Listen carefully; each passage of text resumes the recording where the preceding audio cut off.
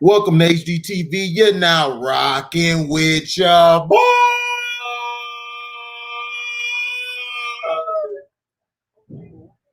I had to hit the opera on you knuckles. What's going on, everybody? Gotta put my shirt on. Rest in paradise, man. To my nephew. God rest his soul. I wish he was here still. Only met him a few times. Wish I could have a relationship with him, but he's in a better place now. So now, NFL recap. Let me send this out to everybody. And I put up 3 videos today. Make sure you go check those out. Make sure you hit the like on this video as well. Black Irish with Blue Eyes. Then you got one where it's Why Are You Surprised? Volume 8, and it's on Warner Brothers. And a clip from Shaq on All the Smoke, just talking about one thing that he said on there, which I'm glad he owned up to. You could tell Shaq is growing up. You know, got to remember, it's been a long time since he was a young buck.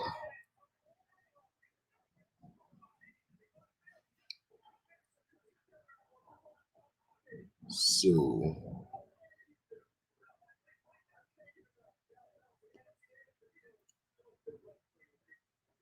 let's see. I gotta send this out myself. Man, YouTube been messing with me, man. I know I ain't got a lot of people, but still.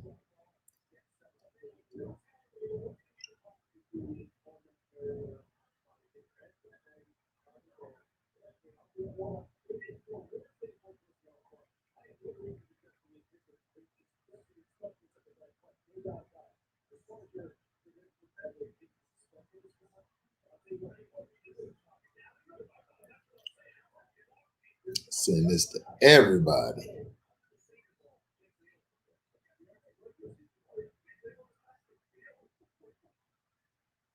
We are finally live.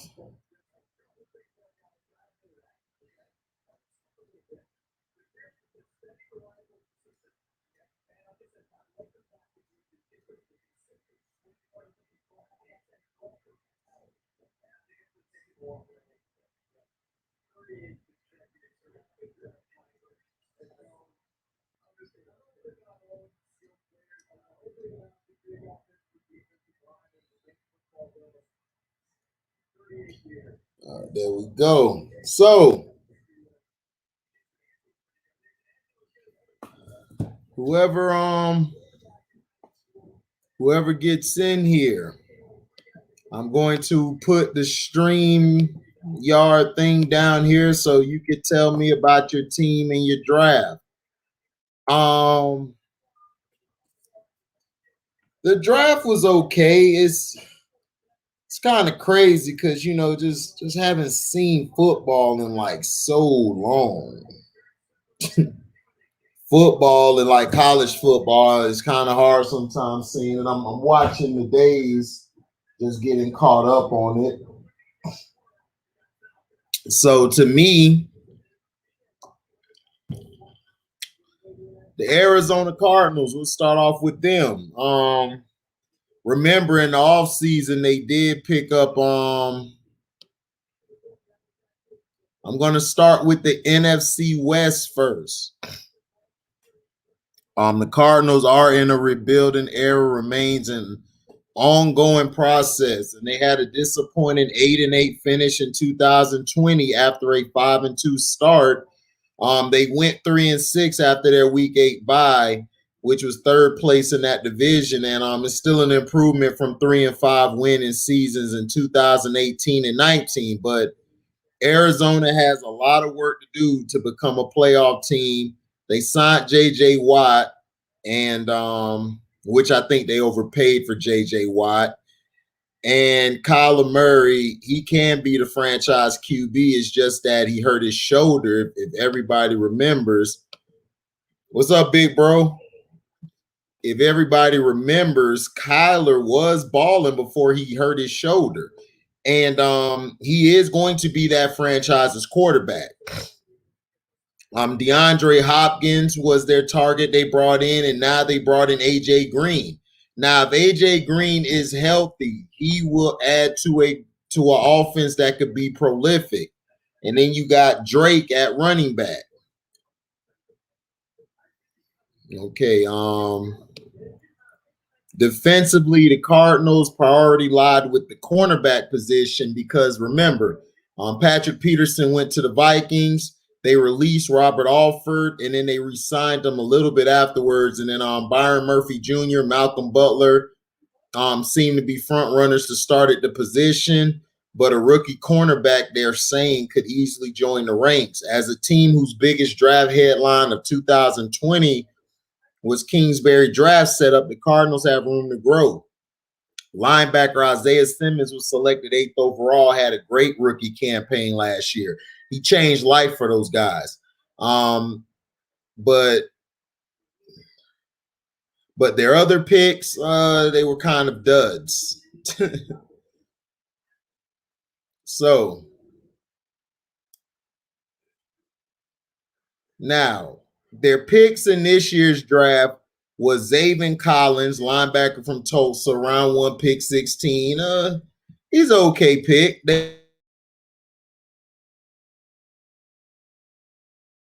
In that, Rondale Moore, wide receiver from Purdue, was picked round 2, pick 49. Round 4, number 136, KC got it through. They got it from KC, which was from Baltimore. Marco Wilson, cornerback out of Florida. Round 6, they got from Baltimore, Victor Demukeche, the DN from Duke. Round 6, they got Tay Godwin, cornerback from UCF. Round 7, they got James Wiggin, a safety from Cincinnati. In round 7, they got pick 247, which was Michael Manet, which was the center for Penn State. Now, let's see.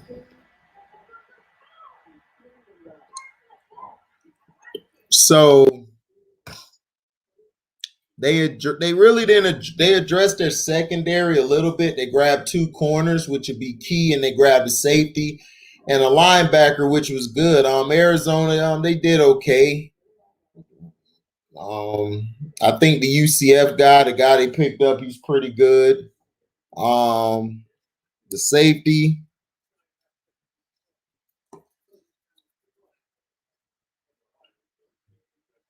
The safety was okay. You know. Now,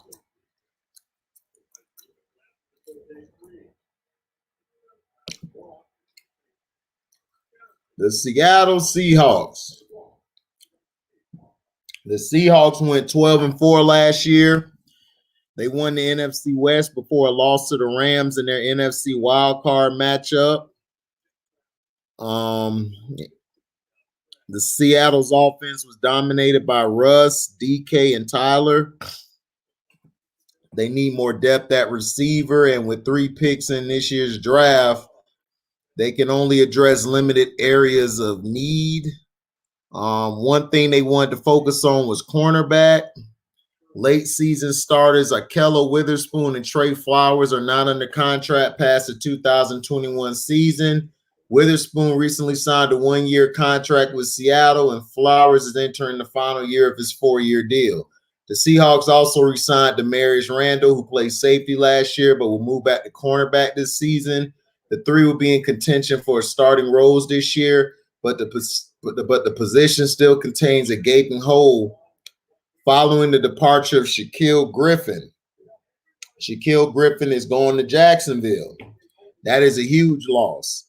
The Seahawks had a productive offseason, most notably addressing defensive line. They acquired defensive end Kerry Hyder, signing him to a 3-year deal fresh off his strong 2020 season with the 49ers. On the other side of the ball, Seattle could use one of his 3 picks to strengthen his offensive line. despite returning 4 starters and acquiring guard Gabe Jackson. Seattle bolstered its defense early in the draft, selecting linebacker Jordan Brooks. In the first round, they also drafted 2 defensive ends in 2020, Darrell Taylor and Alton Robinson. Robinson played in 14 games while Taylor was sidelined by recovering from a leg procedure. So this year, they had a second round pick. They got Dwayne Eskridge from wide receiver from Western Michigan. Round 4, they got from Tampa Bay. It's Trey Brown, cornerback from Oklahoma. And round 6, they got from they got it through Miami and Chicago. Stone Forsythe, offensive tackle, Florida, who's pretty good, I heard. So most likely, what Seattle's going to do, yeah, they do. What the Seattle Seahawks are going to do, they're basically going to go in undrafted free agency. They really need it because you only got 3 picks. So you have to go to the undrafted free agency and get as many rookies as you can that could probably make your lineup. To me, with Russell Wilson and them, I wanted them to address their O-line, but they only had 3 picks, so they only could do what they can. So with that, they got 3 picks. Now they got to go to the undrafted pool and see who they could pull out. Now, next is the LA Rams, my boy Chris Cervantes' team. Chris probably busy.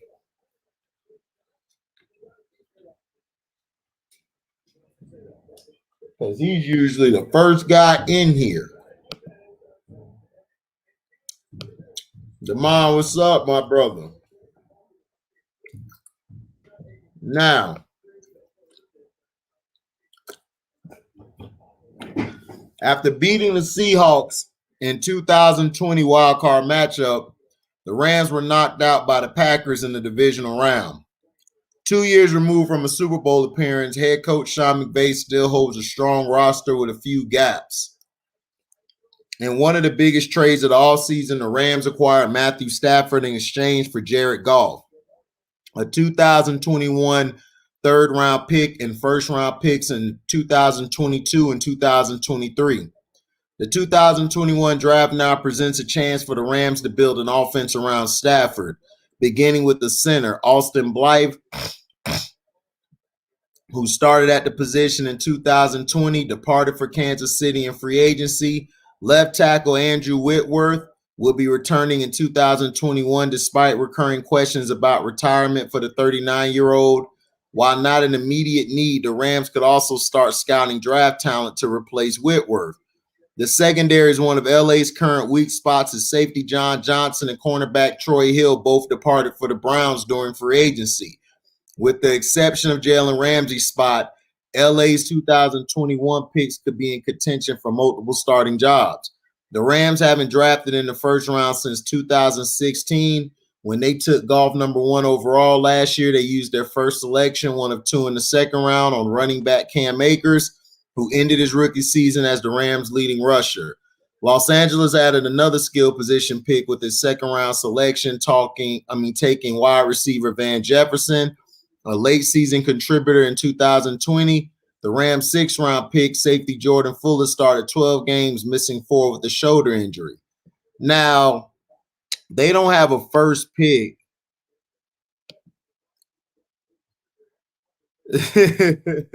Well, you need to come over so you can take some of these pounds off of me, Damon.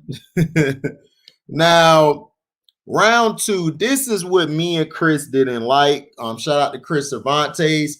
The Rams picked Tutu Atwell at receiver from Louisville. Their second pick. Third pick, they got Ernest Jones, a linebacker out of South Carolina, which was a good pick. Round 4, Bobby Brown, the third defensive tackle. That adds depth to their D-line. Round 4, they got from Jacksonville. Well, they got their pick back basically through Jacksonville. Robert Rochelle, who's a cornerback from Central Arkansas. He's pretty good. They picked up in the 4th round later Jacob Harris, wide receiver out of UCF. Round 5, They picked, they got from Buffalo through Houston, which was Ernest Brown the fourth, a defensive end out of Northwestern. He looked pretty good. And then you got Jake Funk, running back out of Maryland. Round 7, they got from Tennessee through Jacksonville, Ben Skorock, wide receiver, Notre Dame. And later in that 7th pick, they got Chris Garrett, linebacker out of Concordia University, St. Paul. So they basically, to me, they went after receiver. I think they should have went after more corners and more offensive linemen. What up, T?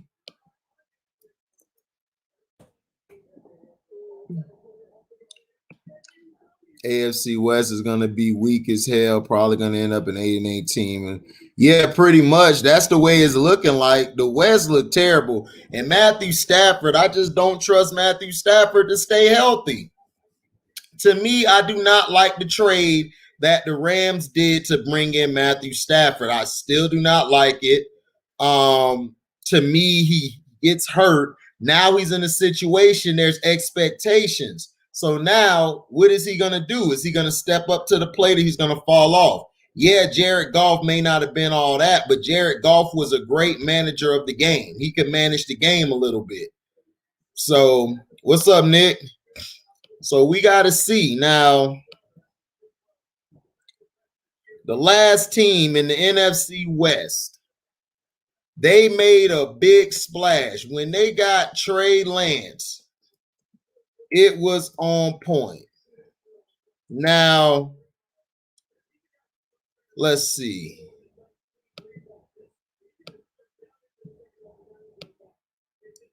The 49ers acquired the number 3 overall pick from a trade with the Dolphins, and it set them up to select one of the highly talented quarterbacks in this year's draft. Lawrence and Wilson were gone 1 and 2. Mac Jones was floated as the early favorite to go to San Fran, but there are 2 other QB prospects in the mix for the Niners. Now, the manager, John Lynch, seemed to be all giving 3 a long look. So the Niners took their quarterback of choice in the first round. They can turn their attention to the defensive holes. Nick Bosa's ACL tear in week 2 exposed the lack of defensive line depth in 2020, especially since San Francisco traded away defensive tackle DeForest Buckner before the season began. That was a dumb move. When they let DeForest Buckner go to the Colts, that's why the Colts defense was so raw.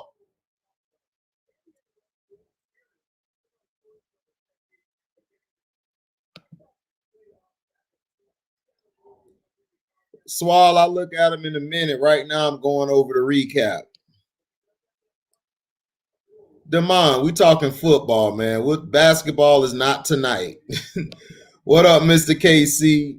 We are not talking basketball right now. We will talk basketball way later down the stream. Right now, we got to get through these picks, and then we got to talk about our winners and losers.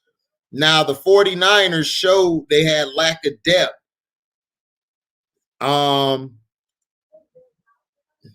The Niners used the number 14th overall pick last year to take a D tackle in Javon Kinlaw, who went on to start 12 games. Later in the first round, they selected receiver Brandon Ayuk. Ayuk was nice. He tallied 748. He was balling last year. He's going to be nice this year.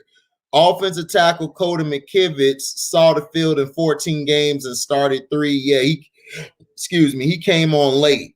Now, round 1, they picked Trey Lance. Round 2, they got from Las Vegas. They got a pick from Las Vegas, Aaron Banks, a guard out of Notre Dame. Round 3, they got from the Los Angeles Rams, which was Trey Sermon, running back. Trey is going to fit nice. Round 3, they picked up Ambry Thomas, cornerback from Michigan. Round 5, they picked Jalen Moore, offensive guard from Western Michigan. Round 5, later on, they got Talanoa Huganga, safety out of USC. And round 6, they got Elijah Mitchell.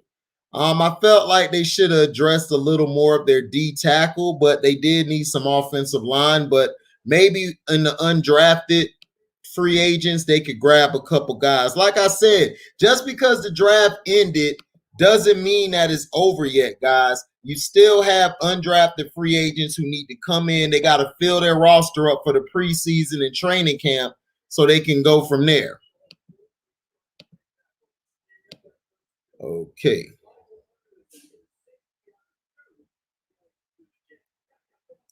Okay, let's see.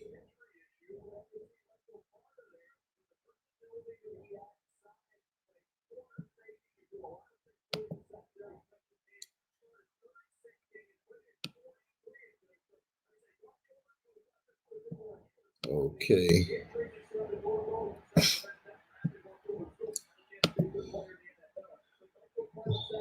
Now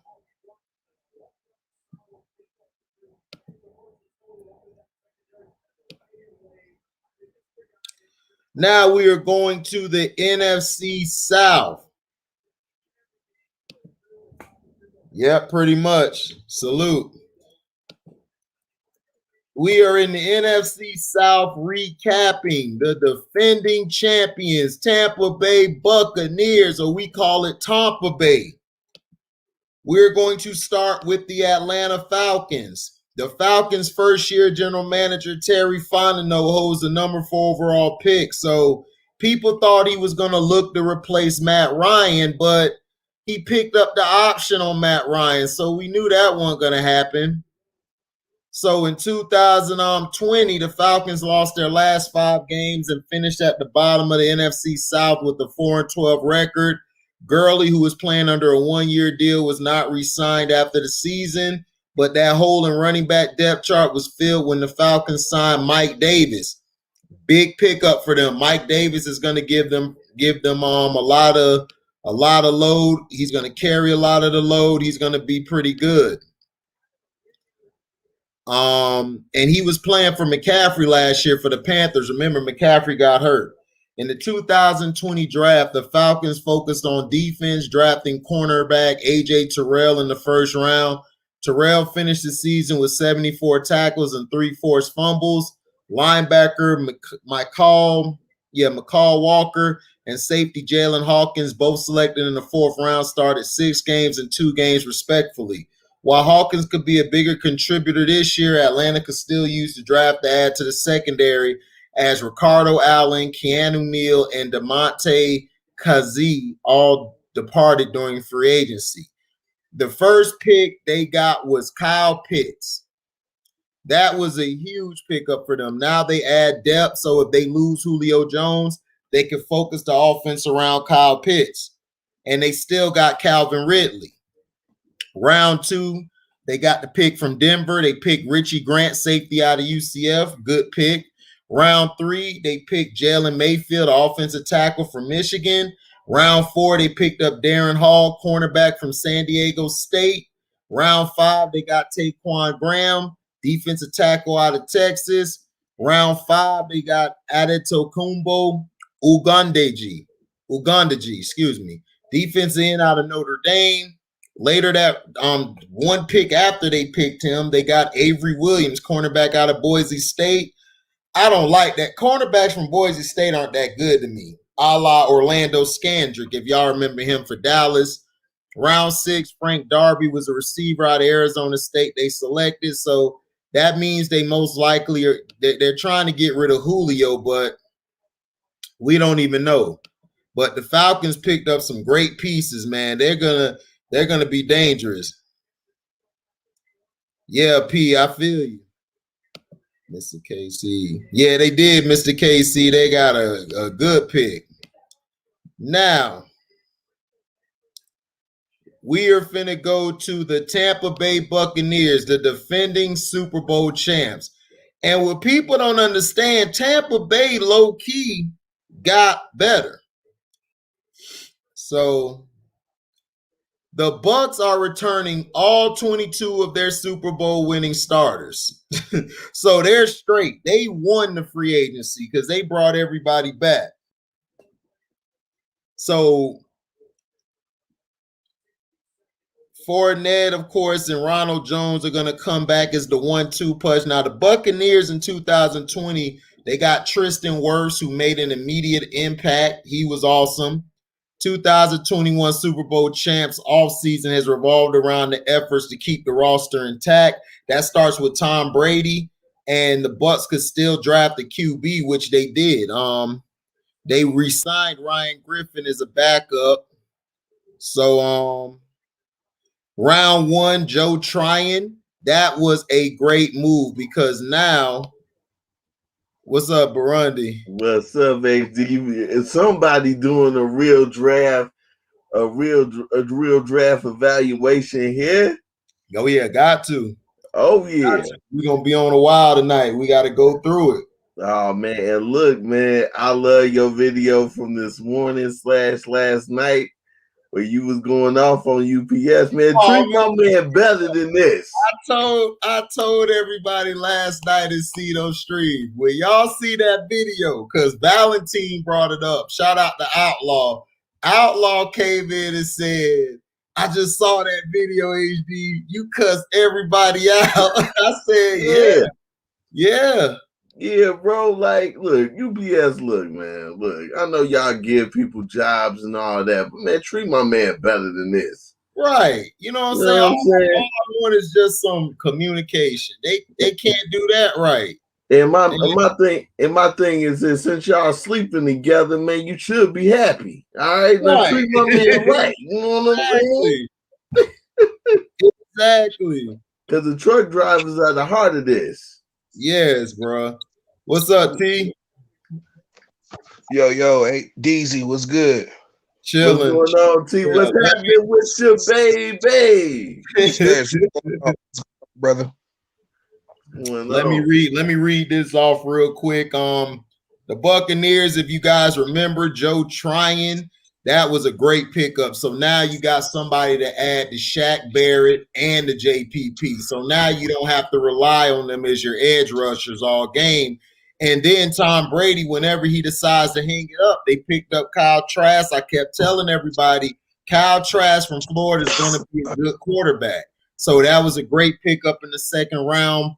Third round, they got Robert Hainsey, a guard out of Notre Dame. He's going to add depth to the O-line.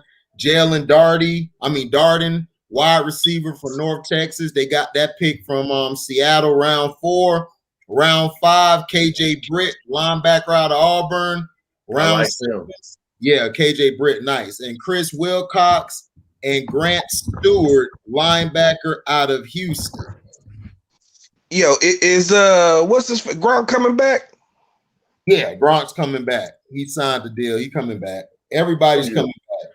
Tom wasn't about to let him sit another year. No. Tom got to go for that back. Yeah, Tom got to go for that back to back, and that three-peat. If he get a three-peat, man, it's solidified. Oh shit, he do a repeat, man. This year it was solidified. This nigga went down to after. Well, now the pressure on the Patriots. The Patriots scrambling right now. No, not necessarily, man. Like I like what the Patriots are doing. Finally, they started spending some money in free agency, but they're gonna be building for a little while. Remember, they play in the AFC East. That's a very weak division. So that's what I'm saying. Like shit, Dolphins gonna be better. You know the Bills. You know what I'm saying? You know the Bills. This is like their time, right? Listen, until Allen can show me consistency, we don't know I don't know personally if last year was a fluke or was Allen or is Josh Allen for real. That's what we need to find out. That defense with Miami. But they got that defense, though. You got to understand that defense. They always had defense, even under Rex Ryan. They still had bad records. Right.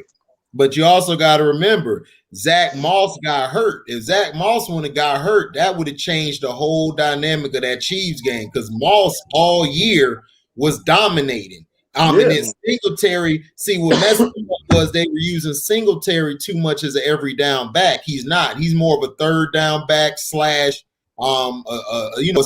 back. You just bring him in and have him, run off tackle, run outside sweeps, catching the flat, a screen. He's good for that. Moss was their downhill guy, and Allen needs a running back like that. And there's nothing wrong. I tell people 9 out of these 10 quarterbacks need a run first offense before they can actually do what they have to do. The only ones who really don't need a run first offense, Pat Mahomes, Tom Brady, Deshaun Watson, Aaron Rodgers. You know, I'm not a big fan of his, but he does well without a running game. But he needs a running game. Right, these past two to seasons, calm him down. But before he got Aaron Jones in there, you know, remember they had Lacy. Lacy was only good for that 1 year, and then he blew himself up. He got fat.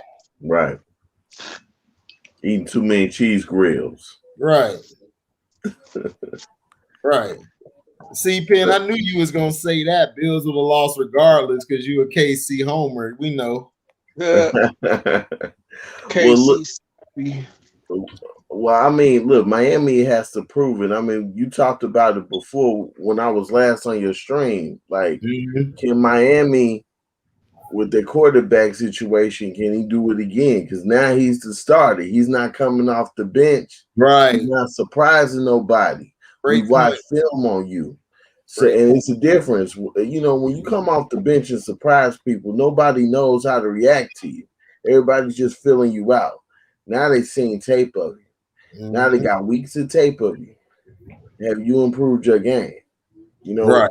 So for Bill Belichick, who's a brilliant coach, he's gonna take his time with the process, and he's gonna slowly build this team along. And the Patriots will be back in business, I say, in another year or two. But see, here's my problem with that. Now, see, you know, but we've seen that, you know, over the years, you know, when they finished and done with each other, you know, basically Bill Belichick is responsible for the defense. You know what I'm saying? Yeah. Responsible for the offense. You know what I'm saying? And the reason Brady and him would have such a conflict is because he would never build his offense. They would spend money on the defense. They would draft for the defense. You know what I'm saying? And they just stopped responding to the offense. You know what I'm saying? Now it was Brady managing the offense. Now that you don't have Brady managing the offense, your offense, they look terrible. Man, they had Camp back there looking bad all year last year. Yeah. You know what I'm saying?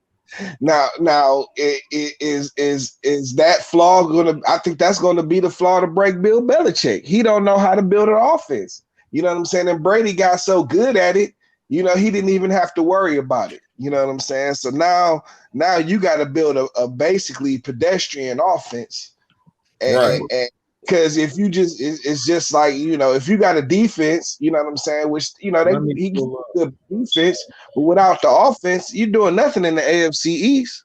Right. I'll give Belichick credit for this. This man's been coaching for 40 years plus. And but he's got a chip on his shoulder too. Right. Watching your pupil Tom Brady win that Super Bowl the way he did, I believe Bill Belichick got a chip on his shoulder. But I'm just saying, though, Belichick never really built the team, because that team that he got in New England, Parcells built that team. Everybody forget that team was in the Super Bowl. The first set of championships years before that, 5 years before that, they were in the Super Bowl playing the Packers, where they lost, and they still had some of that talent. It's just that they needed a quarterback to man the helm, like Brady, who could control the ball. Because remember, Bledsoe was raw, but Bledsoe would throw that pick where you like, well, up here it comes. Like T said on one of the streams, you know, he'll throw that pick, and that's all she wrote. So man, that Super Bowl is not fair, because when you got Reggie White in your face, man, it's like, oh yeah, absolutely. I mean, yeah. Reggie White was just staying in his face, like, hello, God bless you. God bless you. Yep, God rest his soul. That man's a real dude. That man was something special, man. Oh, for sure. I gotta talk about my Bears, man, at some point. I gotta talk about my Bears at some point. Hold on, we're gonna talk about them. The New England Patriots, they got Mac Jones. They got Christian Barmore from. I like that. That was a good move. I like that. Perkins. Ramondre Stevenson, Cameron McGrone, Joshua Bledsoe, William Sherman, Trey Nixon. Let me tell you guys their positions. Mac Jones, we know, is the QB. Christian Barmore is the defensive tackle. If y'all watched Alabama this past season, he was balling. He was just dominant. He just came off your screen. Ronnie Perkins, the DN from Oklahoma. Ramondre Stevenson is the running back from Oklahoma. He's good. He's more of a change of pace back. Yep. Cameron McGrone, round 5 linebacker. And he's out of Michigan. I know you know about him, T. Cameron McGrone. Round 6, Joshua Bledsoe, safety out of Missouri. Round 6, William Sherman, offensive tackle out of Colorado. And last but not least, round 7, Trey Nixon from the crib, where I'm from, UCF, baby, Central Florida.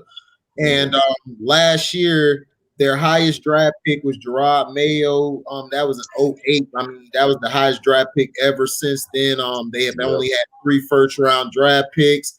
Isaiah Wynn, Sony Michel, and N'Keal Harry.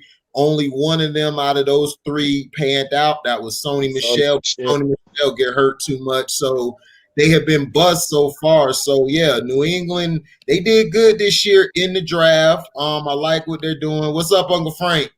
What's up, Frank? Uncle Frank.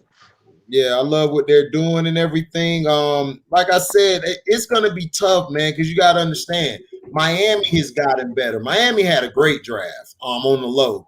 Yeah, they did. The Bills had a good draft too. The Jets, it's all going to depend on what Zach Wilson do. If Zach Wilson, if they're trying to give him all the ball, like, yo, here, we need you to throw between 30 to 40 times a game, the Jets will find themselves like with Sam Darnold. They will be at the bottom again. Now, if you build around, like, keep giving him weapons like a running back, offensive line. See, people got to understand this is football. Back in the day, if you didn't have a quarterback, you had at best Trent Dilfer, Brad Johnson. You built the house. You built the house around them, and all you need them to do is drive that Ferrari straight. We don't need you looking at the big tatas on the side of the booty. We need you to stay focused, straight away. That's it. We just need you to drive us home. So that's what I feel about New England. New England, they have the veteran coach out of all of them, but I feel the Bills will take another step forward. I think the Dolphins will make the wild card this year, depending on Tua. If Tua doesn't play like he's supposed to, Miami will take a step back, and New England will fill that spot. So it's all depend on that. That's just to me. Oh no, that's a great assessment of the AFC East. I mean, look, Josh Allen has something to prove too, because he shocked a lot of people too. You know what I mean? So now it's a difference, when you're climbing up and you don't have the success. Now that you got the success, can you sustain it? And that's what makes a Tom Brady special. He was able to sustain success year after year after year. For the New England Patriots, I think they're playing with house money. Look, everybody thinks that the New England Patriots are not going anywhere. They'll probably finish next to last, probably in a lot of people's picks for division winners.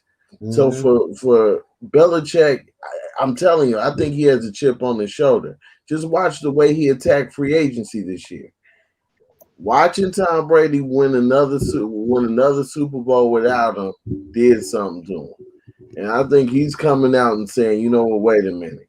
I got to compete. Right. I got to get back into it and remind the world, hey, I'm a great coach too. My name is going to be on the trophy too someday. Well, I mean, like I said, to me, this division is the Bills to lose. Let's just be honest. It's theirs to lose. I don't know about the Dolphins because, like I said, I wasn't sold on Tua in college. I wasn't sold on him or Jalen Hurts. I didn't like neither one. My brother, he loves Jalen Hurts. He say Hurts is going to do his thing in Philly. I'm not sure. I feel sorry for him in Philly. He's about to get eaten alive, man. Right. So I just don't know. I wasn't sold on Tua. To me, Tua is like Chad Pennington. if you cannot block for Chad Pennington. Yo, Chad was my guy, man. Come on. No, man. Chad was nice. I'm saying, but if you block for Tua, man, Tua gonna pick you apart. But if you don't block for him, he's either gonna get hurt or he's gonna be rattled. It's those two things. That's the same thing that happened to Chad Pennington. When Pennington didn't have time, he looked like the worst quarterback in the world. But when he had time, he looked like the best quarterback that was out there. So that's all I'm saying.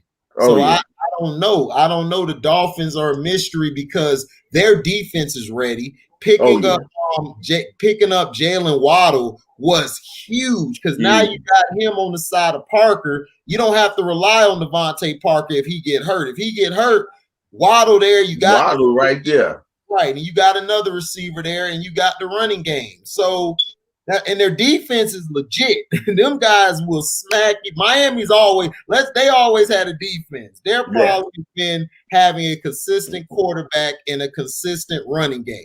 That's their only problem. Well, they had the running game after Marino left. They just never could find the quarterback. Exactly. No, I totally agree. But now here's the question though. Now, what is New England? They supposed to be bringing Cam back? No, they brought him back. They signed him on for 1 year. They signed him for 1 year. I hope they do something for him because as good as Cam is, he ain't Brady. You know what I'm saying?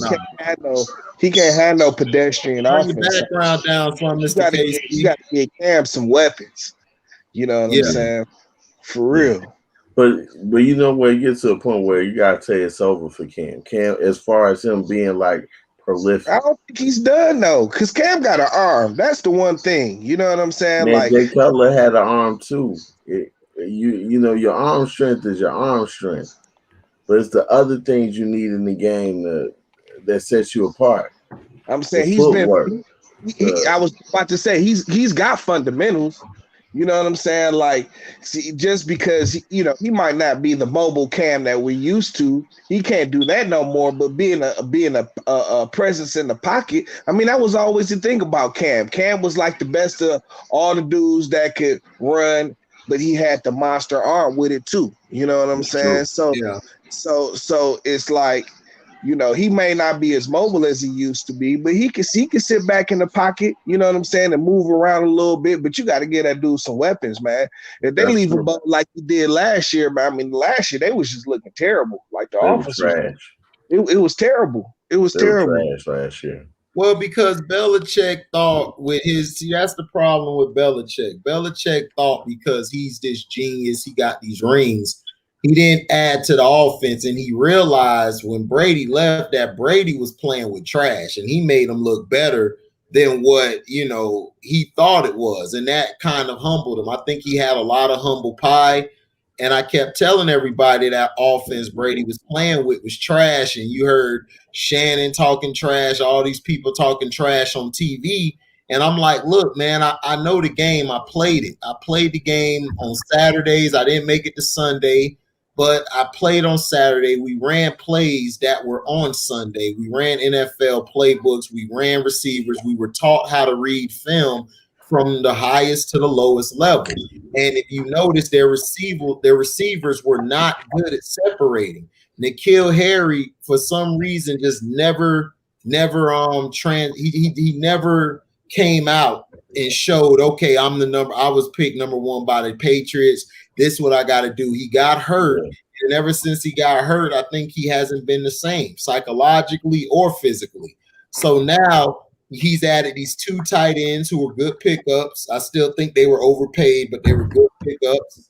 I believe in the draft, I forgot who they picked. They picked up some good pieces. Mac Jones would be good in case Cam get hurt. You got a guy who could come in and actually be a legitimate guy until the helm is passed to him. That defensive tackle is going to really help them out a lot because it's going to help stop the run. And he's good at pass rushing. All the pieces around could follow that up. And that's what I was telling Dallas Cowboy fans. I'm like, why y'all getting mad? Y'all defense was historically last year. Y'all needed all defense. Y'all don't need to touch all. Y'all defense was trash, and y'all just needed some old linemen. That's it. Y'all got the pass rushes. Right. That's all you needed. You got 3 linebackers who were all game changers from the draft. So now all you got to do is not step on your own toes. So it's important that you get a nose tackle, a 1 or 2 eye, and definitely get an eagle tackle who's a 3. And you need a Mike linebacker. If you do not have a Mike linebacker, I tell everybody your defense is going to be trash. That is your quarterback. He gets everybody put in line. Now, there's been exceptions where your outside linebacker is basically your Mike. He just plays outside, a la Derek Brooks when he played with the Bucks. Corals, they would switch up sometimes. They move Corals inside to make him the new Mike so Derek Brooks can fly and do what he has to do. So that's what I'm saying. So I think this division is going to come down to the Bills losing it. That's just how I feel. The Patriots, they could cause some scares. Now, if Cam Newton gets hot, then boom, the Patriots can steal it because I don't know. But if Tua comes out and he balls out, the Dolphins could sneak up and beat everybody and win it because see the Dolphins got I think they have the best defense outside of the Bills in the division. That's the reason why I got them 1 and 2, the Bills 1 and them 2 because that defense, Tua's gonna that makes sense. They beat and they got a good running game. So I just don't see the Patriots unseating them. Like I just don't unless Tua just collapse. Like he has one of the worst playing that we've ever seen. Then that's all I see. I believe in Tua. Last year. I can even see the Dolphins winning it. They have Tua, and then they have Jalen Waddle. They obviously have a connection. And then they have Travis Etienne, who they just drafted, obviously star running back. And then they had Jakeem Grant, who is a stud. He's so fast. Etienne went to the Jaguars. He went with Trevor. They teammates. They both got drafted to the Jaguars. My bad. No, you good. Keep going. You making great points. Keep going. Yeah, I mean they got Devontae Parker. I mean, I also think that the Patriots, Cam Newton, if you go on ESPN, is above the depth chart over Mac Jones. So Mac Jones is probably going to be in a similar situation with Tua was last year, where he's going to play, but it's going to be in and out of him starting and playing backup. He's going to be battling Cam Newton all year. But they have no weapons at all. Their receivers are Nelson Aguilar, N'Keal Harry, and Trey Nixon as their top 3. And it's just going to be impossible for any quarterback to even do that. That's what I'm saying. They had Cam looking so bad last year. Like it was watch, like for real. Like y'all just and he would take the blame on himself, and it's like, bro, you can't let these dudes off the hook for this. This is not your fault, bro. Well, that's Cam.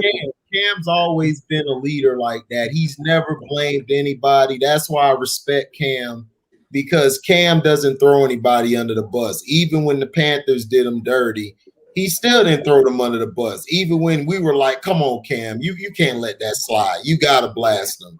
That's just not him. Cam is very professional. He's more into his image, making sure, he stays this way. He doesn't want to feed into that BS that they're bringing to him. Because if he feeds into it, you already know he's black. Second of all, the media, they're going to tear him down regardless if he do well or not. That's just the media. The media paint who their good guys are and who their bad guys are. So he did the best he could and stuff. I didn't blame him for last year. I felt like the talent was terrible. And I told people the talent was terrible when Tom Brady was playing because they were terrible. Edelman was hurt for the whole year. Then plus he got caught taking PEDs. So he hasn't been the same since. And then you had N'Keal Harry Swall. I don't know how to pronounce your names. Yes, Swall. Swall. Okay, like Swall said, like you had N'Keal Harry. Harry got hurt, and he wasn't the same at all. Like for the rest of the year, Tom Brady just put him in the doghouse. He was done. So after that, you don't have no receivers. So to me, the Patriots, I just don't see them unseating the Dolphins. I got it. The Bills, the Dolphins are right there. If Tua ball out, they could be here. but I got them here, and I got the Patriots and Jets right there. I just don't see them making a big jump, and then they really didn't get a big time weapon in the draft. So it's like I don't know, unless the Dolphins collapse, like if Tua is just so trash. But I still would pick them because their running game and defense is hellacious. And then those weapons that Tua got, he could just toss it up and they'll catch it. Waddle's a beast. I love Waddle more than Smith. I said that even before last year when they was with Tua. I said that I liked it Waddle over Smith, even though Smith is good too. I just felt Waddle was a little bigger, a little more physical. He ran his routes a little crispier. He just got hurt this year. But Devontae Smith even said it. He was like, "Hey man, if that dude didn't get hurt, hey, he would have been the Heisman. He would have been the Heisman guy." And it's the truth. Waddle was that raw. So I mean, I don't know. What up, Q, man? What up, Q? What up? Chilling, man. We just talking about the East, man, real quick. The AFCs. I already went through the West. We're gonna go back to it. You know, I wanted everybody to get in here. I was just buying some time. So the AFC East, man, like who do you got in the pecking order? I think you can have Bills in Miami battling at the top. I think depending on how I think Bills have a higher chance because Miami has practically no run game. They have Matt Breida as their starting running back, who is good. He played incredible with the Niners in their Super Bowl run. They lost the other guy. Did they lose the other running back to free agency? I'm not sure. Hold on, let me look it up. Yeah. I swear he was on the team still because he was balling last year. Yeah, he was. It was him and such and so. Hold on. And Matt Breida, yeah. Matt Breida's fast, but once he breaks out and gets into open field, he's incredible, but he just can never really he can never put himself in a good position. Right, exactly. They also they picked up a safety. They picked up some linemen offensively, a tight end, and Waddle. I'm trying to see if they still have that that running back because he was raw. It was him and Breida. Myles Gaskin. Yeah. Also, did they get Will Fuller? Because I'm looking at their depth chart and it looks like did they Will Fuller from the Texans? Did they? Oh yeah, they. I think they did get Fuller because I remember. Yep, they got William Fuller. Yep, so they got Fuller. You got Waddle. You got Gesicki. You got Parker. Man, I'm telling you, this team gonna be nasty this year. I mean, I think that their only problem is offensive line because it is awful. Yeah, it is. It doesn't get much worse than Miami. Right. I mean, even the Cowboys have a better offensive line. I mean, I like that they took Liam Eichenberg. I think that's how you pronounce it. He's good, but he's not enough to turn it around for them. Right. They just need to get, yeah, I agree too. They need to get some more. That's what I'm saying. I thought they were going to address the line more, but I guess they just felt like we'll get some because remember they still got the undrafted free agents they got to go after. So they may find somebody on the low, Yeah. Oh, his name Malcolm Brown. Okay, they got Brown there too. Yep, I don't really know if Jalen Waddle was to move there. I mean, they still had Penei Sewell on the board, and their offensive line is one of their biggest problems. Mm-hmm. And they still have Preston Williams, Will Fuller, Devontae Parker, Albert Wilson. They have so many options that, I mean, Jalen Waddle is a stud and he's compatible with Tua, but, you have bigger problems than wide receiver. Yeah, they picked up 2 offensive linemen.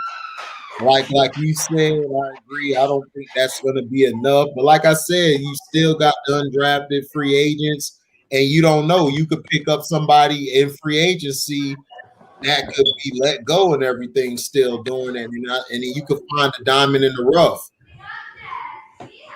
Yeah, true. True. So, okay, the AFC East. You saying who's in the pecking order? Yeah, who's in your pecking order? Okay, the AFC East is the Dolphins, the Patriots, the Jets, and who the last team? Bills. Yeah. Bills. Oh, okay, yeah. I say Bills is 1. Yeah. Dolphins is 2. Mhm. 3, of course, is Patriots, and 4 is Jets. I don't know about that. I mean, you could argue that the Jets are going to be better than the Patriots this year. I think it's a Okay, Swall, come in here making a bold claim. So so you think the Jets are gonna no faith in Belichick? The Patriots?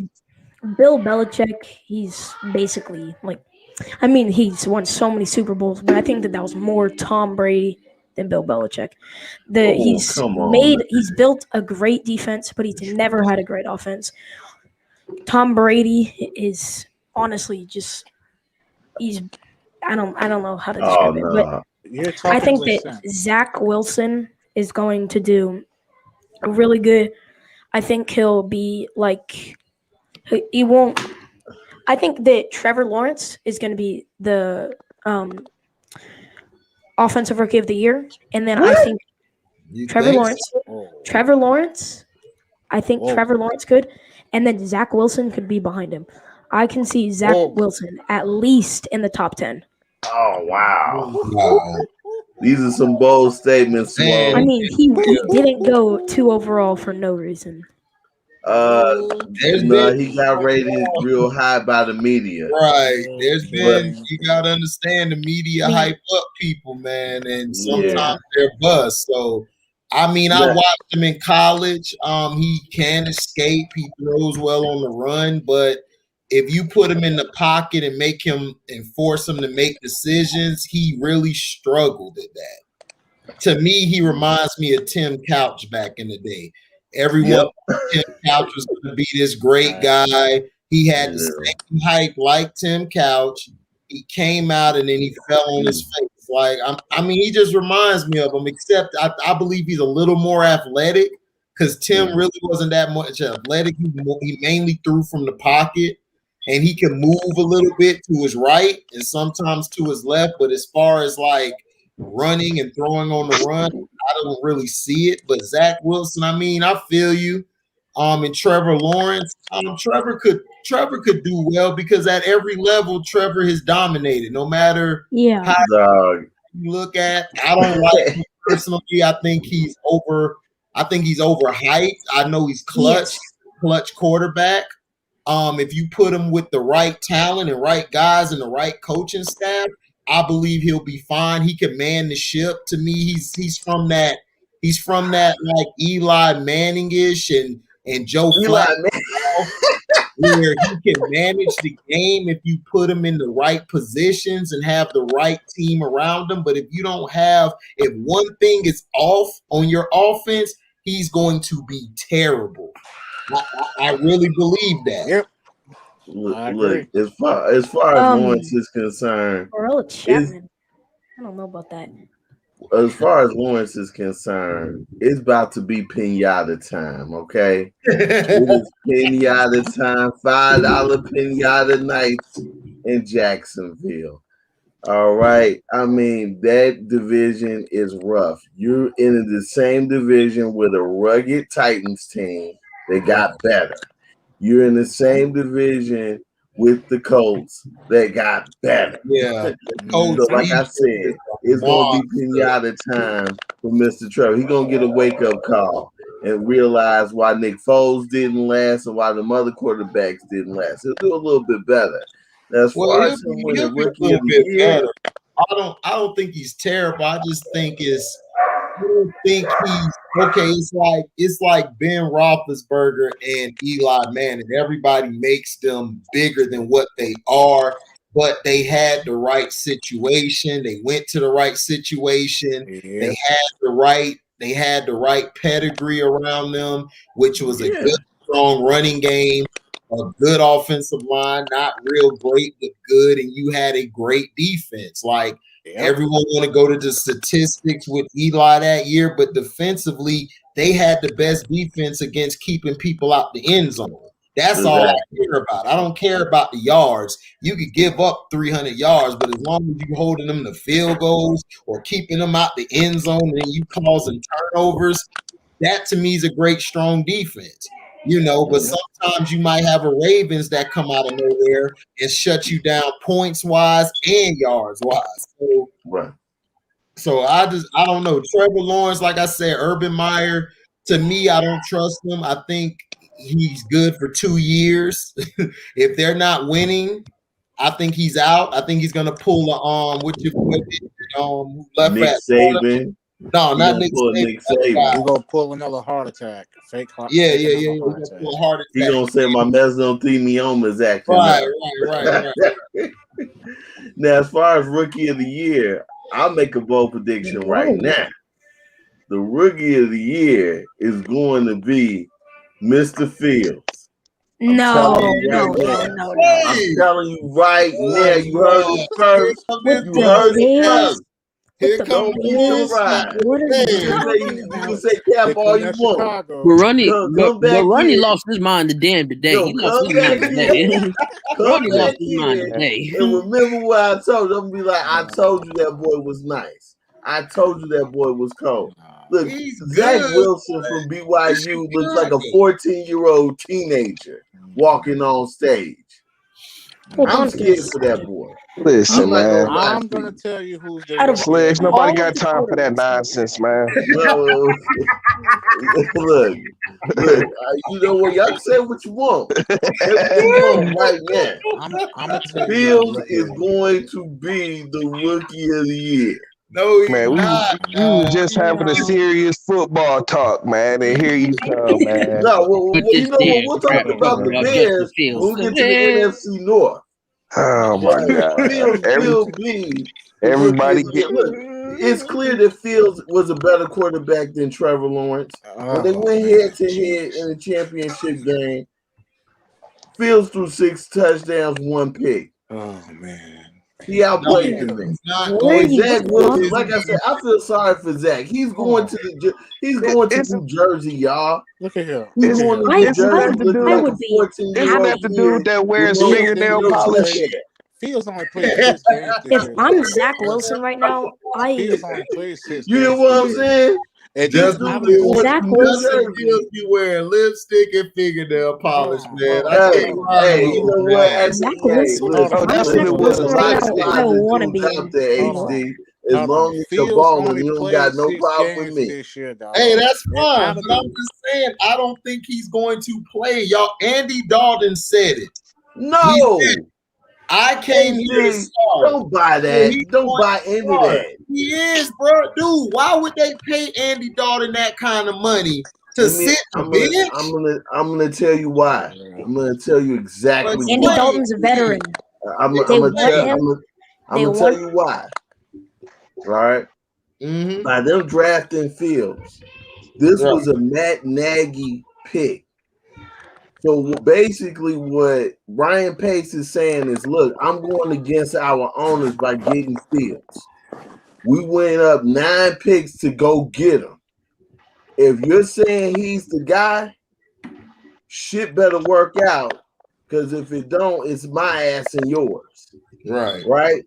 Andy Dalton, as far as him making, $10 million for 1 year, look, quarterbacks, if you look at all these backup quarterbacks, the market is oversaturated. They paid him that money because at the time they thought he was going to be the starter.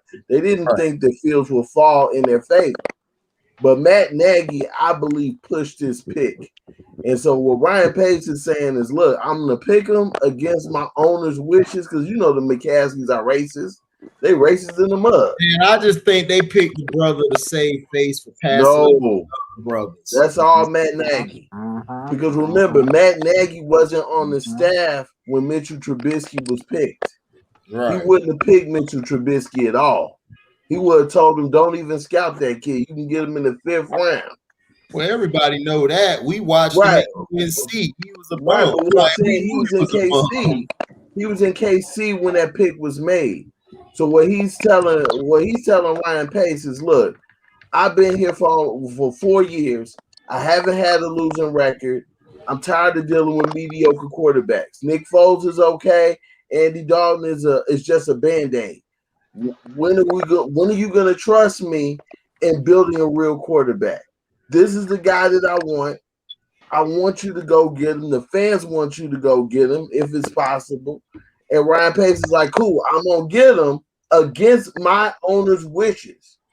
So shit better work out. He's starting week 1. Mark my word. Man, He's Fields is starting week not 1. going to start. I'm telling you, No they're way. start Yeah, no way. You heard it here first. You heard it here first I on heard HD. You told me the rocking Bulls with was your gonna boy. You told me the Bulls was gonna do something, and they been Man, look, playing. man, you know what? It's too much. You know what? You know what? The Bulls are another story. All right. Yes, They they had are. it and then they lost it. But Look, Yeah. this is what I feel. This is what I feel. And when did Justin Andy Dalton get Fields- so popular? He was terrible with the Cowboys. Okay, Andy Dalton. No, I didn't like Andy Dalton when he got drafted. I told people in Cincinnati he's an okay guy. If you have the right team around him, you'll get to the court, you'll get to the playoffs, but he's not going to put you over the top. I told everybody Cam was better than him. So now, Justin Fields, I said it from the get-go. Justin Fields is a decent QB. I felt like Justin Fields should have gone. Yeah, he's decent, dog. He's okay. He's okay. Justin Fields to me, he's sort of like Dak is.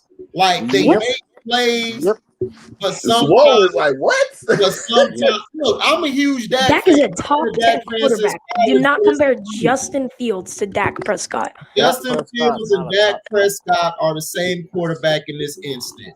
You have to limit their throws. If you think they're throw you into wins or throw you into a Super Bowl, you're sadly mistaken. They're guys who have to play with a running game. If you don't have a solid running game behind you, they're not going to be successful. Look at the national title game against Ohio State. What happened to Justin Fields when the running back got hurt? He's for the rest of the game. Now, hold up. Now, he hurt his ribs. He was still coming off of that. I give him his kudos because he's just like Dak. They're both tough. They not ussy like a lot of quarterbacks are. I would take Dak and Fields on my team any day, but they're just okay quarterbacks. It's just the truth. I love Dak Prescott and I love Justin Fields as how he plays, but to me, Trey Lance is going to be better than all of them. And I believe Kyle Trask. That's hold up. Kyle Trask, who was picked by the Tampa Bay Bucks, whenever Brady decides to hang it up, he's going to be better than most of these guys. And I'm not a Florida fan. I don't like Florida. I'm a Florida State guy. I don't like Florida, but Kyle Trask is good. I like him with that team. When the future comes, when Brady's gone and they got a team around him, I believe he can helm the ship. Zach Wilson, to me, he's too high or low. Yeah, he turned BYU around, but when the big games, he's too inconsistent. Guys struggle. He's struggled in the big games. Now, Trevor Lawrence is clutch. You have to have the right team around Trevor Lawrence. Hold up. You have to have the right team around Trevor Lawrence. If you don't have the right system around Trevor Lawrence, you're going to be like Eli and Joe Flacco. You're going to be missing the playoffs. That's just how it's going to be. It's the fact. This is what I see from watching them because I had to play full linebacker, so I had to dissect quarterbacks. But none of the quarterbacks I fear. The only ones that I think I fear and think could do something, even though I saw a little bit of them, Kyle Trask and Trey Lance. Them two I really believe could do something. Justin Fields, if you give him a good running game and you're all in like they were with Dak in Dallas, then he could take off. The Bears will be in contention to go all the way. instead they of got a good defense as well. right, instead of Andy Dalton. And they have a great running game. Good running game. Yep. You They have have to a have great running game too. But Trey Lance, my problem with Lance is this, HD. You're talking about a kid that's only played 17 collegiate games, and he never played against Division I talent. It looks good on tape when you're not playing against the best players in the country. Steve McNair didn't play against the biggest talent. Jerry Rice didn't play against the biggest talent. I could go down the list. It's about. I think Lance got that it factor though. Right. He got the it factor. That's how you judge a guy by he has you that realize it factor. how rare that is at quarterback. When Trey Lance walk in the room, he demands the room. I'm riding. He just got it. He just got that it factor. He just got it. He just got it. It's something about him though, bro. It's just like Brady. Brady got the it factor, bro. Right. Brady. Nobody saw Brady coming, but I saw Brady in Michigan. And when Brady walked onto the field, even though they lost early on and then they got on a huge winning streak, his command of the offense, even in college, guys just rolled for him. Like they was like, I'm gonna ride with this guy. We might do something. Even if you have it or you don't. Right. Even if we know he got our back. We know it. Yeah. That's my only worry with Trey Lance. That's a guy that I wish. I hope they stay one more year for Jimmy G. Let Jimmy G play. No, that's what's gonna happen. Jimmy G's gonna play this season because he's under contract, and they're gonna move forward. They're gonna do it like Pat Mahomes. When they brought Pat Mahomes in, what did he do? He sat for a year. Yeah, and then he started next year. They're gonna do the same thing with Justin Fields. He's gonna sit on the bench, and they're gonna play because Justin Fields didn't play just 7. But it'll do Justin Fields some good to sit for a year. I like Justin. But the problem is, I think he shouldn't have stayed one more year. He shouldn't have stayed one more year. Yeah. He was ready. Yes. No, he's not. No, he's not, fam. No, he's not. No, you never say that. Oh my goodness. You get injured. You talking to a coach that knows, bro. I know. I'm looking at him. He shouldn't have stayed another year, bro. This year, and out of the 6 games, half of he's coming out. But you got to realize this too, fam. He only played 6 games this year. Because the season was short. The season was short. Big Ten season was short. And then Northwestern whooped his butt in the Big Ten championship. Northwestern whooped his butt. Okay, everybody want to point out Indiana and Northwestern. What happened against Clemson? What happened against the Big Dog? He beat Clemson. He showed up when the Big Dog came to town. Hold up, Burundi. If that linebacker for Clemson wouldn't have got thrown out the game, it would have been. Hey, that's not his fault. They don't got nothing to do with him. Still in the running game. But B, I'm not taking nothing from Fields. I'm talking about what I see, bro. I think he wouldn't have done them right. Like had the Big Ten played at least 10 to 12 games, then he wouldn't have been good. Big Ten was good, but he gonna be all right though. Yeah. He gonna be all right, but don't expect him to be this. No, I'm not predicting Super Bowl, but what I'm saying is this. With Fields, you got better than Mitchell Trubisky. Oh, absolutely. Oh, yeah, for sure. You got better than Nicky. Yeah, we're not arguing there, but I'm just saying, like, with his progressions, he has to get better with his progressions, though. He takes off the run. He don't read the field yet. Right. Now, look, he got hold up. Go watch Dak at Mississippi State, then watch Fields at Ohio State. You will see what you and Andre are talking about. He's the same quarterback. We're not saying he's trash. He's a very good quarterback. I would take him over a lot of guys, but he's not on that elite level. It's like not just yet, not yet. Not yet. I mean, I'm talking about for the rookies. You're saying for the rookie class, he's not on that elite level on the rookie class? No, in the rookie class, this is my order. I got Lance, I got Bass, I got Fields, everybody else. That's my order. That's my order of rookie QBs. That's I don't my know order. about that. Now, I feel like you could say who I think will be the rookie of the year, flat out, Kyle Pitts, flat out. Yeah. Oh, absolutely. Because he If this is the ill factor, because I'm a Gator fan, he has to stay healthy. He got to stay healthy. He got to stay healthy. If he stays healthy, hell yeah, he gonna ball out. Hell yeah, he gonna ball out. He got to stay healthy though. AG, I can't wait till you talk about the NFC North so I can talk about the Bears. Oh yeah, the NFC North.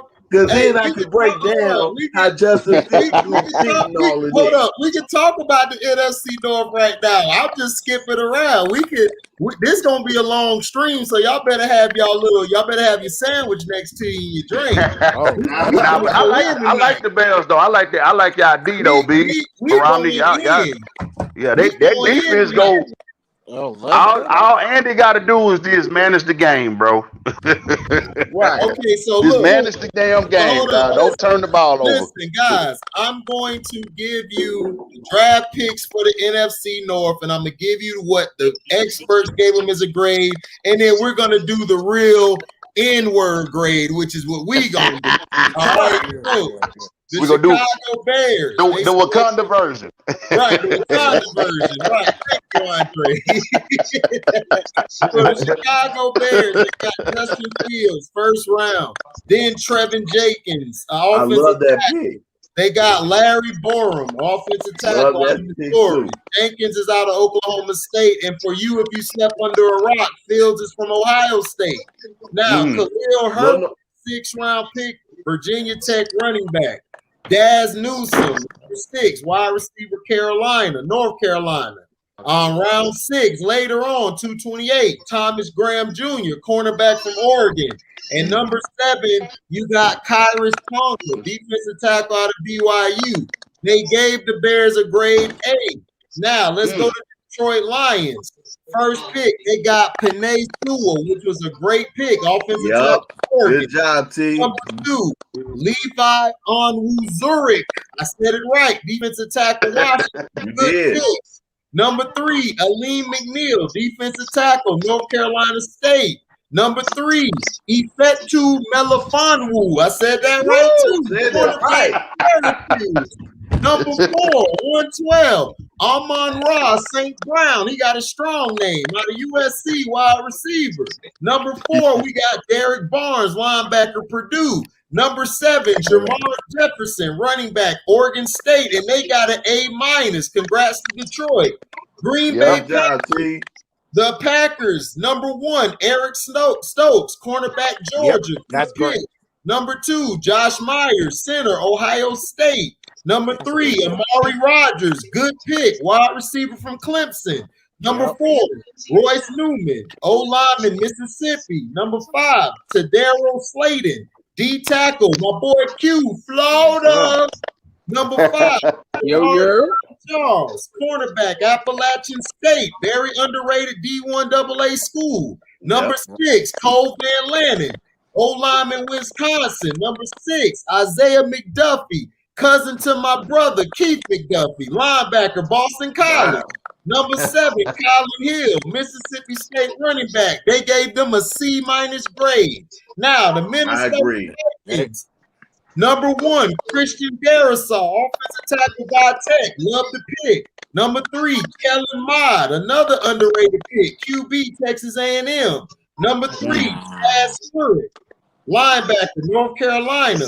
Number 3, Wyatt Davis, guard, Ohio State. Number 3, Patrick Jones, DN, Pittsburgh.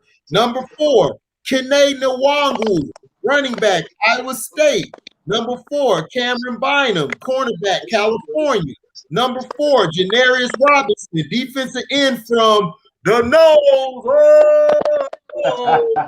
State. Number 5, Amir Smith Marset, wide receiver, Iowa. Number 5, Zach Davison, tight end, Central Missouri. Number 6, Jalen Twyman, D tackle, Pittsburgh, and they got a B+. So that's I what disagree with that. Huh? You I disagree with that? All right, so Stan, you are Chicago Bear representative. That's right. Go. Sick 'em. Like Bears. Please be unbiased. Be unbiased, Negro. I will. Oh I boy. will. Here comes the cat. All right, listen to TCT. I was gonna compliment your Detroit Lions. Y'all did good. Now look, the Bears in this draft get an A- to me. Okay. Okay. You trade up to get Justin Fields. Your first 3 picks were just solid. I like Fields. Everybody knows that. Yeah. Trade up to get I think he's going to be a day one starter because of the running game. You got Montgomery. You got Tyreek Cohen coming back. You got D. Williams, who you signed from Kansas City.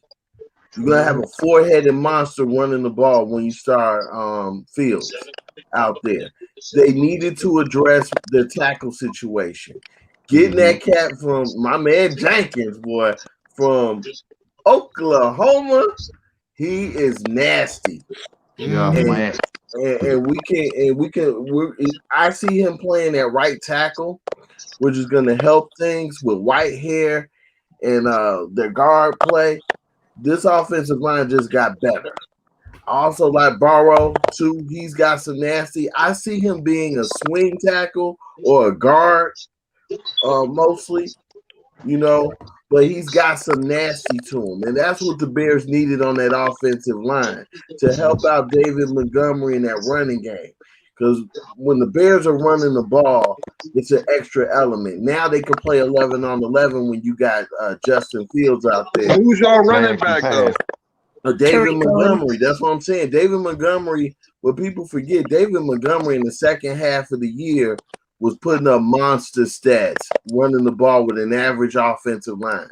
Now you add a couple of studs to that offensive line, they're going to be nice running the football. And then with Justin Fields, like you were saying earlier, HD, you can limit his throws because now he can run the ball with his guys. You got Tyreek Cohen, who they desperately missed last year, who can help them in special teams. I did miss him. Yeah, it showed. Yeah. Listen, you need him in special teams, and you also need him as a receiving back out of the backfield. So that 3-headed monster with Williams signing on with the Bears from Kansas City is actually a great fit. Now, as far as the receivers are concerned, I see the receivers that they picked, to make a long story short, being special team guys, or at least one more slot guy that's gonna fight for the starting lineup. That's gonna crack the starting lineup.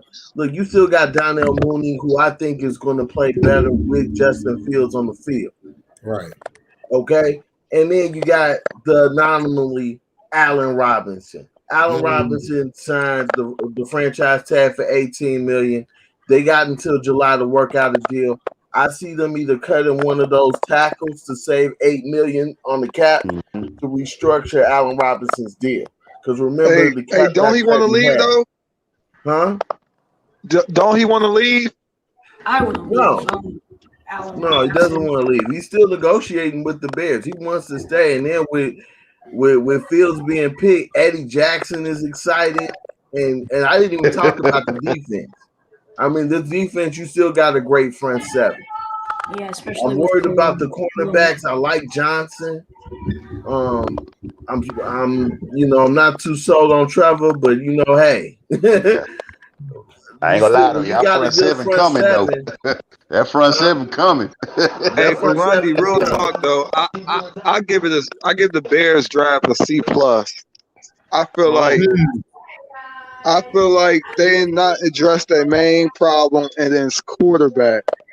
You're gonna have teams that's gonna stack the line. They're gonna shut your run game down, and you're gonna need your quarterback to move the chains. And Dalton can't do it. Trubisky can't do it, and Justin Fields is overhyped. He was struggling all year. Even in the combine, they said that he had trouble remembering the playbook. He's not that dude. Oh wow, you gonna listen to the media, the racist media? Of course they're gonna say The truth. about a black quarterback. He was struggling versus Northwestern. I watched them O State games. He was struggling. I think O State got a stacked team. The players around him stepped up. the I Bears. forgot about He's my man tough Kobe and at all. tight end. He Shout can out to run the him ball. The Bears are going to be good, Go ahead, but not go ahead, great. Paul. Go ahead. I mean, they still have Darnell Mooney, Allen Robinson, obviously. They're getting Tariq Cohen back. They still have David Montgomery. I think that Andy Dalton is going to be a great mentor for Justin Fields. Obviously, being a veteran, at some point being a Pro Bowl level player. Obviously, not anymore. He's like 33, Yeah. right? But they just have so many. They have a lot of offensive weapons that I think could be good for Justin Fields. But if it is true that he has trouble remembering plays, it might take a long time for him to get like set into his offense. Obviously, first getting into the NFL, I don't think he will start. I think he will play during the season at points, but it's going to be again like Tua and Ryan Fitzpatrick. He'll play, just not a ton. I got a real quick I'll keep question. one. Do you think Justin Fields is better than Jalen Hurts? Yes, he's better. Yeah, I mean, because he can throw the ball. Jalen Yeah. Hurts is I say Jalen Hurts intangibles are a little better than Fields, Yeah, but as far as overall QB, I would take Fields because Fields accurate. He can throw the ball with accuracy. Yeah, and then he could throw the ball better in the pocket as well as outside the pocket. Fields' problem is when you take away his running game and you force him to beat you, then you have he struggles to beat him. But with Jalen Hurts, I seen last year, even though they lost some games, he really balled out when it was crunch time. I seen him. He that dude. He just needs to work on his accuracy. Right. And Rob B, I'm not a fan of either one. This is just me speaking from an unbiased how I see it. Right. So that's how I look at it. I mean, Fields, I think like this: if Fields come in, if they got the running game going, and he's playing the game managing, he's managing what he's supposed to do. Fields can be effective, but I just don't see Fields being that guy like coming out and just throwing like 50 times and winning you the game. No. Like, but that's never been the Bears, though, AC. That's never been the Bears. Right. They're gonna run the ball. Bears are about run. They'll run. They like Pittsburgh, run first and then pass. Run first, pass second. What you want a quarterback to do, especially in Matt Nagy's offense, which is similar to a West Coast style offense. Get the ball. Get the ball out of your hand quick. Make your reads quick. Mm-hmm. Right. Sled, I think what helped though, y'all division got weaker. It got stronger. I'm just saying though, like the Packers, if they get rid of Aaron Rodgers, I mean, you don't know what to expect from Jordan, whatever his name is. But, Jordan Love. Jordan Love. Because even if you let Rodgers go, that team's still good for 5 or 6 wins. The talent they got. Yeah. It's between y'all and Minnesota. Right. Yep. It's really between y'all and Minnesota. And Minnesota, I'm not sold Kirk Cousins is going to be starting the whole time. I can't stand Kirk Cousins. We know Kirk Cousins. I can't stand him, bro. Can't stand that joker, man. You know our cousin. He's going to falter at some point. Yeah, he's going to falter.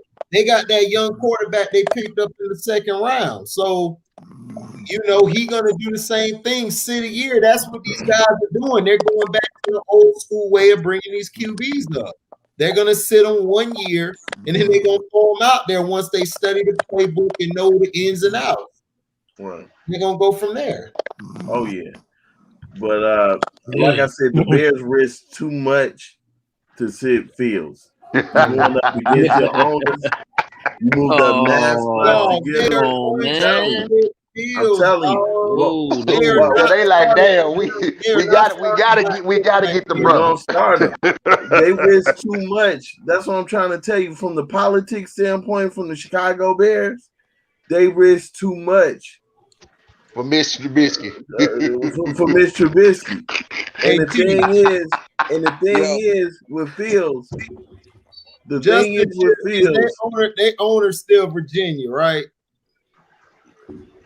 Yeah, but again, you're talking about a 90-year-old woman. Fields is not starting day one. He's starting, dog. That white boy, red hair. You know okay.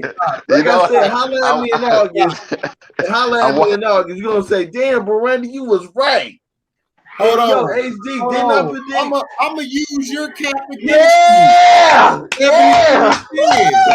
I'm gonna use your cap. Oh, yeah. Cap. Yeah, I hope we burn it.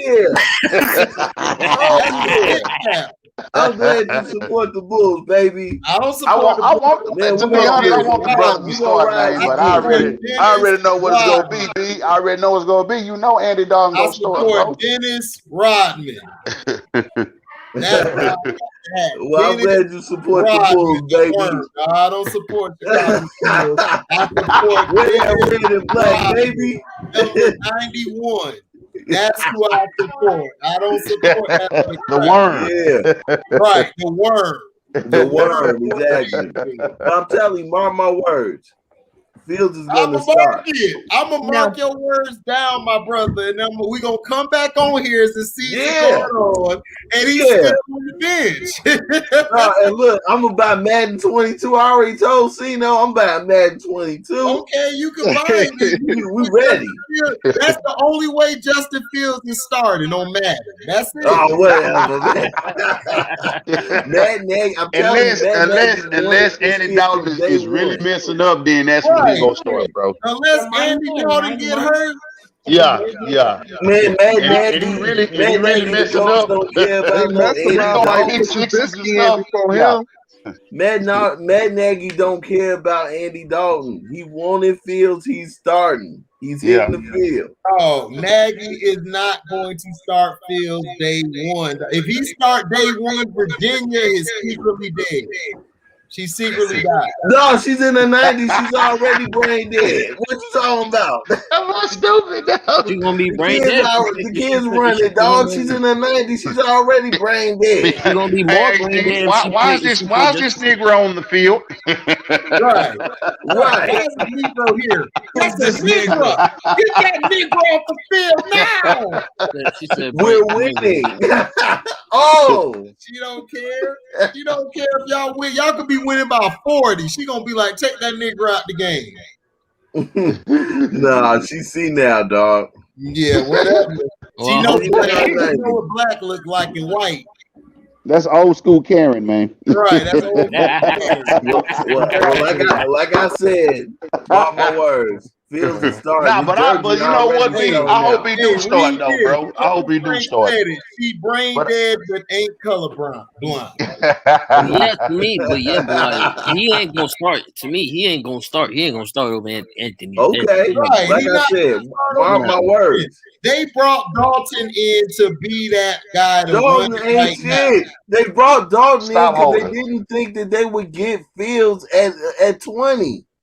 That's why they did that. It's insurance. To me, honestly, they were trading against themselves. I think if they would have waited where they were at, they still would have got them. No, they wouldn't. Come stop it, They would have. No, they wouldn't. The Patriots. Patriots were there.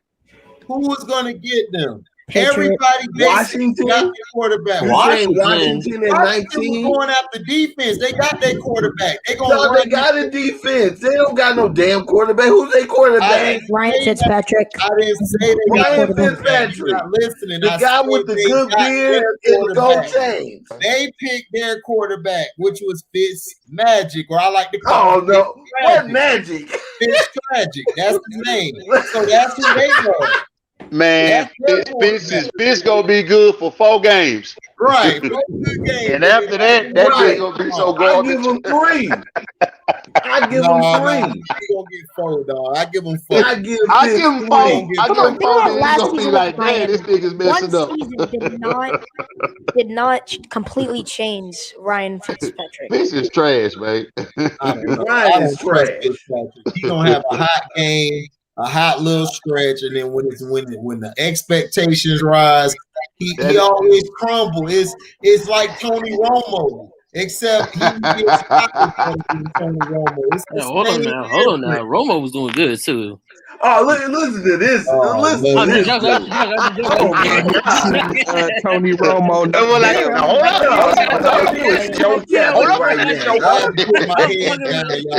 gotta put my hand down. You know better than that. I know. I'm just come on, man. It's time. That boy sound like one of them old school. Now hold up a minute. Now Romo was a good boy. Now. Oh my God.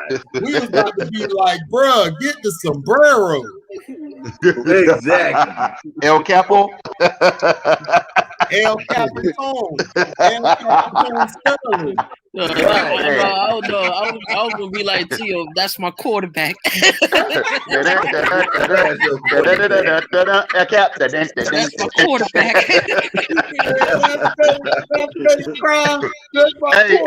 And the cap go be there, man. If they would have stayed at 20, Fields would have been gone and Jones would have been gone. They did the right thing. Oh yeah, y'all was good. If they would have stayed at 20, Fields would be gone and Jones would be gone. Right. So come on, stop the cap. I know it's a lot of hate for the Bears front office. I get it. Nobody. I said the front office. I didn't say the team. I said the front office. Nobody thinking about you. Plus your beef ain't legit. Oh my God! The T.I.P.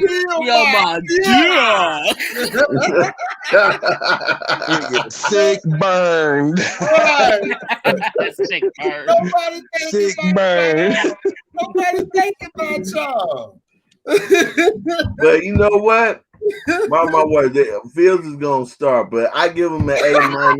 No, man, you can't do that. You can't do that. No, you can't start with a guy with reports saying that he doesn't know a playbook. You can't start that. What are you talking about, dog? This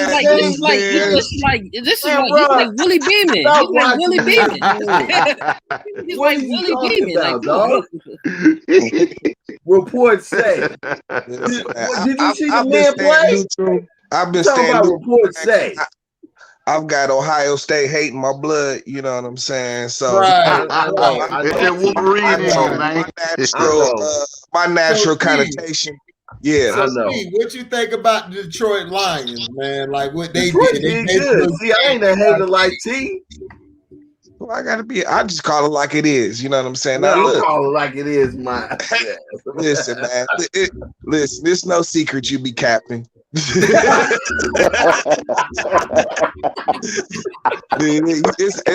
hard to hide that big old sombrero. I can't wait for the season to start so I can say I was right. Anyway, right. The Lions, as far as the Lions go, I don't really know a lot about the players they got, but the positions that they did, that they went after, you know what I'm saying? It's like it's unusual, you know what I'm saying? Because these dumbass niggas, man, they want to always start out on the outside and work their way in. Right. Instead of inside working out. Inside working out. You know what I'm saying? Like this has always been their problem. But you see, and they got their first one was a lineman. Now I don't know much about this dude, but every report was good. He's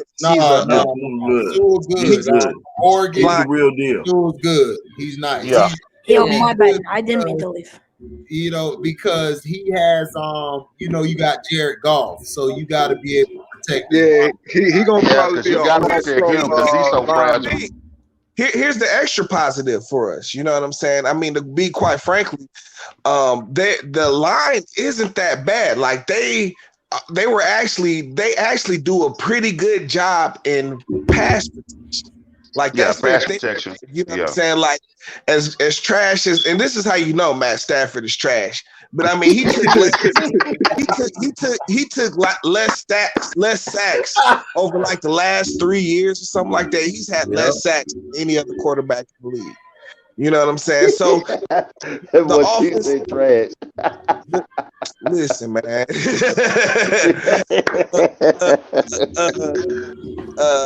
So we're adding like what everybody's saying, like he's a generational lineman. We're adding a generational lineman to a line that was probably very good to very good. You know what I'm saying? So that's an extra plus. You know what I'm saying?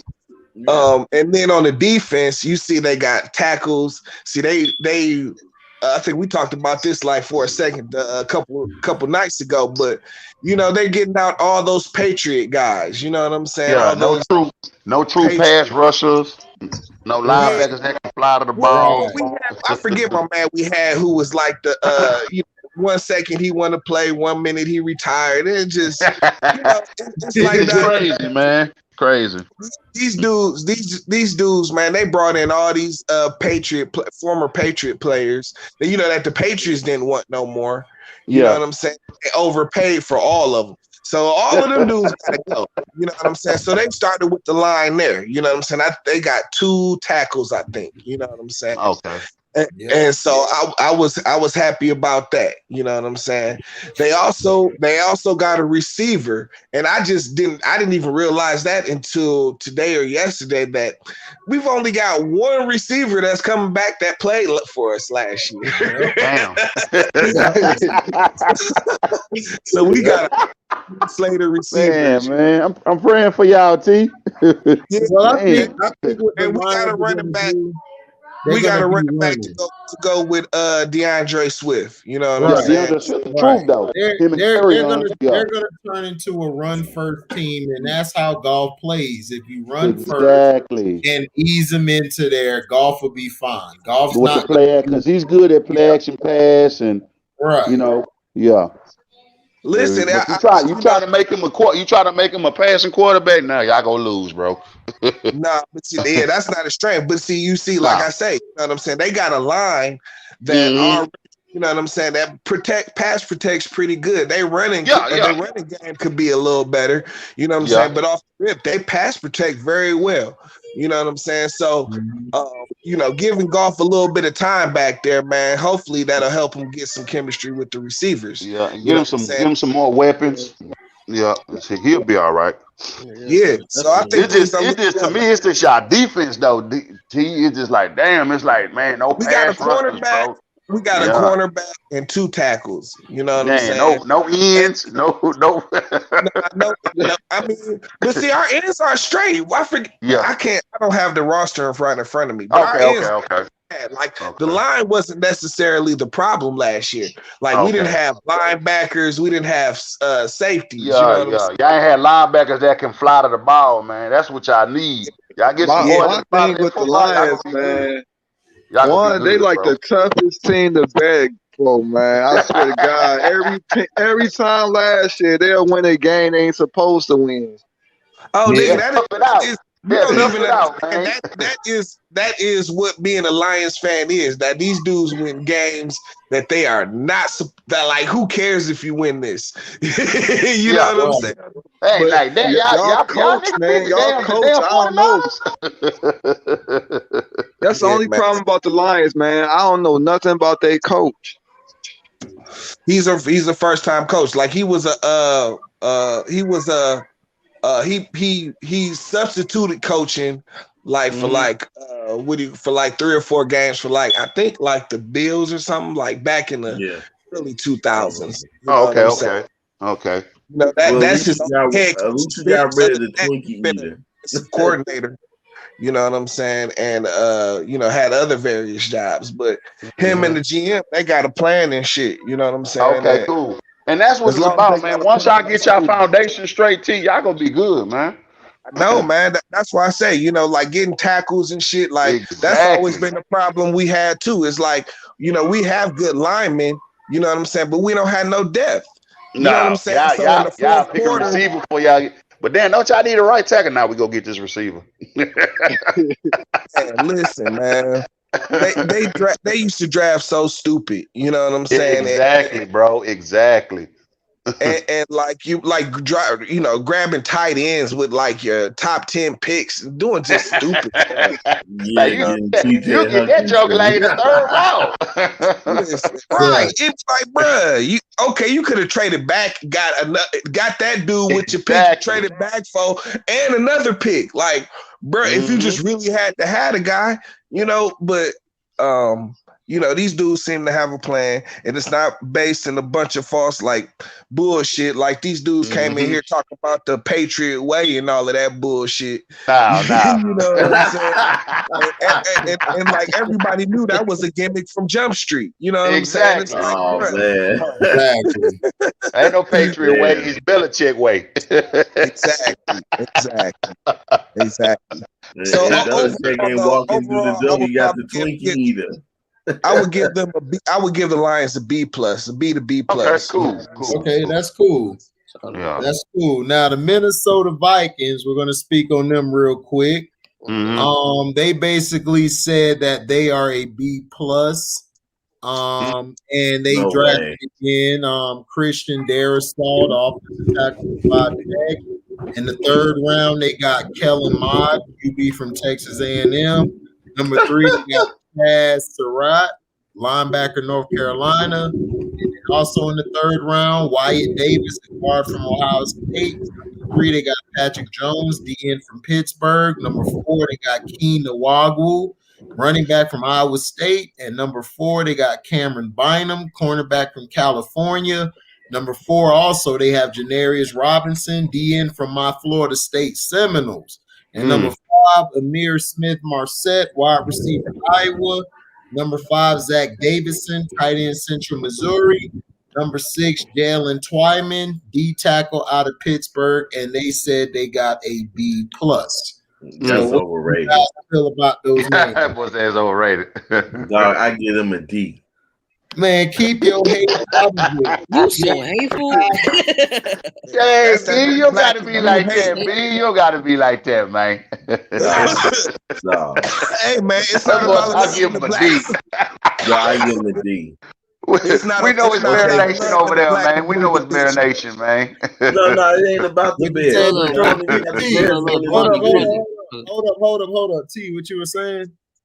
Yeah, I'm just saying it's not a lot of love in the black and blue division. You know what I'm saying? Right. That's that old Central Division. I love it. That's why I got y'all on. I love that. That's why I love the NFL. Like this draft, I've been watching. I recorded it, been watching it. I see a fan of Baltimore Red. They're in Cleveland. He got the ring on his head, just sitting next to a Cleveland fan, like, say something, man. My boy Jacoby Jones walked in. Jacoby Jones walked in. Jacoby Jones was like this. Hey, y'all can boo, but I got a ring. It's coming. Don't worry, it's coming. But I'm just saying, I love that. That's why NFL is better than the NBA. It's the truth. Right? The rivalry, the fans was talking trash to each other. This person said, "How about the Cowboys?" Everybody in the fans was like, "Boo!" How about them Cowboys? It was America's beautiful. team. I started crying like, man, this is what I love. I love the competition. It's because you don't get that. And guys weren't even giving each other a high five. They was like, man, F you. And then the Steelers, DMC came out there and just shut everybody down. He like, the Steelers in the house. What? But shut up, Cleveland. What? That's what I like. That's that rivalry. And Cleveland fans back with throwing fingers up like, F you. Yeah. What? That's what I love. So I understand UT in Burundi is the black and blue division. Is no love lost. Y'all don't like them. They don't like you. If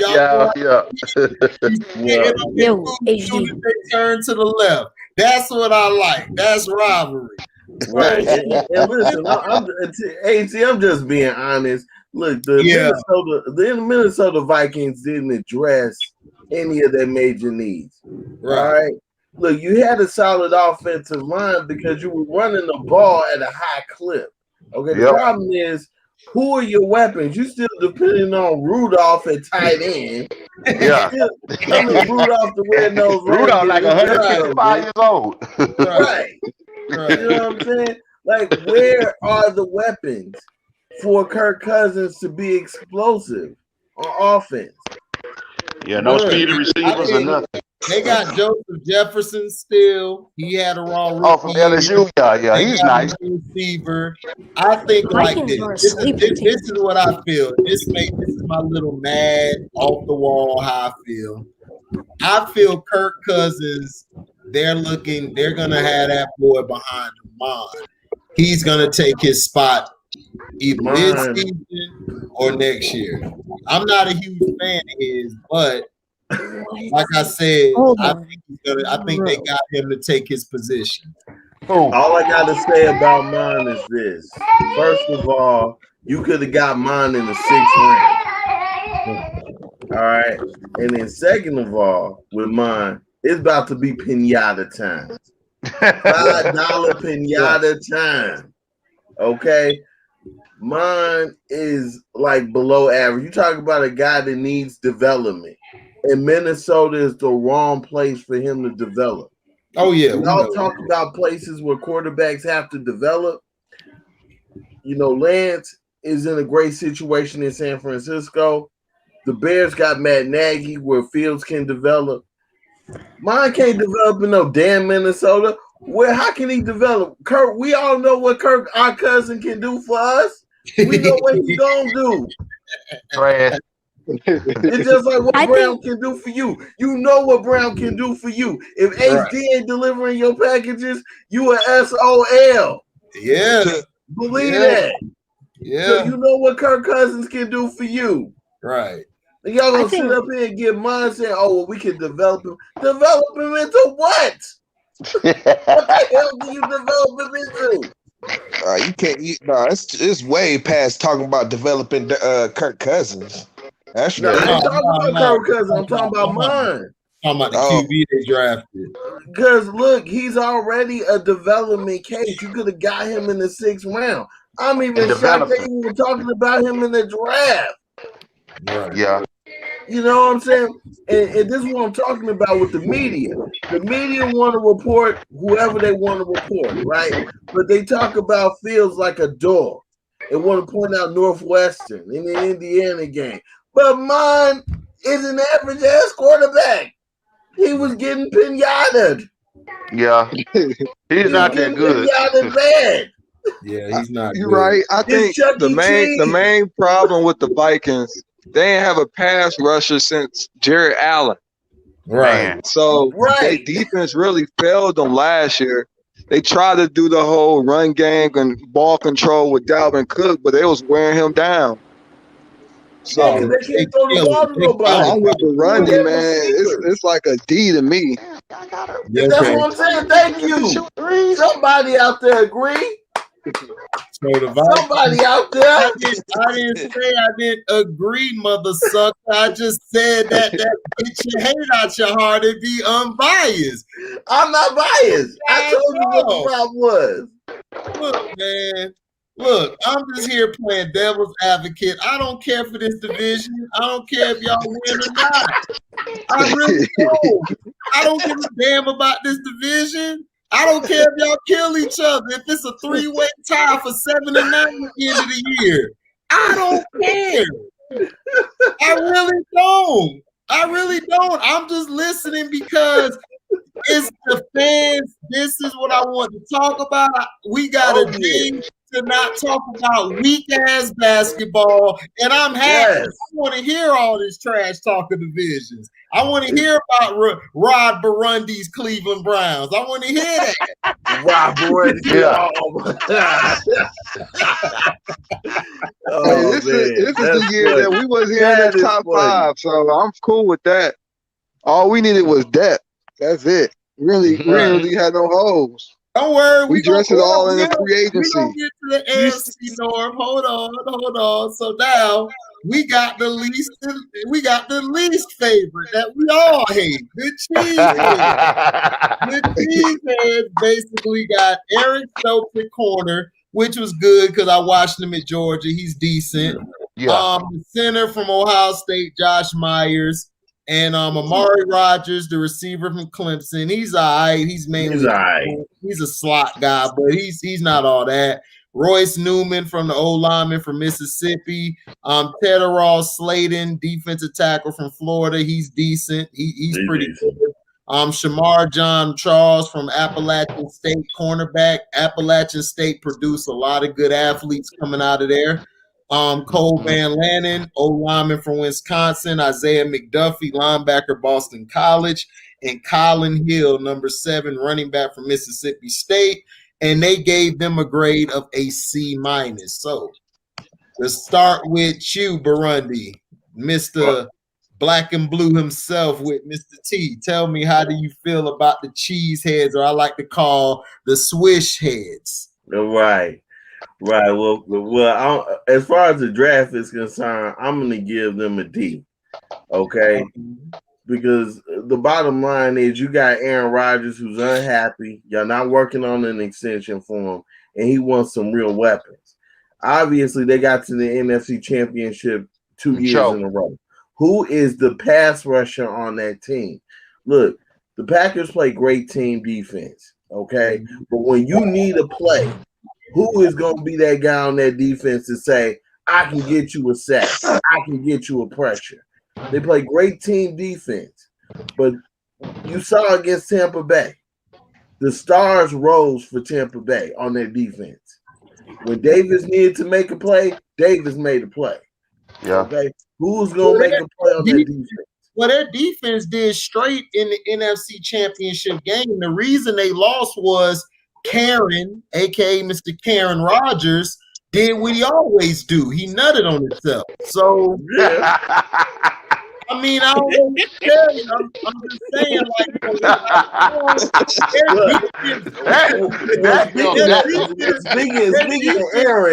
Speaking of Aaron, not check the drums. They forced Brady for 3 picks, so they balled out second half. Yeah, they did. Aaron Rodgers, like he was the guy of American Pie. He just with the pie. Well, look, green pie, literally. You know, as far as Karen is concerned, it's like warm apple pie. I am happy. That was so funny. That boy said he done it on himself. Look, when I heard, how he gonna be scared? About to get traded, and there's trade talks for Aaron Rodgers, I got excited. You know, look, if he's not happy, trade him out of the conference and let him prove that he can stand. Hold that thought. Love and success. Aaron Rodgers had a whole open field to run the ball in. And he did. Yeah. This dude got scared and threw it across his body to Devontae Adams. Devontae like, what the hell? He tried to catch it, and it was nowhere near his radius. And the reason the coach called the field goal was because Aaron Rodgers was choking. He was. Aaron Jones and Devontae Adams was saving y'all the whole game. If you didn't have them, y'all was done in the second half. Go ahead, Burundi, finish what you were saying. Oh, yeah, no, I was just saying when I heard talks of the trade talks for Aaron Rodgers, look, if Aaron Rodgers feels like he needs to change the scenery, I am all for it. And happy days and hallelujah. Because, look, Jordan Love, as far as I'm concerned, Jordan Love wasn't even second on the depth chart. He was third. Right. So here's a first-round guy that can't even compete with Karen Rodgers. And now you're going to put him out there as basically a third-string quarterback. Good luck. This division is wide open, and it's really gonna get black and blue in our division. Now, as far as the Packers are concerned, like I said, they didn't address any of their needs. I really felt like they should have went linebacker heavy and really get more depth at the linebacker. Pass rusher. But yeah, pass rusher and get depth in linebacker, because at the end of the day, the more pass rushers you have, the better. Yep. You know, at the end of the day, you're trying to beat Tampa Bay. You're trying to beat Tampa Bay, and sometimes as a defense, you got to say, you know what, Karen, I know you're soft, I know you choke, so let me take this in for you. Yeah, we gonna get you some help. Myself. I think need guys to say, you know what, goddamn it, we're gonna do it ourselves. We know Karen is gonna choke. Yeah, she's gonna choke on that nut. But damn, though, right? It's like, man, they gave up 3 turnovers, bro, and you ain't getting out 1 point. Did you even scratch the chick? No. My thing is this: in that game, why didn't they run the ball? And they got 2 of the best damn backs. That's the whole thing. That's what they needed to improve. They needed to improve the running game. Yep. You know, right. And I like the running back too, Chief. The running game is nice. The running game is nice. But see, you know what I'm saying? Like when they try and play up to Aaron Rodgers, you know, Aaron Rodgers want to play up tempo. When they try and do that, man, fuck up tempo, nigga. You've been in the league 16 years and you only got 1 damn Super Bowl. We ain't playing no damn up tempo. Set your ass up and hand the ball off. Better give him a blue chew. Football. I be like, look, man, you throw the ball 1 more time, I'm gonna slap you. Right. You better take a blue chew. They try. That's why he's doing it. That nigga said take a blue chew. He said take a blue chew. You dumb as hell. Oh, it was silly, dog. HD probably will help the man out, so that way he can know he has some nuts. Nah, that ain't gonna help him out, dog. That dude too much in love with boy Ussy, dog. He don't man, allegedly. Allegedly, yeah, we're not trying to get you, man. Yeah, we're not trying to get you shadow banned, man. Right, casino legality. Allegedly. They already trying to shadow ban me after they be messing with my damn notifications, a-hole. Had to hit the shadow ban on you, Nichols. Yeah. I'm gonna mess around and have to go slap one of these nuts. Gonna show it right to their jaw. They're gonna be like, what? Which one is it? Like, who's you? Now, nigga, I ain't getting no sin against, nigga. Right. I'm gonna just be like, I'm gonna do like the Bruce Lee face, dog. Like, I have to do it. I have to do it. Oh man. So who go win the NFC North? I be right now. It's the Bears to lose to me. Yeah, for real. All the Bears gotta do, man, is just don't turn the ball over, dog. It's the Bears to lose, but I mean the Lions, they could win it too because you got a better quarterback to me who can manage the game better. He's not gonna throw. This is golf we talking about, man. Come on, man. They're not all that, but they're decent. I think now if you focus on running the ball more, you'll give your defense time to rest, and you'll be able to give them at least 4 or 5 more extra possessions near the end of the game, which they'll be fresh. So to me, won't be tired. The Vikings and everything. I mean, the Vikings are going to do well because you got receivers, but you don't have a real – Kirk Cousins is the main problem for Minnesota. He's not going to get them over the top. He's going to choke in games. And if the Bears just don't screw it up or the Lions don't screw up. Don't turn the ball over. To me, this division is the widest open that we've seen it in a long time. And then you got the Packers. We don't know what Jordan Love going to be. If Jordan Love comes out there and shock the world and this dude raw, yeah, he can steal the division. So to me, it's a toss-up. I don't really know. But that's only if Aaron comes back. If they're gun hold on keeping Aaron Rodgers, the Packers are I seen him where he said if they tried to make him come back, he would retire. Okay, we'll go retire.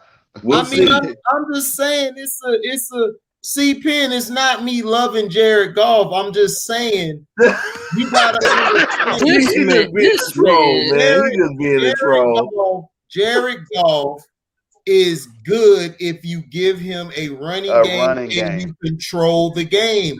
Look, dog, there's not a lot of elite quarterbacks, dog. Yeah, you got Pat Mahomes. You lucked up and got an elite quarterback. But, dude, it's the rest of like the 25 or 26. They suck, dog. They're not really that good. You only got probably 5 elite quarterbacks. Then you got 5 who are just very good. And then you got the rest of the gas. You got the rest of the ass pile. You just throw them in the ass pile.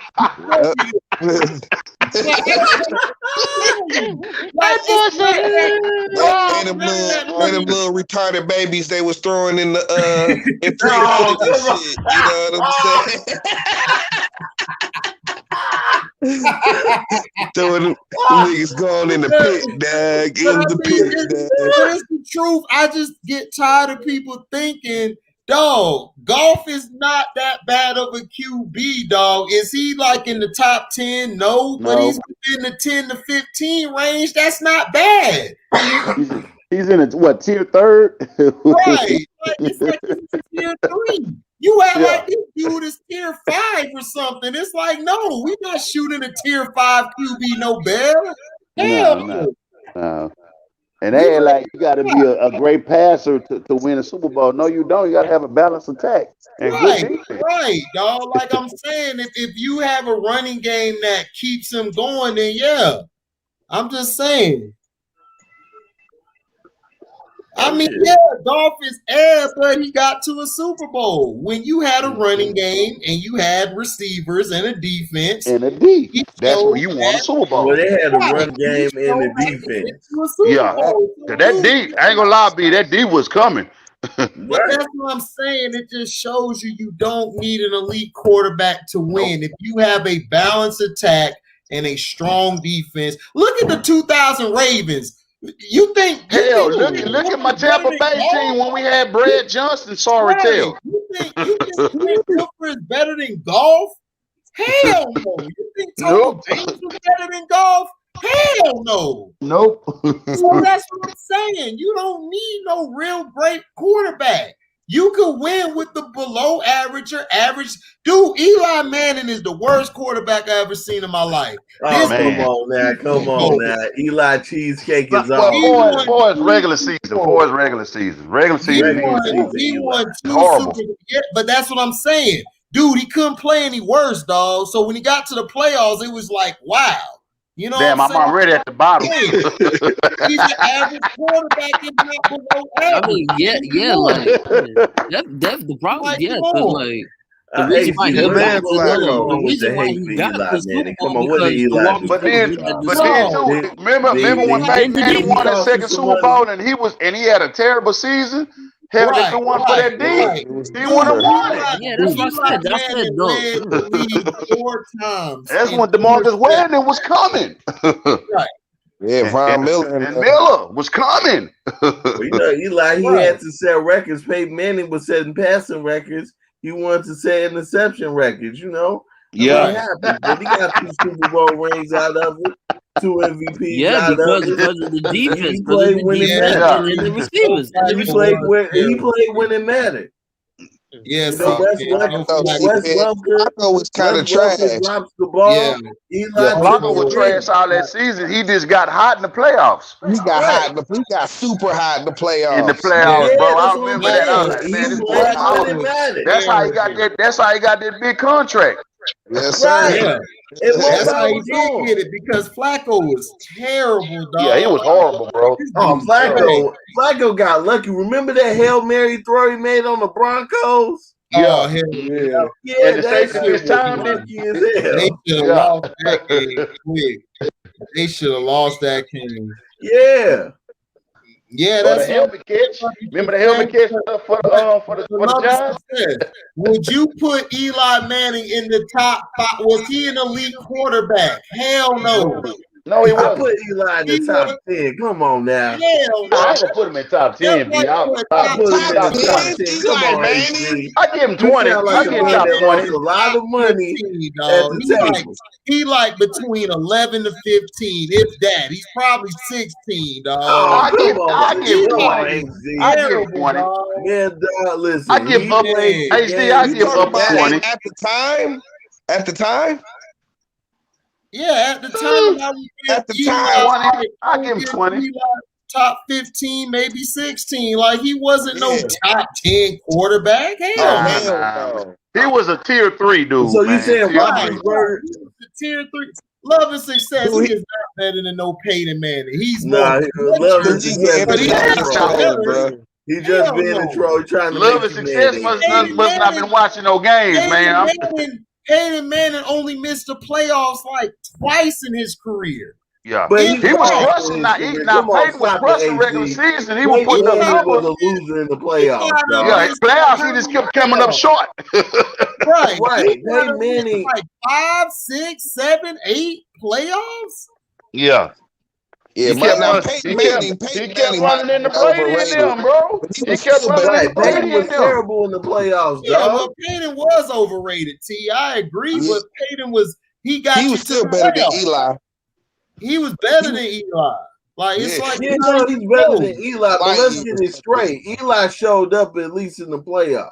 You Okay, give him a dog. decent Okay, Archie look, Manning is look, better than Look, Eli. I'll tell you this, Even worse than AC, the Eli fans. Manning. let's do this. Okay, Let's do but this. dude, Eli Manning was clutch. Nobody said he wasn't, but dog, you guys forget he had probably one of the most historical best front fours in history. In the would league. shut dudes down. I'm They going to talk- tell you like That this, was that AZ. NASCAR defense. When did Peyton Manning have? Listen, I'm not a Peyton fan or Eli. If you take Eli Manning and put him on the Colts where he had Edgerrin James, right, Reggie Wayne, right, Marvin Harrison, right, Clark at tight end, and that great offensive line. Right. He He still would throw super amounts of picks. He would throw under Tony Dungy. Eli Manning is not as good as y'all think he is. Eli Manning got hot and lucky twice. A dead twice. Right. You don't believe it, man? Twice a day. No, Eli Manning is not good, dog. He was average at best. Dog. Eli Manning is very average, dog. He's just a guy who benefited from a running game, and you forget. So you want to penalize him for being on a good team? Amani Toomer was killing that year, and then after he so had going to penalize him for being on a good team. He had Victor Cruz, Knicks, Mario Manningham from Michigan. Tia tell you how raw that dude was because he was Florida.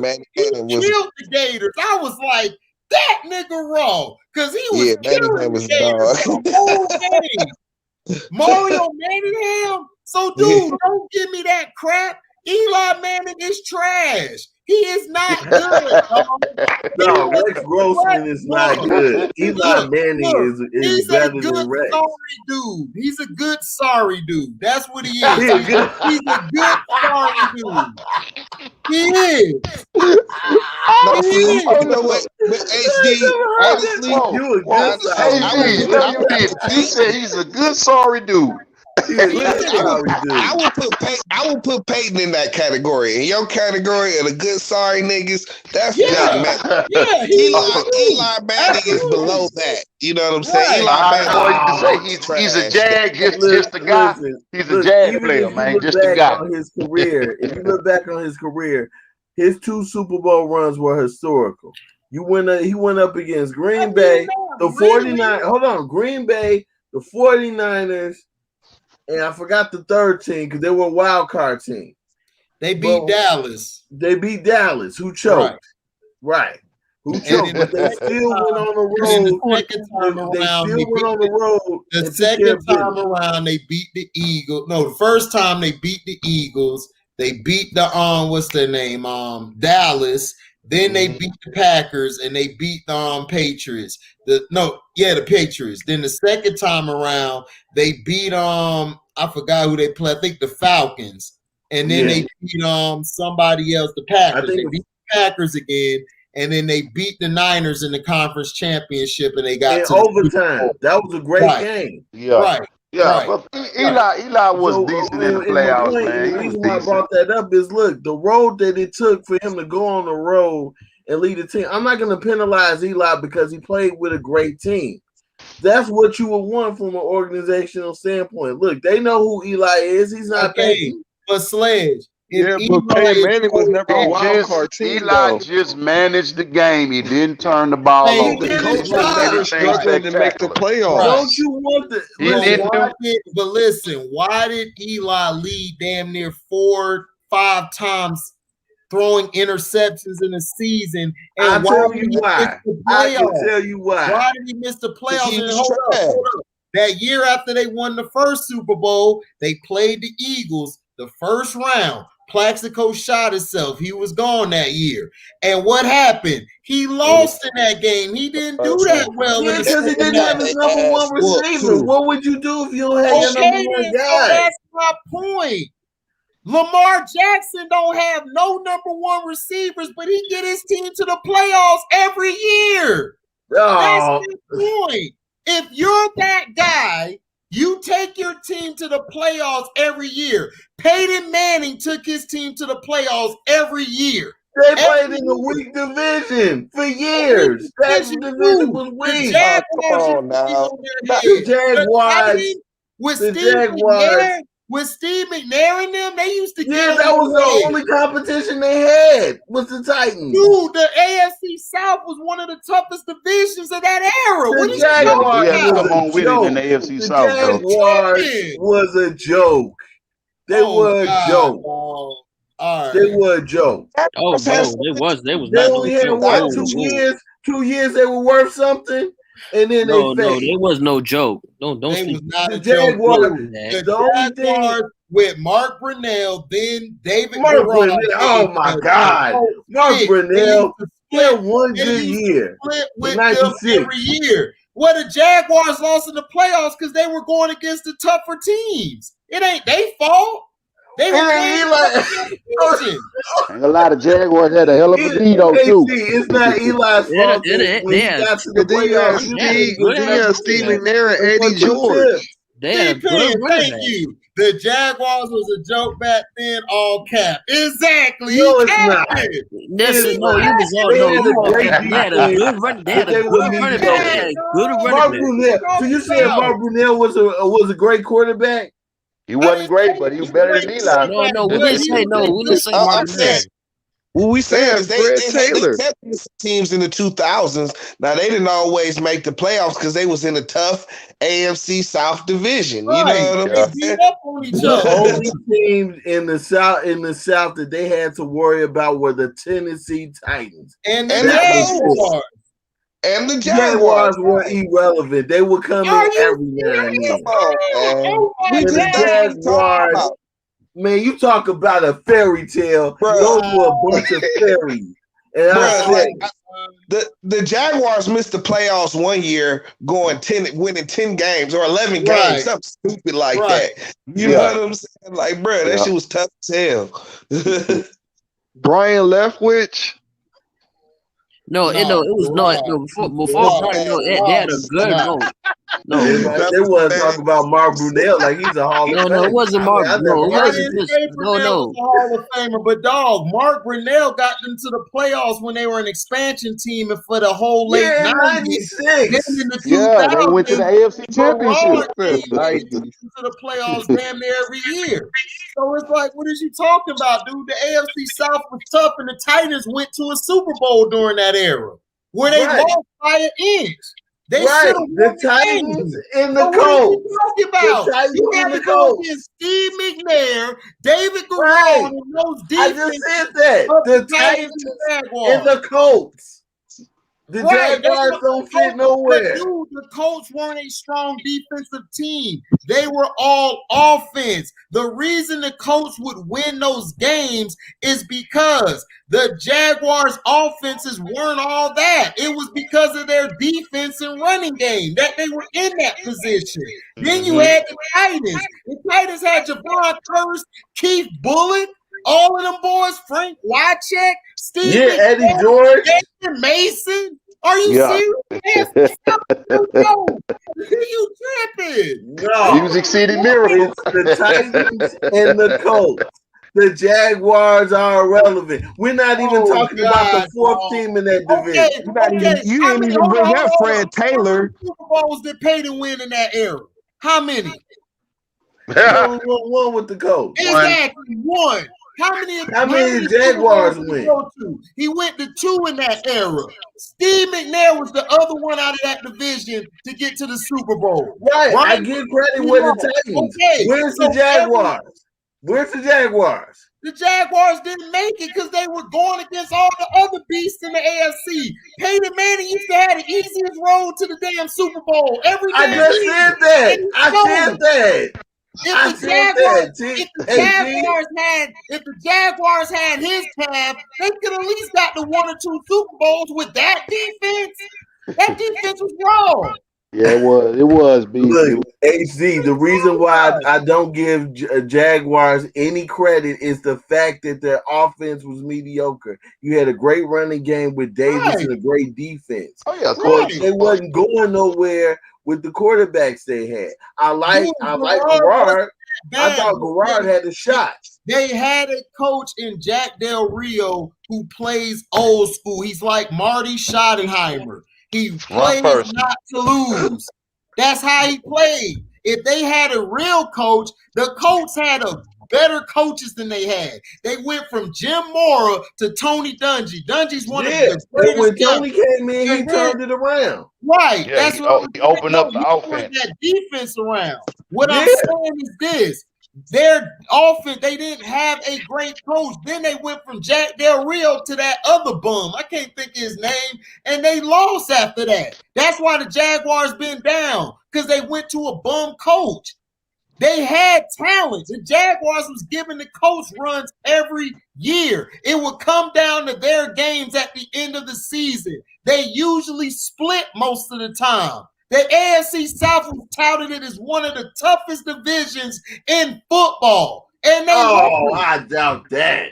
Are you serious, dude? The AFC North is tougher than the damn AFC South.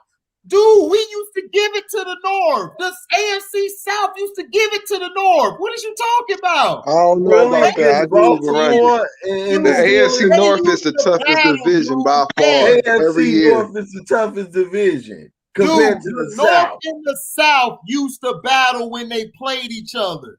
The Jaguars beat the Steelers a couple times in the playoffs. Yeah. What is you talking about? Hold on. HD, When did was it that? HD, did It's it so the long ago, I Jaguars? can't remember. Hold on, It was HD. in the 2000s. David Garrard went into Pittsburgh, ran all over him.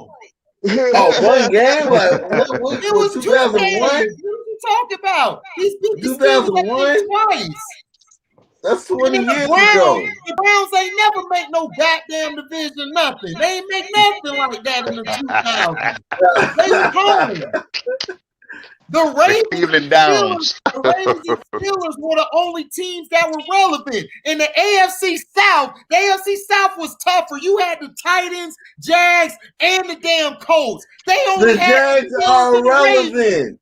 Get out of here. You talking about 2001, XG? Dude, the Ravens and Steelers were the only teams in the North. How you gonna tell me? The Jaguars used to whoop the Browns' ass all day. The Titans used to whoop their ass. Right. Exactly. So what is you? How you gonna say the North was tougher? The North is tougher because the Steelers and the Ravens. The Steelers and the Ravens are a better team than the Colts and the Titans. Come on, man. God, dog. The Titans talk about the Jaguars? The Titans and the Jaguars and the Colts, if they were in the AFC North, they would give all them dudes problems. No, hell no. Yes, Pittsburgh went to 2 Super Bowls during that time. Now, B, what is you talking about? You guys ain't been Pittsburgh went to 2 Super Bowls during that time. Pittsburgh went to 2 Super Bowls and the Ravens. Drive on y'all ass. Y'all whole career was over with when they did the drive on y'all. Y'all irrelevant, and then y'all. Oh wow. We talking about Pittsburgh and the Ravens. The Pittsburgh and the Ravens.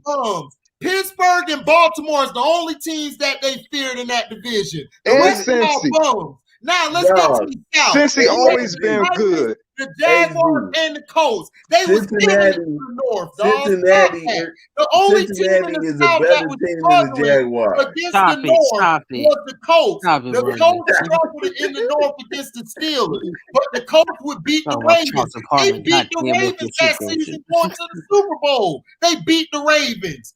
So what is you talking about? Oh, they got robbed. That game, that was highway robbery, dog. How? The Ravens Come on, man. You know that was highway robbery. The Ravens got robbed against the Patriots. They ain't get robbed against no Colts. The Colts got Bob Sanders back, and they shut their offense down, and the coach shitted on them that game. Go watch it. Go watch it. Yeah, the Colts beat everybody that year. Exactly. So what is you talking about? The North only got Pittsburgh, and Pittsburgh got most of their champions. We can't remember. No, and then you got. We can't remember the 4th team in the division. Right, CP. You're right. They went to 2 AFC Championship games in the late '90s and been irrelevant since. How they were relevant, dog? Oh my God! The Jaguars have been irrelevant. With Andy Dalton, more irrelevant than the Cincinnati Bengals. Yeah. So you saying that Chelsea Farmers and they went to 4 playoff games to the Jaguars in the last 20 years. The Bengals and the Browns was holding that division down, messing it up. The Ravens and Steelers held that division down. And Cincinnati, because Cincinnati with Andy Dalton won the division crown too. They came. They won the Jaguars. So what we talking about with the Jaguars used to give it to Cincinnati. What is you talking about? Yeah, they did. But guess what? Who won more games at the end of the day? Cincinnati did in the 2000s. They were in a tougher division, Sledge. They weren't in no tough dude. The Cincinnati and Browns lose all the time. The only 2 teams we talk about every year until now, Pittsburgh and Baltimore and Pittsburgh. That's it. Right, and when Andy Dalton was there, he made more playoffs. Andy Dalton and Carson Palmer. The Jaguars Don't ever say Carson Palmer. Don't do that. Where they made the playoffs. What happened when Palmer got hurt? They suck. Hey, they never just Marvin Lewis always make the playoffs. He just don't win a game. At least Cincinnati made it to the playoffs consistently. Not consistently. You talking about really? They even made it consistently. They did not make it consistently. You talking about 2 years with Dalton, and you got 2 years with the dude before him. You know what I'm saying? Okay. So in the past 20 years, with the Jaguars, the past 20 years, do we have 5 playoff appearances by the Jaguars? Yes. Right. Absolutely. Jaguars didn't get trashed until like after the teams. No, because 2007, they beat Pittsburgh for the wild card. They beat Pittsburgh. Right, 1. Can we get 5? Dog. Okay, okay then. So in the last 20 years, we can the Jaguars only been around since the late '90s, dog. So what are we talking about? The Ravens been around since the late '90s too. They won 2 Super Bowls. How long has Cincinnati and the Browns been around? And they've been shit most of their career. They've been shit most of their career. Cincinnati's always been relevant, man. In the 2000s, Corey Dillon and them. The playoffs more than the Jaguars. Since the 1930s, them sorry ass bums been around. They ain't been winning shit.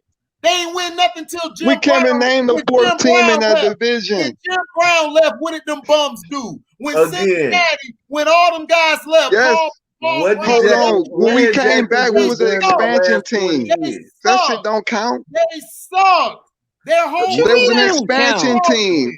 Their Of course whole they team suck. fraudulent. The Jaguars since the 90s have been more relevant than them until now when they got basic. So stop Exactly. it, With the who? AFC North has always been Pittsburgh and Baltimore. That's all they've been talking about. The Right, AFC but you South would have has always been Cincinnati. the You Jaguars, would have the Titans, Cincinnati in and there. the Colts. Even when Andrew Luck was there, the Jaguars was giving them problems. So was the Titans. So They weren't going nowhere. Okay, so Titans since always hold been on, the Titans and the Colts. Hey, Veronda, hey, Jacksonville had 7 playoff appearances, bro. Yeah, since 1999, they have been to the playoffs. Since 96, 97, 98, 99, 05, 07, and 17. 2017. So you're saying in the 2000s they only made 3 playoff appearances? Because I said the last 20 years. So what did the Browns do? What did the Browns do? I said Cincinnati. I didn't mention the Browns. What did the Browns do? I didn't mention the No, Browns. you're telling me the AFC North was the tougher division. They weren't. They weren't the tougher division. The tougher division was the South. The South was the tougher division than the North. You had the South, then you had the North. Hold on. And So then you Cincinnati, had the West, and then you had the East. How many rounds since 1999, the Cincinnati Bengals have been to the playoffs in 2005, 2009, 2011, 2012, 2013, 2014, and 2015. Wow, more than the Jacksonville Jaguars. Most first round losses in history. I told you. They was always relevant. The Jaguars were not good enough. But here's the thing, though. Here's the thing, though. All of those all those playoff appearances I mentioned, they were wild card spots, and they lost in the first round. They got there. Of course, they're gonna be wild card behind Pittsburgh and the That don't mean nothing good. That don't mean nothing because you got there. Okay, but you go back to Jaguars. Like out of that time. So why Cincinnati couldn't get to the third round since they in the toughest division? They ain't never made it out of Pittsburgh and the Ravens. Now y'all using excuses, right? No. I'm saying, why can't the Jaguars make an appearance in the playoffs? We just proved the point that the South was tougher than the North. No way. It is. It was tougher than the North. Dog, Tijuana's named you all the playoff appearances. How come Jacksonville has gotten further than Cincinnati out of the times they went to when Cincinnati went? Cincinnati's been out in the first round. Jacksonville got to at least the second or the third round. I'm about to tell you. So in 1999 they got to divisionals, and in 2005 they lost in the wild card. 2007 they got to the divisionals. In 2017 they made it to the AFC Championship. They went to the conference championship. Yep. You know, in 96 they went to the conference championship. In 96. Yeah, and they've got, they've always went on playoff runs. I mean, since 96 they went to the conference championship. First start. 98 they went to the divisionals. 99 they went to the divisionals. That long. You guys keep thinking, dude, they're a new franchise still. They're not that old. So are the Ravens, if that's the case. The Ravens are a new franchise too, then. No, they're not, dog. They got the trash. No, they're the trash Browns. The Browns that's recoordinated. The garbage Browns. They came from the Browns, right? The Cleveland Browns. Yeah, they left in the middle of the night. Hey, bro, the boy transformed to the Browns, to the Ravens, man. They got a truck. They stole those Transformers. in the middle of the night. Right, they took Martin Schottenheimer team to the Ravens. My point is, right. I agree they with turned to the Ravens in '95. It was '95. That's what I'm saying. Y'all them Browns the Ravens Oh, the expansion team. you talking about the Mayflower That's truck? my Okay, point. but I just told you, Sledge, Baltimore and Pittsburgh are the only two teams that were relevant in that conference. I agree. In the only South, thing that I disagree with you on is with the Jaguars. The Jaguars are irrelevant in the South. I disagree. I disagree on the Bengals. Y'all just gotta agree to disagree. Titans were battling every year. The South is tougher than the North. Them games would be good. Yes, That's all I gotta say. Tougher than the North. Now the North and the South used to play them games. Used to be crazy. Yeah, it used to be a hit. Ravens and Steelers games will come down to one possession. Now today and in the teens, the North was tougher because the Browns started coming up and the Bengals started coming up more. But the Bengals won than the Browns. The South was tougher. In the 2000s, the South was tougher, dog. They were. I agree as far as the Titans and the Colts are concerned. But you know he's gonna say something about the Jags, man. Jaguars are irrelevant. They're the Cleveland Browns in that division. No way, Dad. No way, Sledge. Come on, man. Now you put you saying, dog. What you saying about the Bengals? I disagree because the Bengals always first run out. They always first run out. They always first run out. Fred Taylor, nigga, Fred Taylor was a beast for years. Fred Taylor was a beast, bro. They kept it on Fred. Maurice Jones-Drew too. Right. Yeah, Fred Taylor from my crib. Gotta hate himself out the league. That's what I'm saying, dog. Sledge over here capping. Like I said, dude, in the 2000s. I'm not capping. Corey Dillon. Ocho Cinco, who's Mazzala. Okay, hold on. You said Ocho Cinco. You got TJ, and you got Charleston Palmer's. Why y'all cannot make it? Why y'all can't win the first round? Yeah, you said Husman Zeta, I said Husman Zada. Why y'all can't the Bills cannot make it in the first round? All I'm saying as far as the Jaguars argument is concerned is this. Cincinnati. No, I'm talking about Robbie. Cincinnati, since 2000. I didn't say they were the best team. I said the AFC South was tougher than the North in the 2000s. It was. In the teams from 2010 and on, the North was tougher. That's what I just said. They were. Don't ever put the Bengals.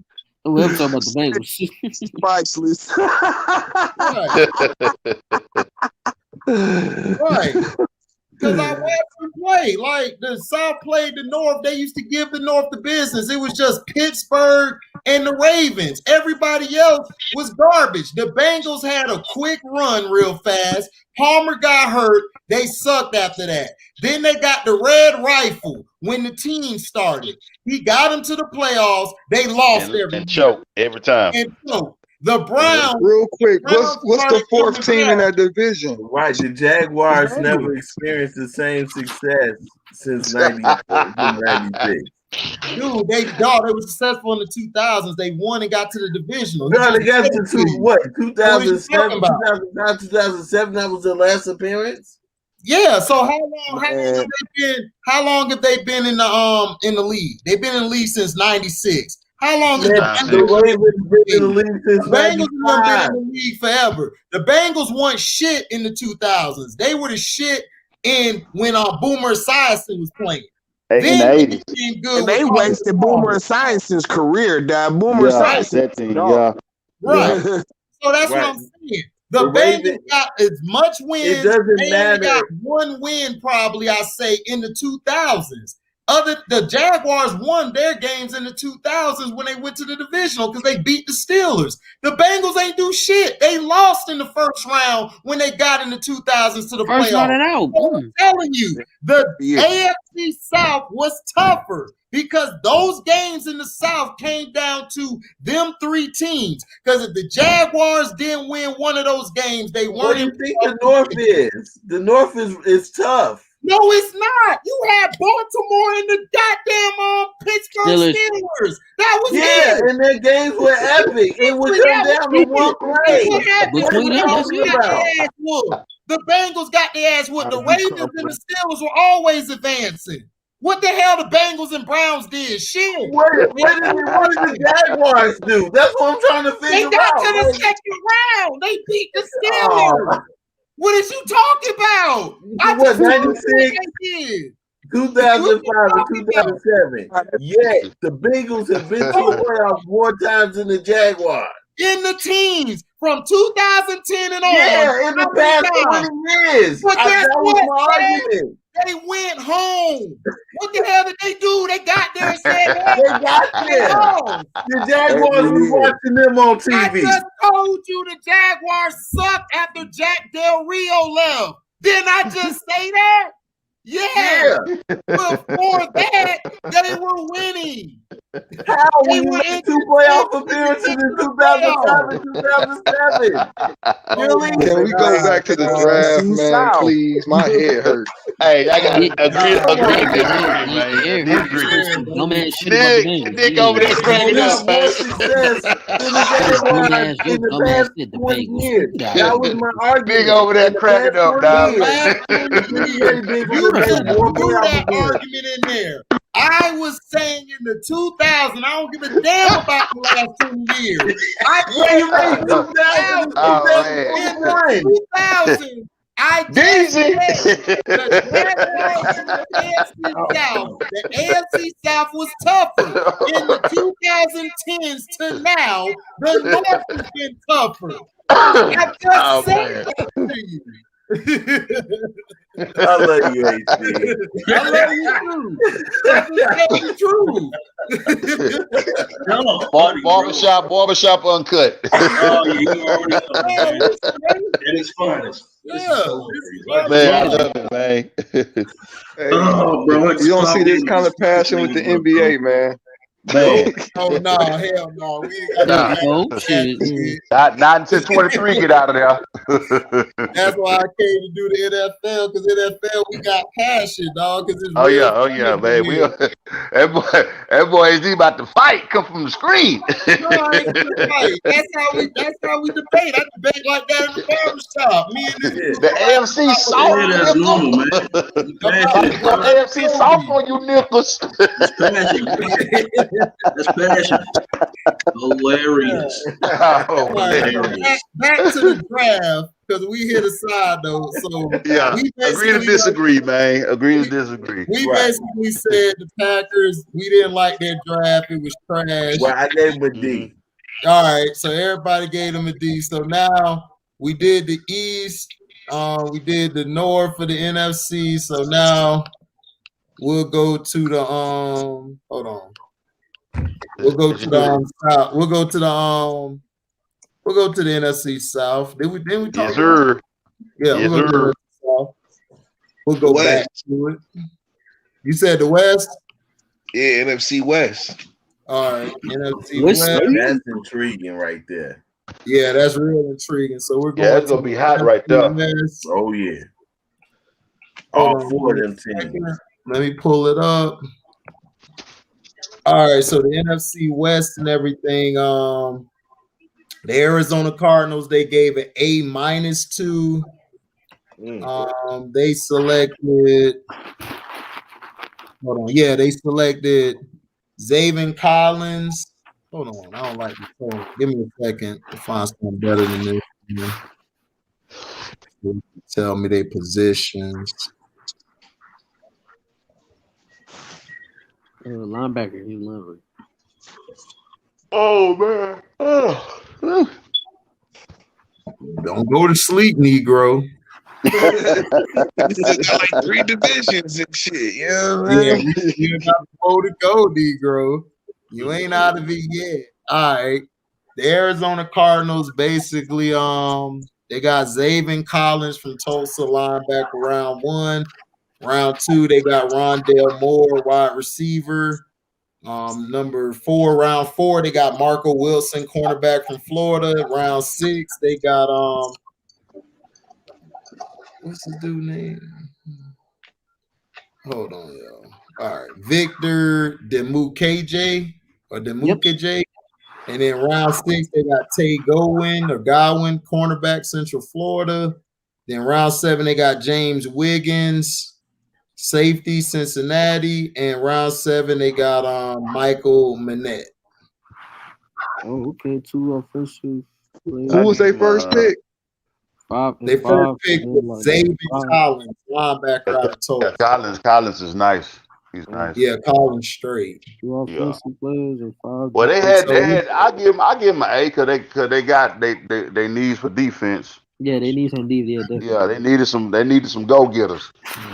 They offense is set, just that the defense needed. Mm-hmm. Right. So what you think, T? I really didn't watch Arizona last year. That was nice. The offense was nice. It just they were good, but they fell off late. They won. They started out 5-2, then after the bye week, they got bad. They lost 3. They won 3 games and lost 6. And then remember that last game, HD. Because I ain't like how they done Kyler Murray. It's like he got a bad wheel and you still trying to fucking run him, bro. No, Kyler, that's because they had a bad line. No, the line is nice. It's the play calling. It's the play calling, bro. I don't like the head coach. I never did like the head coach. He trash to me. Kingsbury wasn't good in college. Thank you. He was trash at Texas Tech. Yeah, he was garbage. Yeah. So y'all think Hopkins and AJ Green gonna work out? Yes, sir. Yeah. Hell yeah. Yes, sir. But AJ got to stay healthy though. He got to stay healthy. Because that's the problem. Like he don't stay healthy. It'll be a great combination. Exactly. He gets hurt and everything, too easily. So that, but if he's in the lineup, they could dominate. And they can be a monster, right? Because the Rams lost all their secondary, but Jalen Ramsey.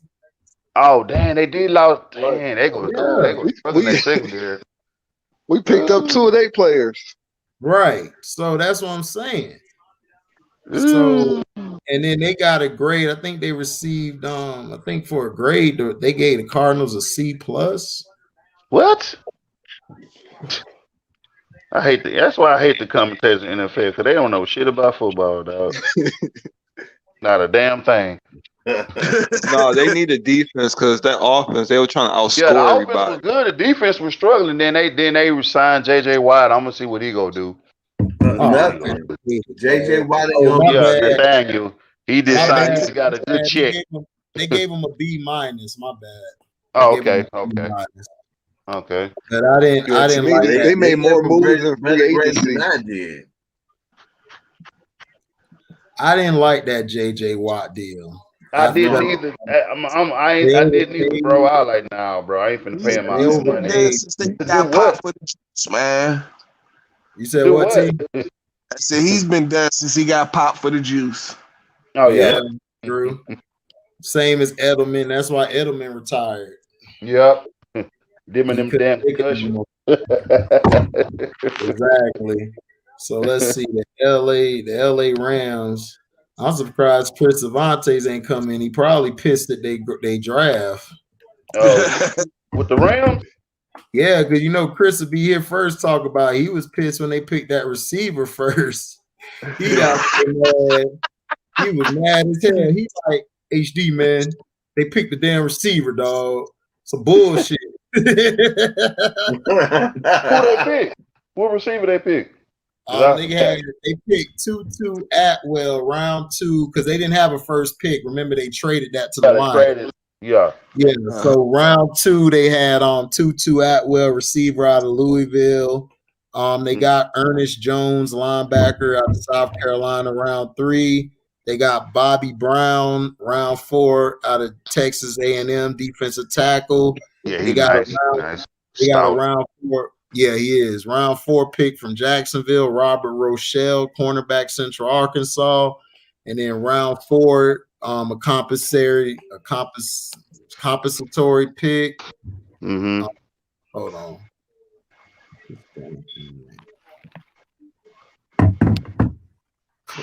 All right, Robert. Yeah, Jacob Harris, wide receiver out of UCF. Round 5, Ernest Brown IV, an edge rusher out of Northwestern. Round 7, they got that from Houston. Jake Funk, running back Maryland. And then they got round 7 pick from Jacksonville, Ben Skowronek, wide receiver Notre Dame. And then they got 7 Chris Garrett, outside backer Concordia St. Paul. I give them a C because they didn't address their cornerback needs. Yeah. You talking about the Rams? Yeah, I give them a C. They still got a strong front 7, but it's just that secondary though. They will get torched. Yeah, I give them a C as well. Yeah. They didn't address none of their needs. All their cornerbacks up and left. I give them a D minus. Yeah, me too. D minus. It sounds like Sean McVay was making all the picks. I don't this like is just horrible. This is just horrible. Right. They don't treat nobody, dog. Because look, they ain't getting no impact players on defense. Right. Why would you go for a receiver? You already got you picked up 2 receivers. You already got receivers. And then you got you just signed DJ. You just signed DJ, yeah. Right. You got to that's remember AZ, that's the head coach, man. He loves to spread the ball a lot. He loves to spread that out with the receivers. He don't really like to run. He gonna be mad by week 4 when Stafford giving it to the other team. Yeah, pick 6. It ain't gonna take that long. But trust me.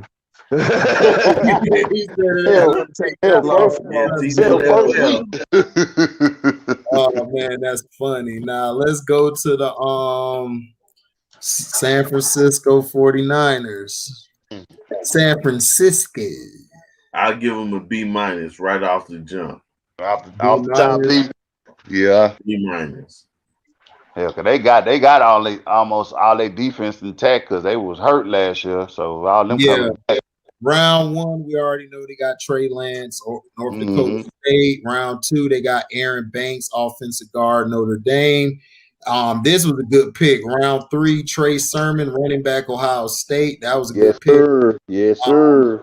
Round 3, it was a compensatory pick. Ambry Thomas, cornerback from my boy T, Michigan Wolverines. Oh my God. And then round 4, don't start that. West Michigan. Round 5 from New Orleans, they got Diamador, cornerback from Oregon. Round 5, they got a compensatory pick from, and they got Talanoa Hufanga, USC safety. And in round 6, they got Elijah Mitchell, running back, Louisiana Lafayette. Okay. The boot. Yeah. I give I give him a B. I give him a B. Yeah, so they kind of draft for depth. I gave him a C. Gave him a C. Yeah. And the reason why is I like the Notre Dame pick, but the running back, how many running backs do you need? They already had nice running backs as it is. Yeah, you know. But I think with Sermon that dude though, man. Sermon that dude. I understand, but my thing is this: why not address wide receivers? Kettle keeps getting hurt. Yeah, who's your number 1 guy at tight end? Yeah, who is your wide receiver that you're gonna throw to? Oh, are you gonna be their number? You balled out last year for him, and then they got your other guy. And then remember Debo Sanders. Debo Sanders was hurt with an injury, so he was out for a couple. Right, but that's my point. That's my point. They suffered all these injuries in key positions that helped the quarterback, right? And my thing is this: instead of wasting a 3rd round pick on a running back, go get wide receivers and get some more depth. I feel you position. Yeah, because you need that. You had nothing wrong with your running game. Your offensive line was pretty good, especially at the run. That's why I like the Notre Dame pick. With Trey Lance, I get it. They're preparing for the future. You know, after preparing for this year.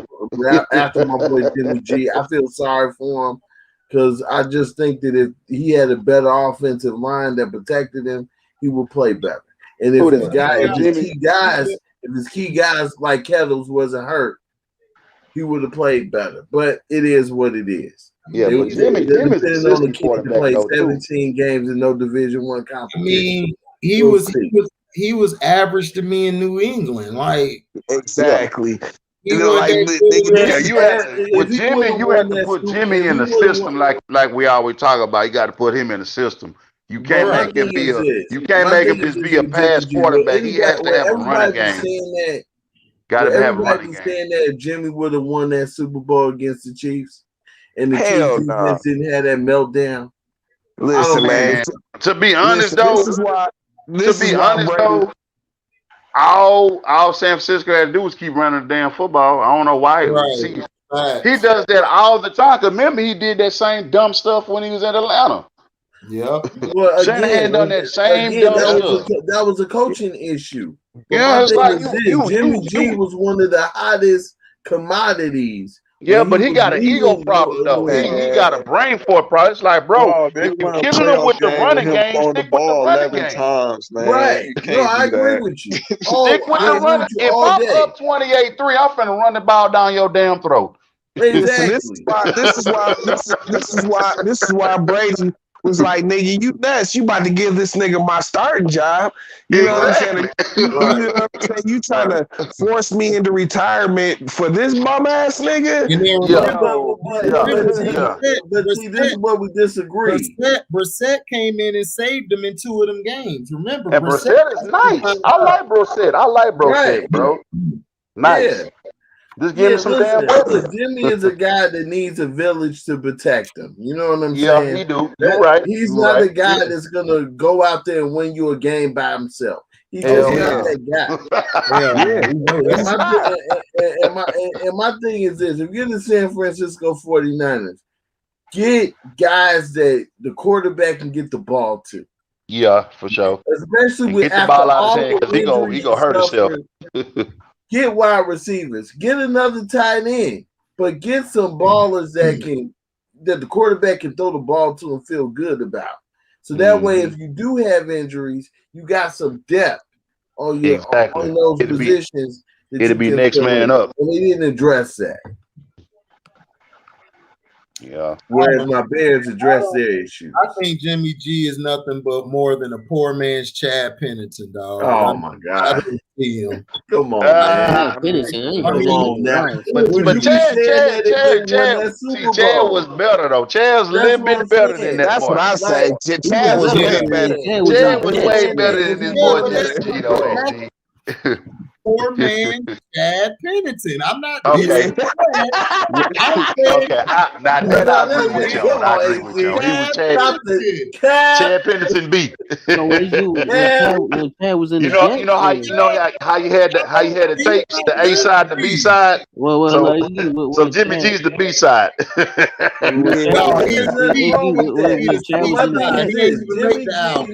He didn't make that. You got to flip the tape over because sometimes the B side of the tape be trash. Jimmy G is nothing. He's like Matt Castle, dog. Like come on, dog. Stop that. They is better than Matt Castle. Stop it, dog. Nah, I don't see how. Where has he proved that he's better than Matt Castle? Tell me when.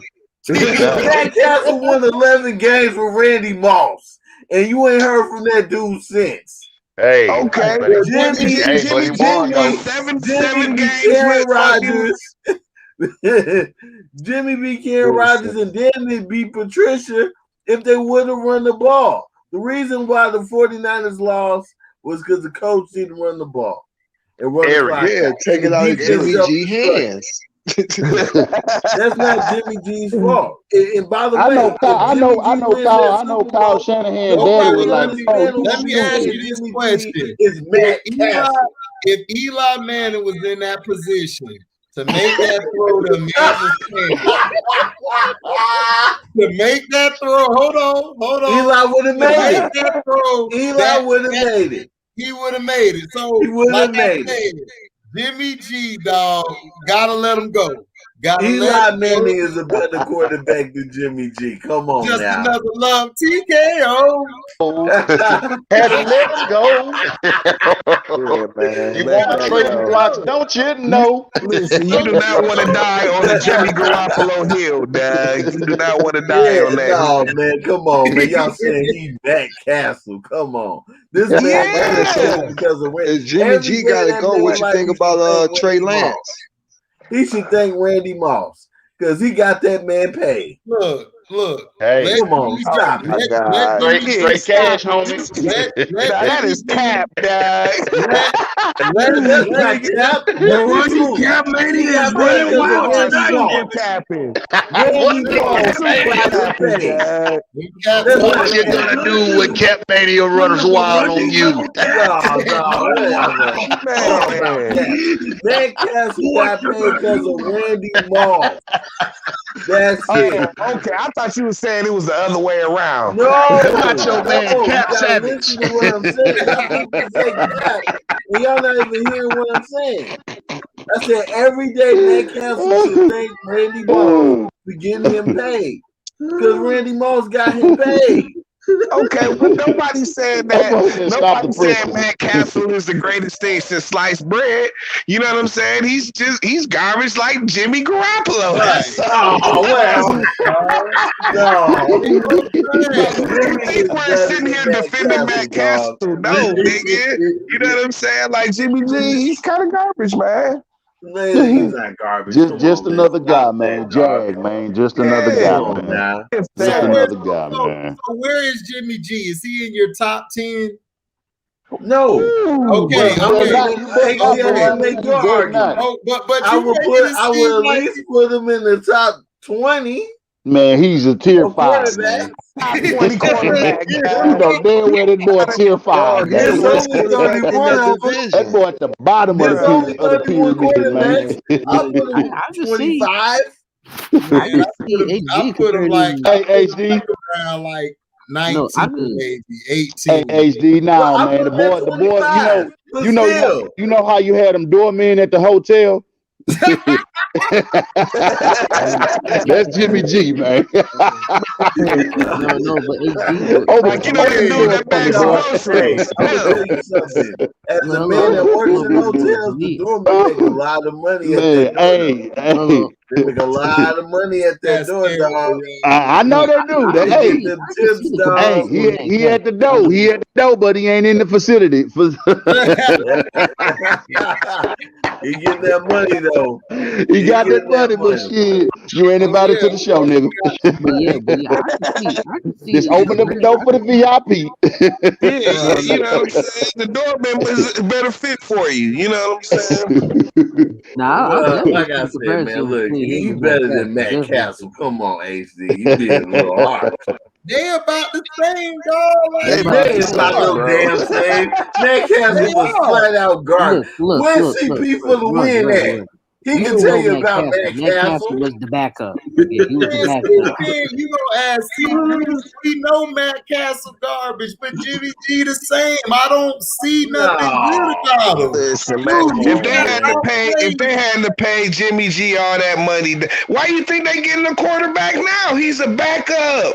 He's a backup. I mean, it was like the team, man. Just like them 7 games that he played, man. It was just overhyped, bro. It was overhyped, man. It's the same. They overhyped Matt Castle. He really got it. Hey, that white boy got the bag, though, man. I can't even lie. You know they gonna give him the bag. I got Trey Lance. Matt Liner to Jimmy G. I mean, I take Jimmy G. Jimmy G over and Matt Liner. They both trash. It's like which trash do you want or which is trash? I mean, look. Do you want this pile of shit or do you want this pile of shit that's on fire? They both know we had one player that was a bust. I mean, that's like you smoking a blunt. It's both Reggie. Like, which one you gonna smoke? Damn, they both bad. Damn, my Reggie's better, man. Right. Can't believe I said that quarterback was better than Reggie Bush. Man, no, you got the Reggie 2.5, man. Right. Reggie Bo. You want I didn't know. I didn't know. or I thought I the trust that Cisco quarterback. Red. Like it's like they both trash. It's like They both Another trash. fucking bum. Shit. Look, Yeah, I man. say Jimmy It's is crazy though, slightly bro. above average, but he's better. He is better than a lot of these guys out here. Especially he's better than Mitchell Trubisky. Oh He's yeah, better for than sure. a lot of these average ass everybody quarterbacks better out than here. Mitch Trubisky. I mean, Yeah, we all know Trubisky is trash. Come on, man. It was the Chicago hard hell time done, didn't know Trubisky was I'm trash. not even that big on football, but the hell done froze over because fucking the Bears and drafted a black quarterback, man. Yeah, Hell done there froze you over, go, bro. Nick. Hell done froze over. Hey, I'm proud of y'all. Hey, I'm it's proud been of y'all. freezing Chicago, man. Oh yeah, and your boy AG was like he ain't starting. You heard it here on the channel first. I'm gonna say it one more time. Phil will be week 1 starting. They selling y'all a pipe dream just like they sell Okay. them sorry ass Bulls. They sell y'all a pipe dream. Hey, so you been listening I say he'll start Willie Beeman. No, week 5 or week 6. Right. You can't start Willie Beeman Beeman, you can't start. over the Beeman. The man didn't know how to read a Oh, playbook. come on now. That dude is tougher than Willie Beeman, dog. He ain't throwing up in no huddle. Keep dreaming. Dreaming. All right, like I said, I'll see y'all in August. And I'm gonna come back on your channel and be like, what's happening with your I hope the brother start though. I hope the brother start though, I man. don't have a problem admitting if I'm wrong. I don't have that problem. If I'm wrong, I'm wrong. But today I'm right. They not starting that plan. I don't think we gonna start off top. I don't think we're gonna start off back though. It ain't gonna happen. Dude, there's a report saying he can't read a playbook. You really want to start a guy that can't read a What are you playbook? listening to talking about? He can't read a Are you kidding playbook. me? Are you kidding me? Man, what are you really talking want to start a guy that about? don't have no CP, playbook? I will take your money man can't read a gladly, dog. playbook. CP, I will gladly take your money, dog. I'll see you He gonna later. change the damn. Oh, he gonna change the damn plays in the huddle shit. So what are you talking about? You sitting up here listening to ESPN, these racist ass. Oh, I was listening to ESPN. They say he doesn't know how to read dog. Oh my God, he's not a smart quarterback. So you gonna listen? So you gonna start a kid that can't read playbook to do an orange head kid? Hold up. Let's go to the last team. We got to move on. The last team is the Seattle Seahawks. They only had 3 picks this year. Round 2, they got Dwayne Eskridge, receiver out of Western Michigan. Round 4, they got Trey Brown, a cornerback out of Oklahoma. And they got round 6, Stone Forsythe, offensive tackle out of Florida. So that's all they got. They're probably going to be getting everybody out undrafted. They're going to get them out of undrafted free That's agents. what they usually do anyway. I give him a D. I give him a D because they didn't steal his I give him a C. I like Trey Brown. Offensive line. Yeah, you need a whole line for that boy, man. Right, you should have got 3 to start it off. I had one sweet, man. Yeah, if you got 3 picks, I want to pick all 3 linemen. Listen, I can't feel sorry for Russell Wilson, man. He should have been forcing the issue to come to Chicago. Look, that offensive line is about to be out of time. You got there. You know, Russell Wilson gonna be running for his life. You know what I mean? Man, the Seahawks, as usual, it's like higher learning, run and run. You know what I'm saying? You see, they got the Gator, but they got it's gonna be high learning in Seattle. Run and run. Higher learning in Seattle. For real. You should. If I was Russell Wilson, I'd be like, dog, either give me an offensive line or I want out of here. He being too nice. He's like, well, you know, guys, if you can give me an offensive line, I'll take it. No, he should have been more demanding. You see, they drafted the offensive either trade me in Chicago or give me an offensive line. Now you in a high learning situation. Seattle's in trouble because for one, they lost their best cornerback, Shaquille. He's in Jacksonville. You lost your line, your front seven. I mean, those guys are old now. So to me, you should have been trying to trade to get up, but I guess they didn't have nothing. So now all you can do now is I think you gotta. It's gonna be tough, man. Seattle, I just don't see it. Like they're gonna be in purgatory. Right. Like you go to the undrafted free agents, then you go to regular free agency. I mean, who you gonna add? Like you got a lot of holes to fill, and then not only that, your running backs they get hurt all the time. Your running back exactly. So I don't know, dog. Like this is a perfect opportunity for the Cardinals to sneak one, or the what's the other team? 49ers. The Niners can sneak one if everybody's healthy. Yep. So I mean, but that's the key. Everybody they messed their team up when they traded for Jamal Adams. They really did not need him. Right, exactly. I wouldn't trade a first round pick for no safety. No, I'm not trading no first round pick. I'm like, nah, bro. Hey, Jamal Adams fit perfect with them though. Yeah, but they don't got nobody, Q. He gonna be looking good, but damn, they ain't giving up so many damn running. It's like, man, I wish I could have 1,000 tackles, but they're gonna be that bread. They gonna have 1,000 tackles, but them niggas gonna be 4 and 12. Yeah, I want to see the better jelly sandwich. I got no jelly. You still got Russell Wilson, who's a top 5 QB. I mean, they're gonna win some close games, dog. I can't go against Russ, but I see either 8-8 or 7-9. Damn, their problem was last year they let Aaron Donald just run through the middle of the line. Well, I forgot it's 17 games now. Damn. Yeah, 17 games now. Yeah. Yeah, because they don't got no D though, man. I just don't trust their defense. I mean, but you can't count them out though. Like you can't. I ain't counting them out. I ain't counting them out, HD. I just don't expect them to go far though if they do get in the playoffs. Right. Yeah, they'll be one and done. Yeah, that's what I'm saying. Done, yeah. That's fucked up. So what's the next division we gonna do? HD? Hold on, what did we do? We did the North. Yeah, my Bears did great. The NFC North. We did the NFC West.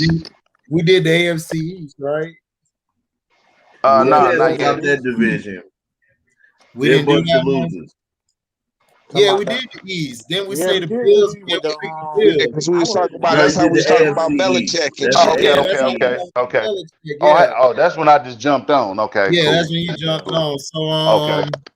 And we don't need to do the NFC East because they're irrelevant. Yeah, we'll do that. We'll do the NFC we'll do the NFC East. Okay. They're relevant. Talking about because we did the North, the West, and then we'll do the East, and then we'll go South. Yeah. You already know about the South. So let's go to the Cowgirls. You know about the dirty Man, hold up. Let's get the Cowgirls out of the way. Fat Pat, Rick Shop, stand up, baby.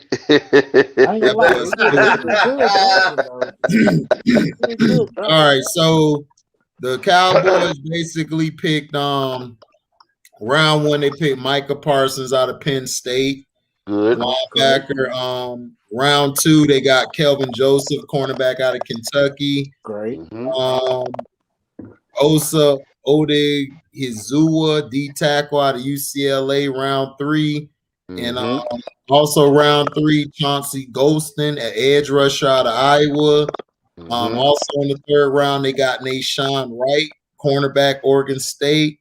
Round 4, they got Real Cox, linebacker, LSU. Great. Yep. Good.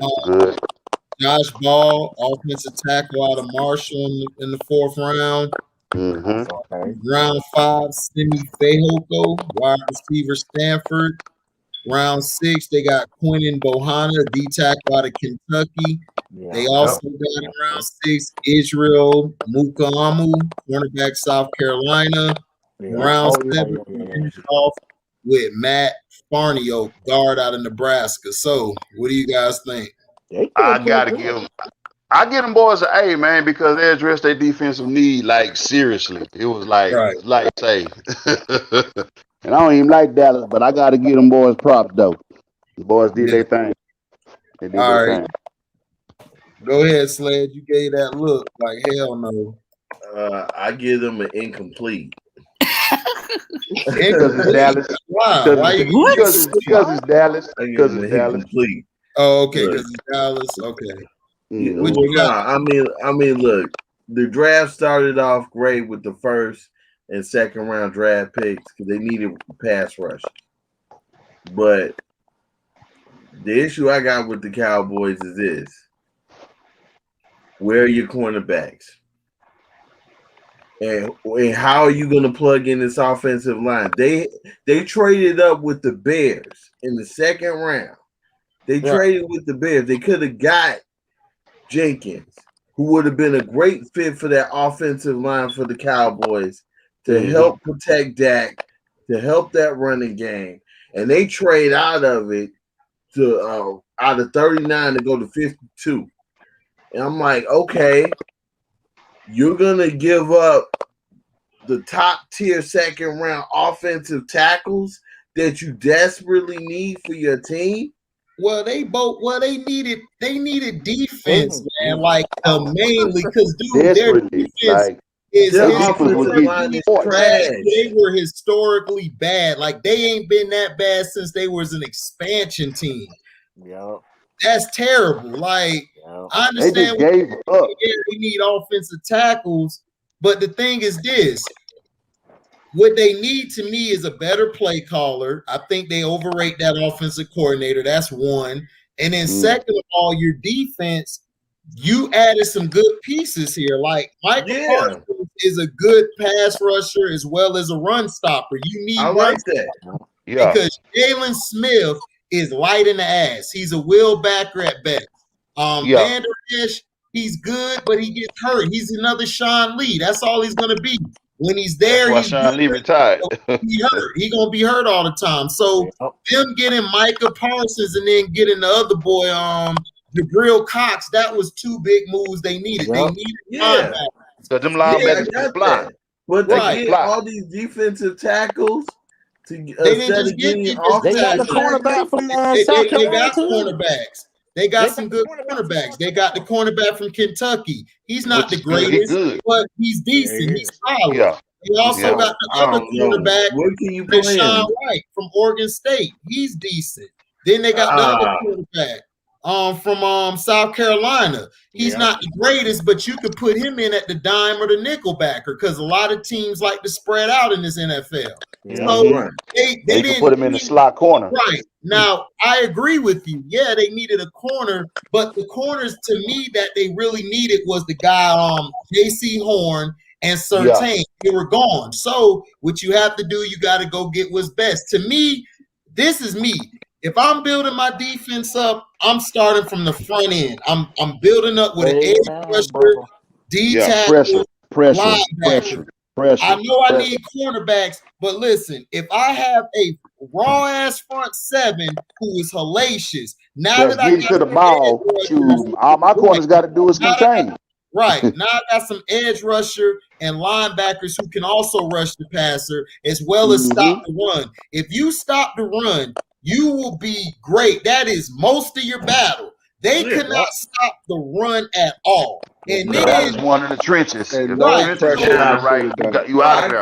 I agree with you on that. On that front, I like the linebacking core. The linebacking core got better. We'll see what those defensive tackles do. But when I look at the rest of the NFC East, it's gonna be tough sledding. The Eagles got better and more explosive on offense, and so have the Giants. So I mean. I see what you're saying, Burundi. But the question now, though, Burundi, can old Danny Dimes do it though? I see what you're saying, but the Cowboys, there's no standout right now. There's no standout quarterback in the NFC East. Right. So right now is the best. They got to keep him upright. That's why I say they should have got at least one legitimate tackle in that draft. in a deep draft that has nothing but offensive tackles. The second and third round and the fourth, you had a plethora of tackles you could have chosen from or guards that could help you. That's true. Because look, when that goes down, the Cowboys were done in a mediocre division. Yeah. So And my the division they top could have won. priority after giving him all that money, after paying Dak, my Address the thinking front is line. I gotta protect this man. Because with Dak, I don't care if I got an average ass defense. We got a shot to win the division. Yeah, even but with an average defense. Their offense is always going 3 and out. So to me, what I would do is build my defense. If I make my defense good to stop them, and then all of a sudden they could get hot. All they got to do is run the ball and everything. That's what helps a bad offensive line, running the ball, coming up with new schemes. Yeah, and but then I think they can pick. when you have they can pick up a tackle in free agency though. Right, they're gonna go for a tackle and all them guys to build. The thing is, the Dallas problem is this: Dallas got away from what made them great 2-3 years ago. Run the damn ball, and then their defense. If they get their front seven on point, I'm telling you, if this front seven, if Dan Quinn or whatever, if he lets them loose and let them do what they do, don't give them too much to learn, don't give them too much of these plays. Let them defense simple because he's gonna run a basic 4-3. Like, right, you run a basic 4-3 and attack 4-3, blitz those guys, create havoc. You will be fine. That's the thing with Dallas. That was their problem last year. They tried to run a 3-4 in sort of a 4-3 look, which that was that Mike Nolan. That was that Mike Nolan defense. It was just too confusing, and they gave up. They like, no, I don't know. I don't want to run right. So what this defense needs to do is they need to force turnovers. If they force turnovers, they'll be fine. Because look, I don't trust their offense. I think their offense is going to be the same as Ben. They're going to be 3 and out. Dak gonna get behind and come back and everything. If your defense at least can get like 3-4 stops in between that inept offense, you'll be fine, because the East is that weak. Like nobody really stands out. The football team, they just added to their strength. They should have went and got a quarterback. I don't know why they didn't get one. So they got moved back to the pack. Now the Eagles, you're right. I agree. They have gotten better. You got Devontae Smith and others. We're going to go to them next. But Jalen Hurts, all Jalen Hurts got to do is get hot, and they can win the division. All he got to do is just keep it simple. Right. Yeah. And then Giants, you're right, B. You're right. Keep it simple. Run the damn football. Bam. That's it. Right. And then the Giants, Danny Dimes, like all they got to do is if they can run the ball and not stay consistent. Don't turn the ball over. Right. Is hold on to the ball. Don't turn it over. Ball control. The Giants could be tough. So to me, this division gonna be trash again. That's how I look. I think it's gonna be trash again. I'm gonna say it's Dallas. I'm gonna say it's Dallas and Philadelphia's to win. Nah, I got Philadelphia and the Giants. I think the Giants. I don't know about the Giants though. That is my opinion. I don't know about the Giants. I got Washington and the Giants. You trusting old Fitz Magic? No, I don't trust that. I don't trust that. Got beautiful. I trust him week 1 through 4. After 4, no. Right. I trust after 4. So Eagles and Giants it look like then. I keep forgetting they got Fitz tragic. Yeah, Fitz tragic. Yeah. I see the Giants are creeping. They made some good tries. Because you got to think about this too. Philly defense, all their players was hurt last year, along with and they coming back strong. Yeah, so they gonna come back with a vengeance. They rebuilding still. They just fired their coach. I wouldn't say rebuilding, my brother. They not rebuilding. They retool. They retool. Because Jalen is a winner though. Jalen gonna will them boys to win though, bro. He's Rob B, what you think about Dallas draft? I think to me it's a smoke screen. They are rebuilding. Okay. So I mean, like I see what Bronny was saying is incomplete. You ain't gonna be able to complete all your needs throughout the draft. It's gonna take about a couple years before they become a full team. Right. Right. So so this year they focus on defense. Next year they probably focus on the offensive line. Right. Yeah. Right. I just feel sorry for that because it's gonna be high learning experience, baby. Run. Look, I don't feel sorry for none of these people. They got money, so what he got to do, he got that nice contract, so he good. What he got to do is check down, and he got to learn how to progress through his reads, and he got to get the ball out quicker. That's all you can do. Progress when give it to old Elliott flashing in your face. Well, yeah, I mean that's true, but I mean his offensive line. Look, they're not that bad. Dak got hurt off a freakish injury that rarely happens. He got hurt. I don't see him getting hurt again like that. I don't see him getting hurt. From his body of work, even college, Dak has been very durable and very tough. He got hurt. He'll be back better. To me, I think this year what they need to focus on is getting Zeke and Pollard the ball. And I think they need to get another running back in free agency. I would run 3 deep running backs. And I don't know why nobody wants to do this anymore because the Giants were very successful back in the day doing it. And the Philadelphia Eagles, who just won the Super Bowl 4 or 5 years ago, they did it as well. So ain't nothing wrong with a three-headed monster. Nothing wrong with a three-headed monster. There's nothing wrong. I would get an extra running back and I would open up the waggle more. I would open up the play action. I would get CeeDee Lamb 101 coverage. I would get Michael going deep, running hitches. I would let Amari Cooper gonna be ussy. He gonna be soft. So I would give him the ball as much as I can when he's on. When he's not on, I'm looking for the tight ends because last year they got another tight end. They found Schultz. You didn't even think Schultz. I knew Schultz was balling out. So now you got him with Jarwin in the red zone. You got 2 tight ends. You got enough things to get this done offensively. What helps a poor offensive line?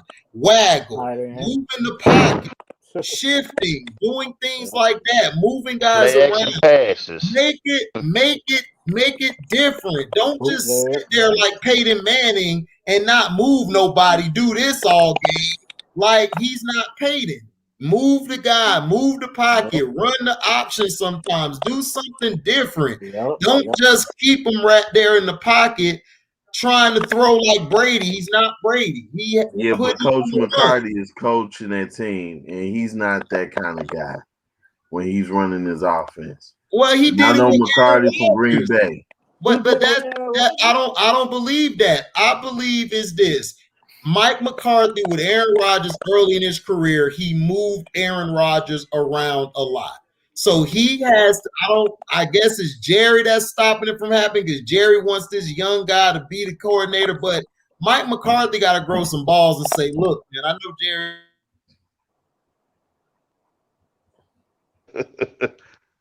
You're going to get mad, whatever. That's the only way your team is going to be effective. And that's the problem with Dallas is Dallas just they running these elementary plays.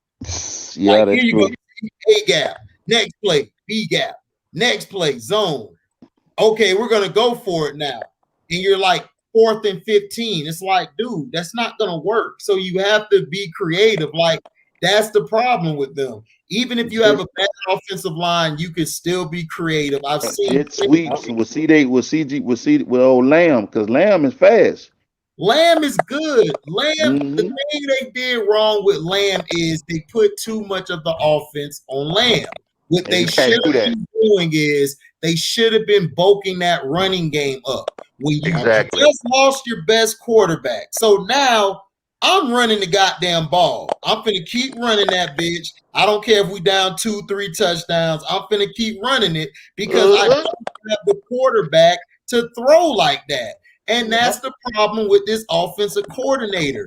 He's not smart like that. And I get tired of this. This is why Jerry loses. He always hires these buddies or his homeboys that coach or offensive coordinator. And that's the problem. That's on the game. Exactly. And Mike McCarthy, I can't really get on him because This is a track record with the person who's been in charge, Jerry. He's the problem. But he knew that when he interviewed. Jerry got to get out his own way. Right. He knew that when he interviewed with the Cowboys, what time it was. It ain't macaroni time. You know what I'm saying? So you're right. You already knew when you signed that contract. Anything. It's the Dallas Jerry's. But he gave him control though. It's the Dallas Jerry's. It ain't no control. That's smoke and mirrors. Yep. Jerry is always in control. Always. Jerry is his worst enemy. They could have went to a Super Bowl. Exactly. Jerry is the final say. I believe Steven and the other guy, McClay, they come up with the draft board and they pick the guys, but Jerry has to give the final say to if he wants it or not. Because if Jerry did, Jerry would have chose Manziel that year and then Paxton Lynch. He wasn't even finna get that. That's why I tell Dallas fans, like, dude, y'all dumb. Like, y'all wasn't even finna get that. Y'all would have been trash anyway because Paxton Lynch wasn't gonna do nothing. Y'all were gonna get Paxton Lynch. Because Jerry Manziel can't read the defense to save his life. Exactly. Paxton Lynch is so trash. I don't know why everybody likes and see, as young, that's a quarterback that can't read an offense. Not at all. At all, bro. He was just relying on his athleticism. That was it. Exactly. Right. Yeah, Outlaw Zeke don't know. I'm telling you, Dak he put all them guys in position. When he got hurt, Zeke over here by the offensive lineman, like, hey, what's the play? Offensive lineman, I'm dead. I'm not even joking. Look at Zeke was like, know the play either. You ready to play. So now he got Dak, man. Hey man, run through the 4-hole, man. No, exactly. I'm not saying Dak is the greatest QB in the world. He's not. He's a good quarterback. That's why I tried to tell Dallas fans he's not. He's tier 2. I give him tier 2. He's tier 2. The problem with Dak is you have to run the ball, and you have to ball control in order for Dak to make him feel comfortable. It's the same thing. Carson Wentz's best season was what? That running game, ball control. I got to turn the game down to make him feel. Same with Joe Wacko. We got right. Ray Rice. Ray Rice that whole season. They had Ray Rice and them boys, man. Eli Manning had Brandon Jacobs, Dedrick Ward, Ahmad Bradshaw, and then Bradshaw. Right. In the second Super Bowl, they lost Dedrick Ward. Brandon Jacobs and Ahmad Bradshaw was hurt a little bit that year, but when he got back in the lineup, that's when Deja Blue happened again. They went on that. They used to call him what? Earth, Wind, and Fire? Right. They call him Earth, Wind, and Fire. That's what I'm saying. If Eli Manning, if you utilize the running game for him, he will win the game. Just like that can win games. If you run the ball, you got two good backs. You got Zeke, you got Pollard. Those are two solid backs. I would go get a third back to mix it up. But see, this offensive coordinator, like Sledge and everybody's saying, he's too pass happy. He wants to throw the damn ball. It's just like HD. If you look at the previous Super Bowls when Brady had won, shit, he had a running game. Exactly. His first had a running game. Even when they played Atlanta, running game.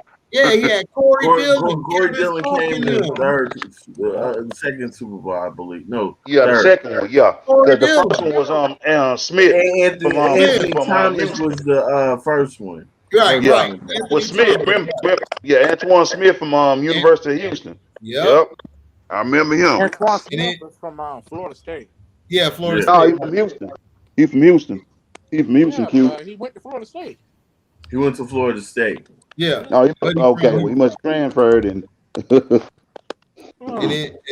and then you got, of course, you had Kevin Falk, who was coming out the backfield, catching.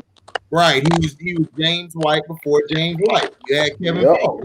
So that's what I'm saying. You have to have a running game to do what they have to do. Right, that's what I'm saying. Yeah, Val Outlaw, that's why he was missing Dak. That whole team missed. We saw when Dak went down, all them boys walked over there, they was crying. Yep. Because they knew. It just like this another one, HD, just like with John Elway. Hell, he had Terrell Davis.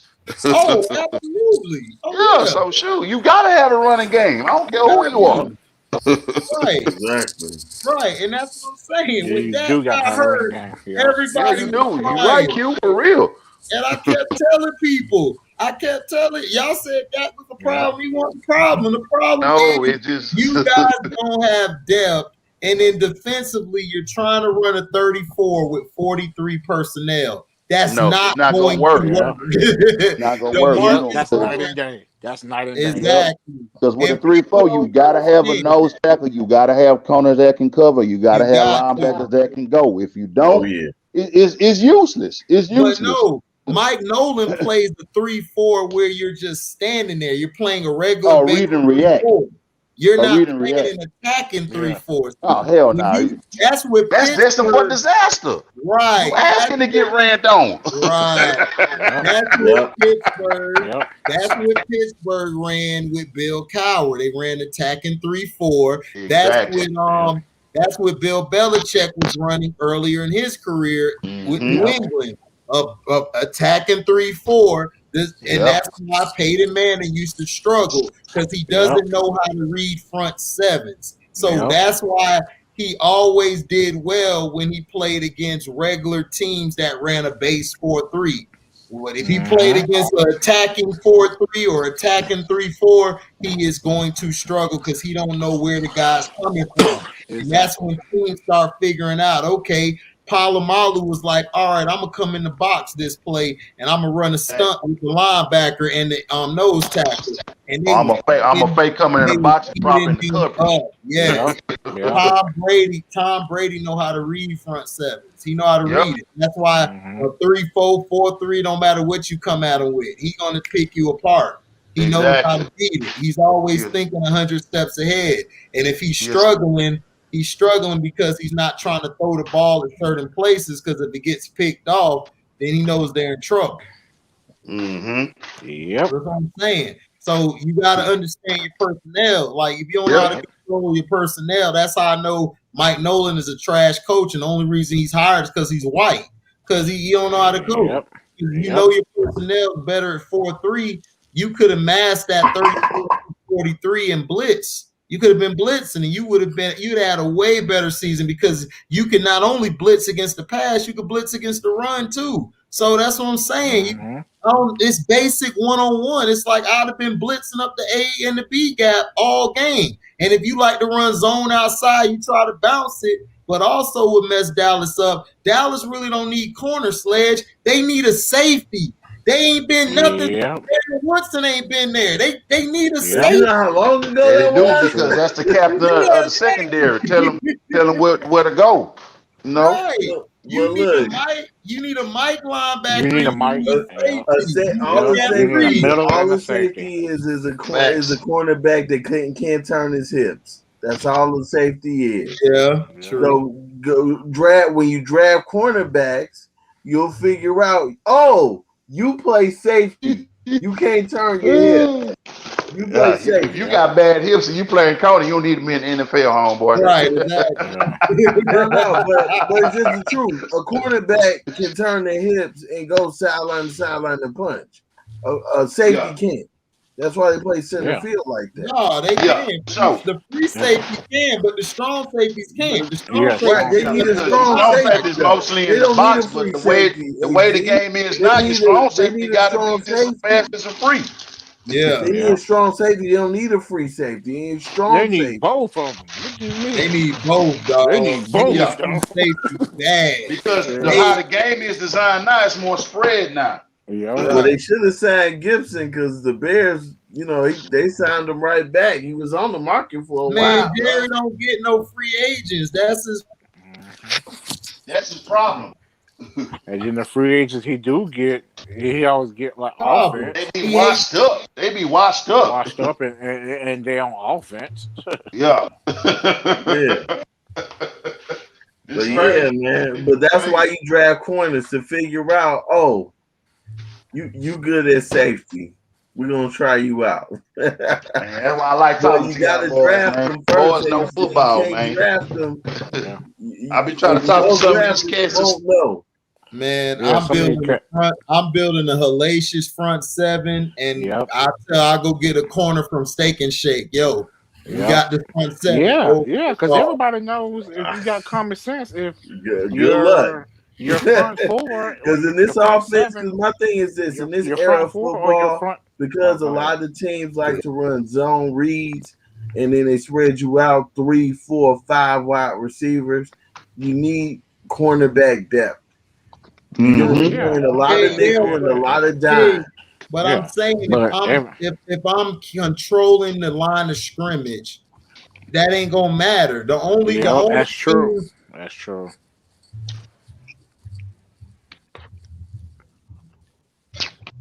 The only teams was the Seahawks. The Seahawks controlled the back end. They controlled the whole game. So it didn't matter when their front seven got to the quarterback because they had those 4 beasts back there. But other than that, if you look at the Ravens, McAllister and Starks weren't the greatest of all time. They weren't. You had Rod Woodson back there, and then you had a front seven that was football was different. That front seven was coming. Right. You had Ray Lewis, you had Jamie Sharper, you had Sam Adams and Sarah Gunther. So it didn't matter what you did. And then they lucked up in the draft when they got Ed Reed after they won the Super Bowl that following year.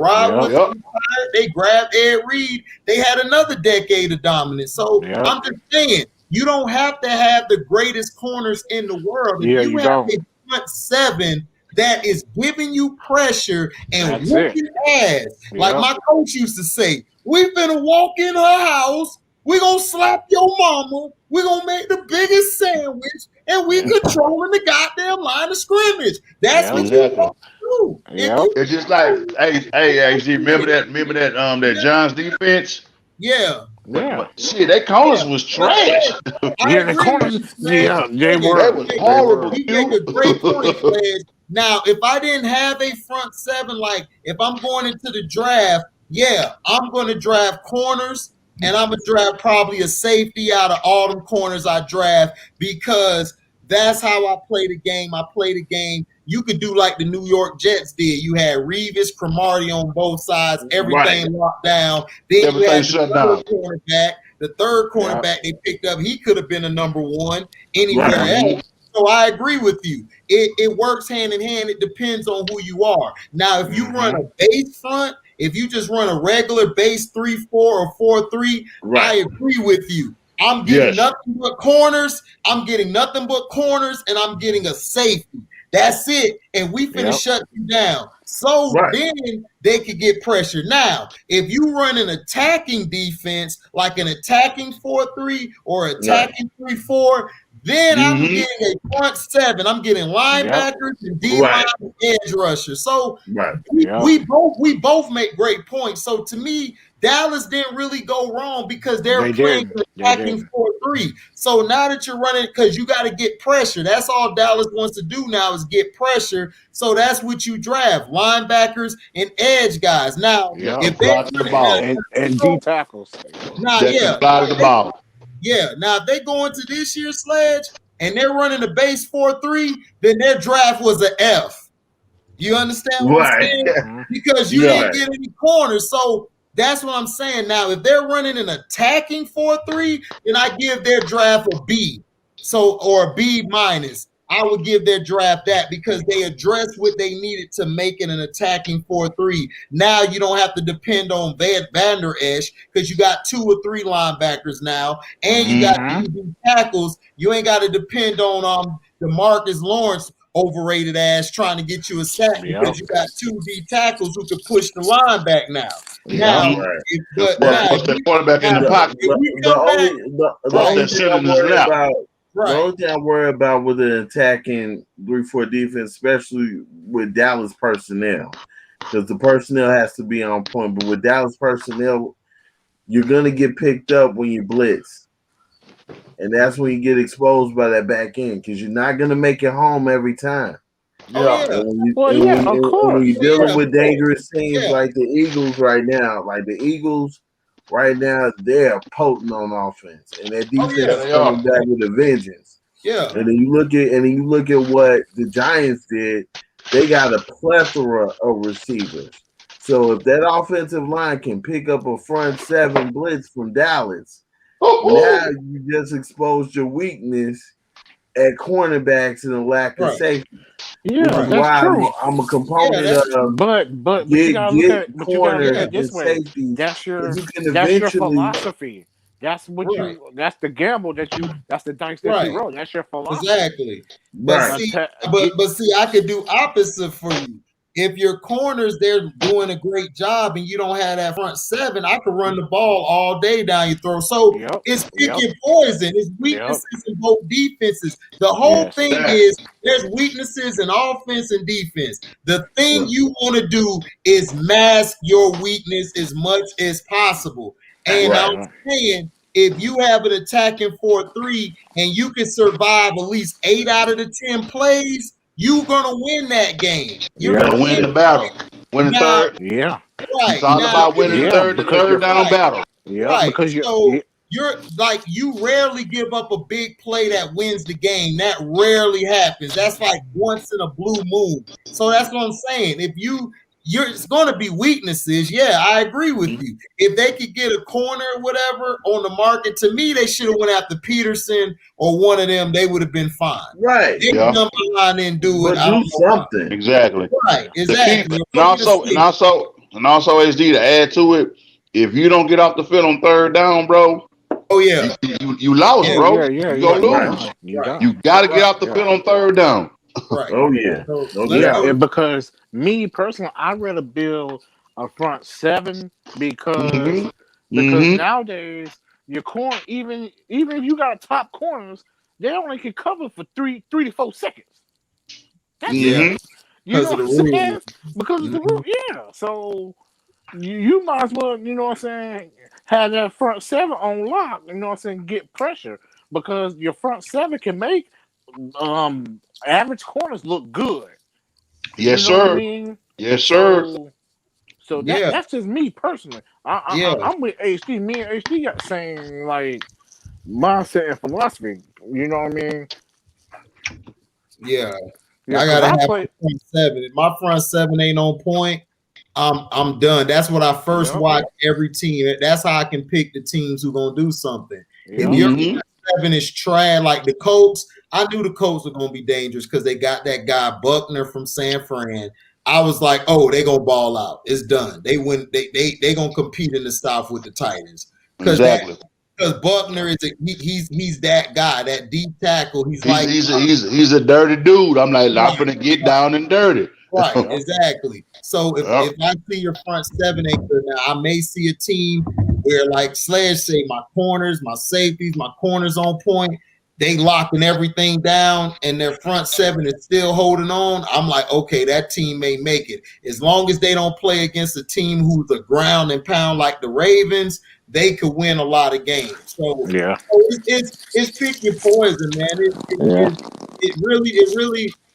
We all agree. Like, to me, I got him a B-. Sledge, you got an incomplete, and I feel you're incomplete. You're right. Yeah. Rob, like he said, he feels like a C or a D because he feel they're rebuilding. Everybody else is probably a C or D or a B. Like so. I gave him an A because for the simple fact they addressed their defensive. Andre said A because they're addressed. Yeah, that's why I was shocked. I was like, what? Yeah, he said A. He said A because they addressed their needs, which they needed to. Like offensively, what the problem? They put up that got hurt on a freakish play. I see if he was getting hurt, like him dropping in back the pocket or something. Yeah. But their offense really wasn't the problem like that last year. Their problem was they couldn't stop nothing. Like that's true. It was terrible. Like every week, I'm like, damn, they done gave up some more. Yeah. It be big plays too. 300 big plays on the first 2 quarters. Right.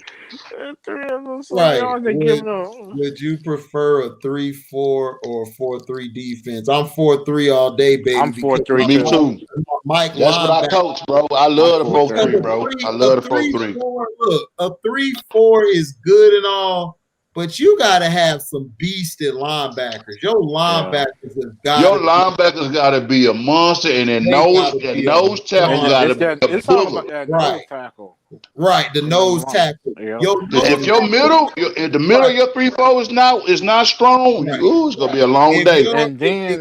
If your nose tackle got to be Vince Wilfork, it's not a lot of Wilforks I could find. So in a 43, I can make it if my front four ain't all that, because my linebackers are hellacious. They can fly over the top. They can get there. Then I got a safety who could be a slash on rover. He could and all I need my ends to do is just protect your edge. Right. Yeah. Protect your edge. And then not only that, I could drop my end sometimes and blitz my linebacker. Exactly. The same way. So, I mean, not to mention you could do stunts and twists, you know? Yeah. Well, Felton, there's nothing wrong with a 3-4. 3-4 is great, but it's like me, I'm a guy who like 4-3, man. I mean, 3-4 is straight, but you gotta have some. Dude, your linebackers have got to be hellacious, and they gotta have 8 linebackers. Right, 8 good linebackers. And then with the 3-4 is you like a lot of people play like two. It's like 2 gaps. Mm-hmm. You know what I'm saying? Like that 4-3. You know what I mean? You could play a single gap. You know what I mean? Like it's more 3-4 is more to me. A 3-4 is like more. It's to me it's more complicated to me. Yeah, I mean with the 3-4, it's more 3-4. The 3-4 is if you just look at most your 3-4s, it's a complicated defense because you got to have the right piece for your defense. You have the personnel for a 3-4. Yes, if you don't have the personnel, then you in trouble. Right, you in trouble. Right. The 3-4 was built for the pass. The 3-4 was made because of Lawrence Taylor, because he could be matched up on that running back outside. Exactly. And he could get a better rush off, and that's how he was able to like revolutionize. Like he was a stand-up end, basically. Lawrence was a stand-up end. So they basically would run him and rush him all the time, and they were like, "Oh, bump it." That's the 3-4. And then remember, you had Banks. Yep. You had Banks. I remember Banks. You had Harry Carson, I believe. I remember Carson. I mean, those linebackers were good too. Everybody was good at their job. That's old Bill Parcell, baby. Yeah. So that's what I'm saying. For me, I'll run the 4-3, man, because I love those 2 big ass tackles. I love they nasty, big. You gotta have some big snotties, man. You gotta have some big snotties, man. They like 4 meals from. They like 1 hamburger from being 500 pounds. I like them. But they can run. They can run like a 5 flat or a 4-8, and they that big. But excellent run stoppers. Excellent run stoppers. All belly, just all belly out, just titties hanging. They just come here. That's what I love. I miss that. You ain't running. Where you running to? Where you going? You know what I'm saying? I love my D lineman that's nasty and physical, bro. It's gonna be all day. So bring your lunch bill. That's right. Well, hey, AZ, I gotta go, man. Oh, you good? Good chatting. I gotta be at work. Yeah, but I'm back. All right. Yeah, you get you some rest. We gonna come back and see what happens. Oh yeah, baby. Man, so next time you come on here, B, you got to have your Fields jersey, man. Oh yeah, I'm getting my Fields jersey, baby. We gonna get one. Mitchell and Ness. Yeah. Mitchell. Oh no. Yes, baby.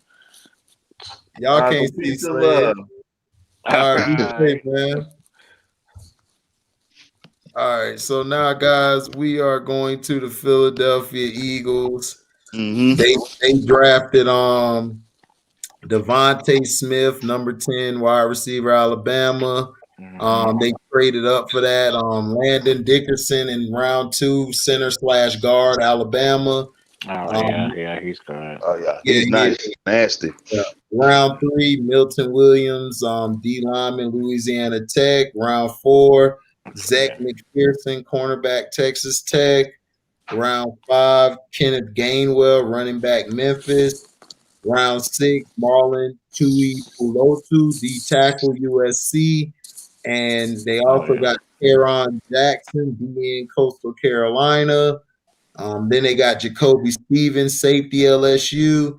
And round 7, they got Patrick Johnson. So, what do you guys give the Eagles? I'm gonna give them brothers an A, man. Good A. Give them an A. Give them an A. I give them a B minus. Yeah, B minus. Yeah. Rob B, what you got for him? Is he still on? Is he asleep? Yeah, he probably asleep. Mm-hmm. Yeah, he probably Chris, you know? Hey, what's up, HC? Hey, what's up, man? What you get the Eagles on for their draft? Their draft grade. Better than my Rams. I give them a C+. Oh, okay, man. Bet. I was saying C+ as well, man. Sterling, what you got? No, Sterling went. He probably out chilling. All right, so let's go to the Washington football team. That's a damn shame. They finally don't have a name, but they did good when they got rid of their name. For real. They should get stuck to the Redskins, man. Is that serious, HC, that they're close to getting Aaron Rodgers? Who? I saw a comment saying that they were close to getting Aaron Rodgers. I'm not sure. Oh, they said that about the Broncos, I think. Yeah, the Broncos, yeah. Yeah, but they got Teddy Bridge though, so yeah, that's insane. Honestly, I think Aaron Rodgers is gonna retire. That's fine. That's good in my book. Right. Washington football team, first round, they drafted Jamin Davis, Kentucky linebacker. Yeah, he good. Round 2, they got Samuel Cosme, offensive tackle, Texas. Yeah, he's straight.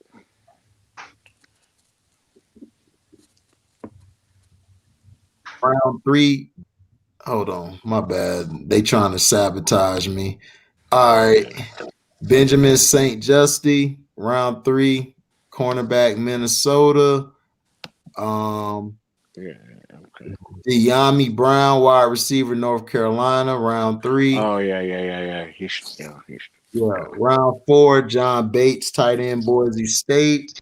Round 5, Derek Forrest, Cincinnati safety. Yeah. He's a steal. Yeah. Round 6, Cameron Cheeseman, LS Michigan, like a line, I guess a long snapper. Yeah, Michigan. Round 7, William Bradley King, edge rusher, Baylor. Shaka Tony, linebacker, Penn State. And Kansas City, round 7, Dax Milne, Brigham Young, or we call it BYU. Yeah. So what you got for him, Q? I give him a C. Okay. Yeah, same here. Chris, what you got? I actually gave him a B. I think they did really good. I think they're just really missing just a quarterback. Yeah. Really Yeah, they need a quarterback big time. What you got, AB? I got gave them a C. Oh, C. Okay. All right. Yeah, they need a quarterback. I don't know why. I don't know why they didn't address that. Man, they paid them the money, I guess. All right. Yeah, but Fitzpatrick's just a stopgap quarterback. He's not your future. Right. Exactly. And Fitzmagic, he only gonna give you what, 3 games? 4 games. I give him 4. We gonna give you 4. We gonna give you 4 Q after the 4. He gonna be woo. He gonna be like, damn, this nigga sorry. I say 3. I say 3. I say 3.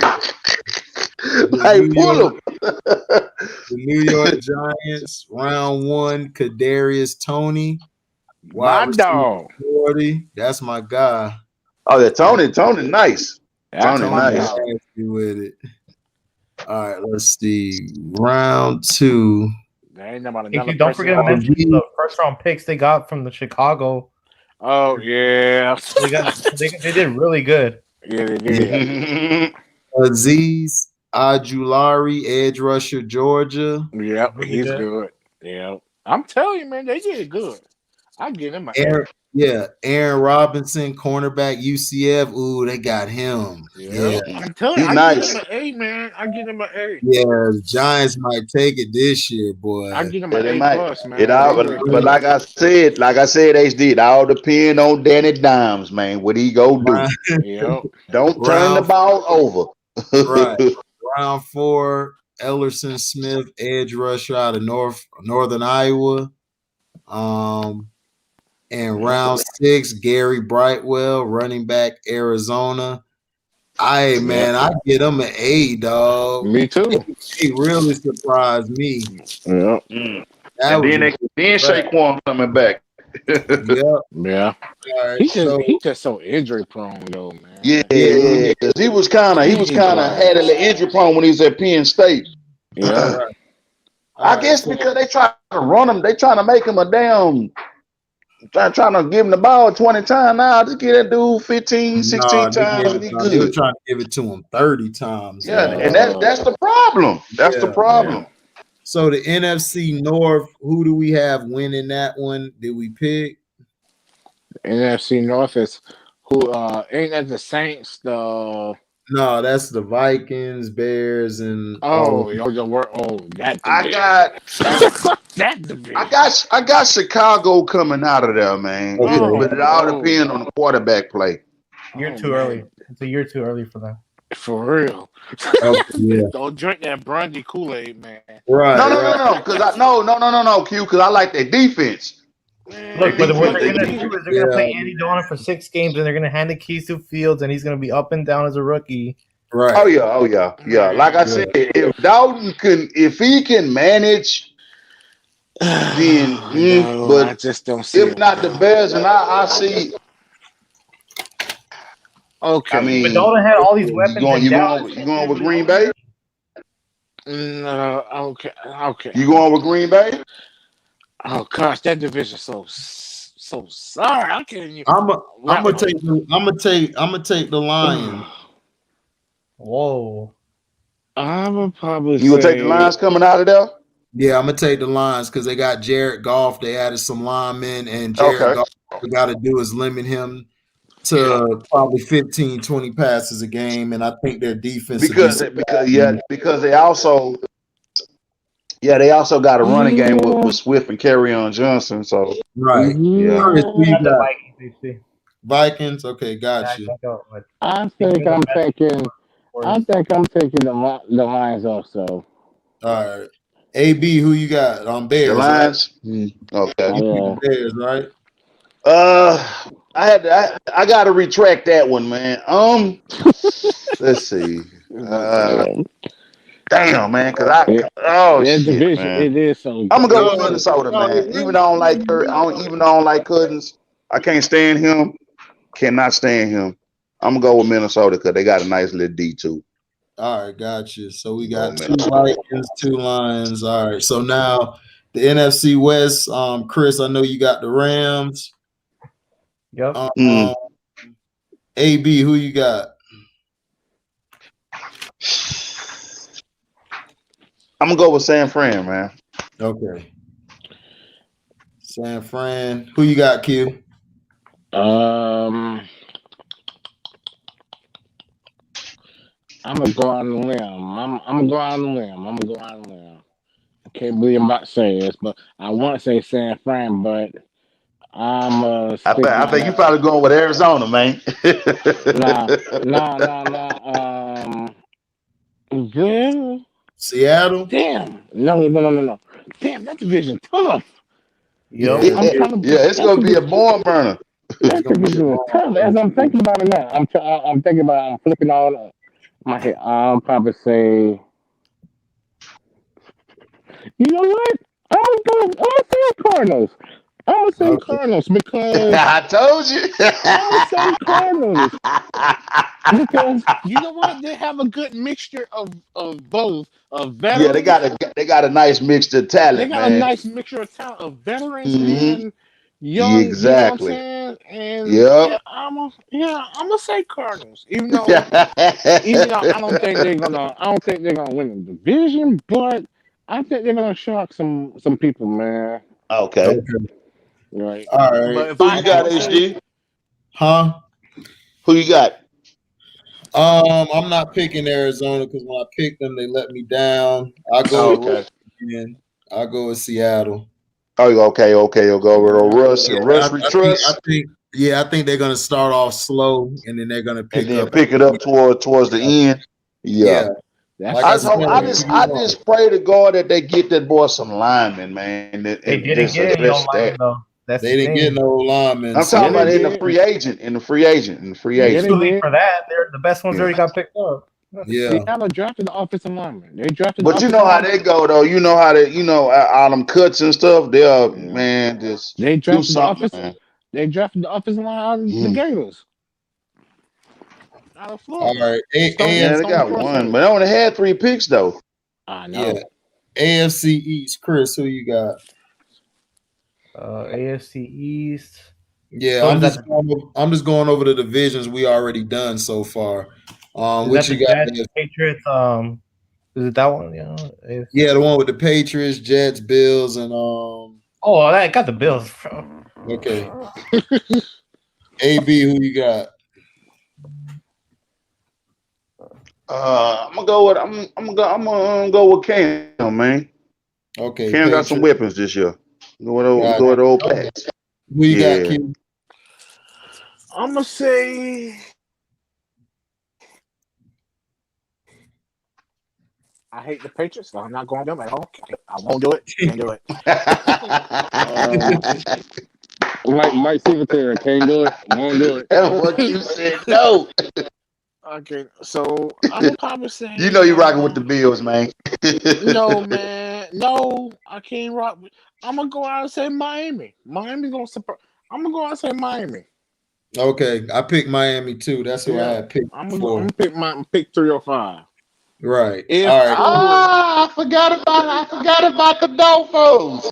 Yeah. I forgot about the Dolphins. Yeah, man. Okay, 305 in the building. Yeah, I think they did good in draft. If they win it, I'll be happy now because I cut for Miami, man. I cut for B Flow, man. B Flow nice, man. Good head coach. Chris, who you got? Y'all got some monsters, bro.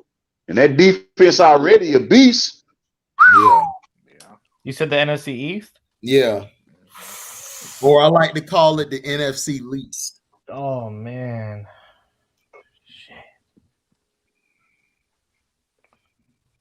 I want to say Cowboys. All I'll say, you going with the Bills.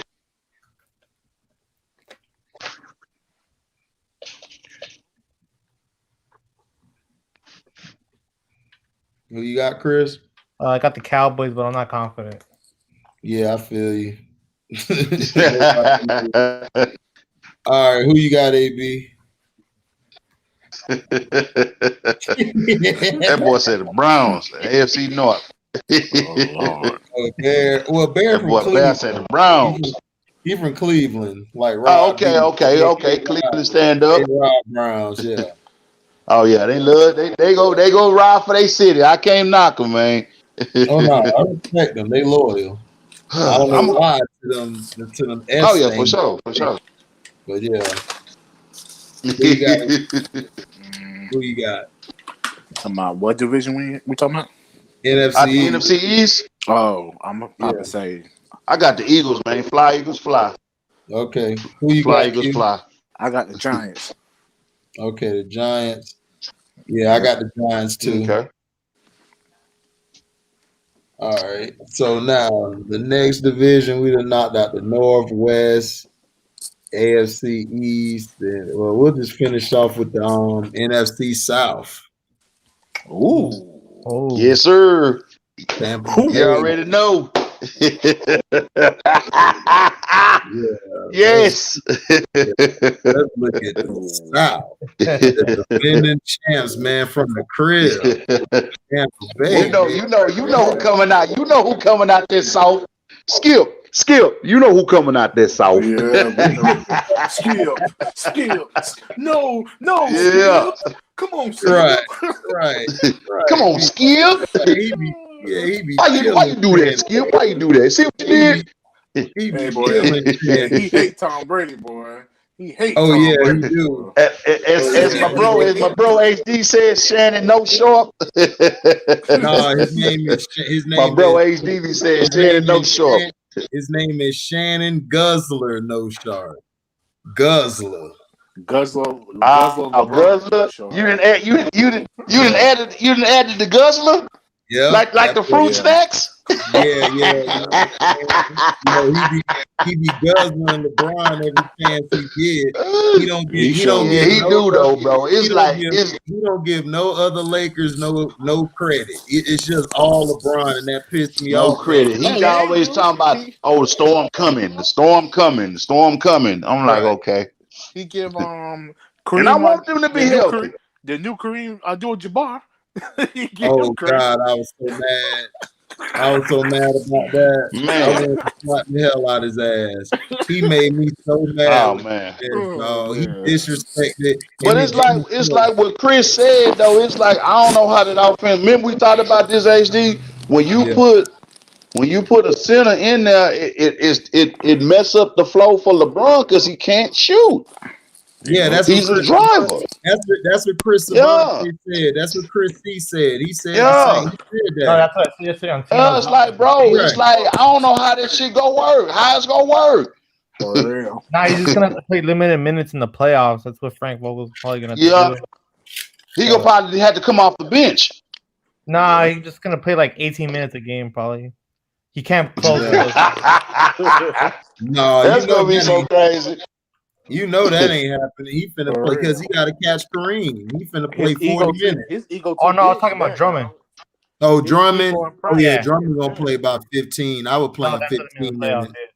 I was playing 15. About 15, 18, like Chris said. Hell yeah, that's what he's not that good, dog. I mean, all you need him for is to come in, rebound, and then go to the bench, move. Yeah, like a McGee. Yeah, like a McGee and a Howard. You know what I'm saying? Right. That's all you need him for. And then give Horton Tucker a little more minutes, and then that's what I'm disappointed. It's like you don't play. They don't play him a lot, man. You gotta play him a lot. Enough. They don't. Nah, it's like, damn, bro, stop caping for these other cats. KCP is not getting it done. He's not. He never has. Nah, in the playoffs, that's big. He came up big. That's the whole thing. It's like then they paid this nigga this money. It's like, bro, why y'all paid this boy this money and this dude is trash, dog? Because he in the LeBron agency. No, okay. Oh yeah, he would clutch. Yeah. Oh Lord, okay. All right. So Tampa Bay, they picked up Joe Tryon first round. Yes, sir. Washington. That was a great pickup. Yes, it was. QB Florida. Robert Beasley, O-lineman Notre Dame. Yep. They got some weapons. Texas. KJ Britt, linebacker Auburn. Chris. Yeah, that boy good. Yeah, he is. Chris Wilcox, cornerback BYU, and Grant Stewart, linebacker Houston. So yeah. They drafted 8. And HD, I'm just letting boys know I ain't been no bandwagon. I've been with Tampa since throughout the whole ordeal, man. When we was trash as hell. Actually, on the real, the Tampa Bay Buccaneers have the best chance of going back to back in like the last. I sure hope so, bro. That's the key. They're returning all 20. We got to stay healthy though. The main thing, you got to stay healthy. They're returning their whole squad. Like, yeah. see that. Bruce Yeah, Arians I said we going to get a draft for A, man, because no, they address their needs, they resign who they resign, and then they drafted for depth. But They I drafted for think depth. what they need to do is like like unsigned free agents. They need to get a receiver because Godwin they only signed him for 1 They year. drafted 2 receivers though. Oh yeah, they did. Oh yeah, they Yeah. did. Because remember, we still got Scotty Miller, we still got Johnson, we still, and you know what I'm saying. So we still got them. That little white boy can fly though. Number Man, 10. I told you that white boy was That little nice. white boy can fly, I bro. told I'm you talking that about he white run like boy a nice. 4.3. He can fly. Yeah, they And he got underestimate him. hands. And he got hands. Only thing about Godwin, sometimes he be dropping easy bombs. I be like, come on, G, you tripping. Yeah, I told you. Hey, did they re-sign OJ Howard? Because he need to go. No, Remember OJ got hurt last year. He tore his Achilles. He stay hurt though. Yeah. But when he on the field cue, the nigga's good, bro. Man, I know, but he glass, man. Yeah. Hey, is Rob Gronkowski still on the team though? Like, did he sign a 2-year deal or who that? Who, OJ? No, Gronkowski. Yeah, Gronk signed for 1 year. Yeah. So he ain't going nowhere. Yeah, him and AB signed for 1 year.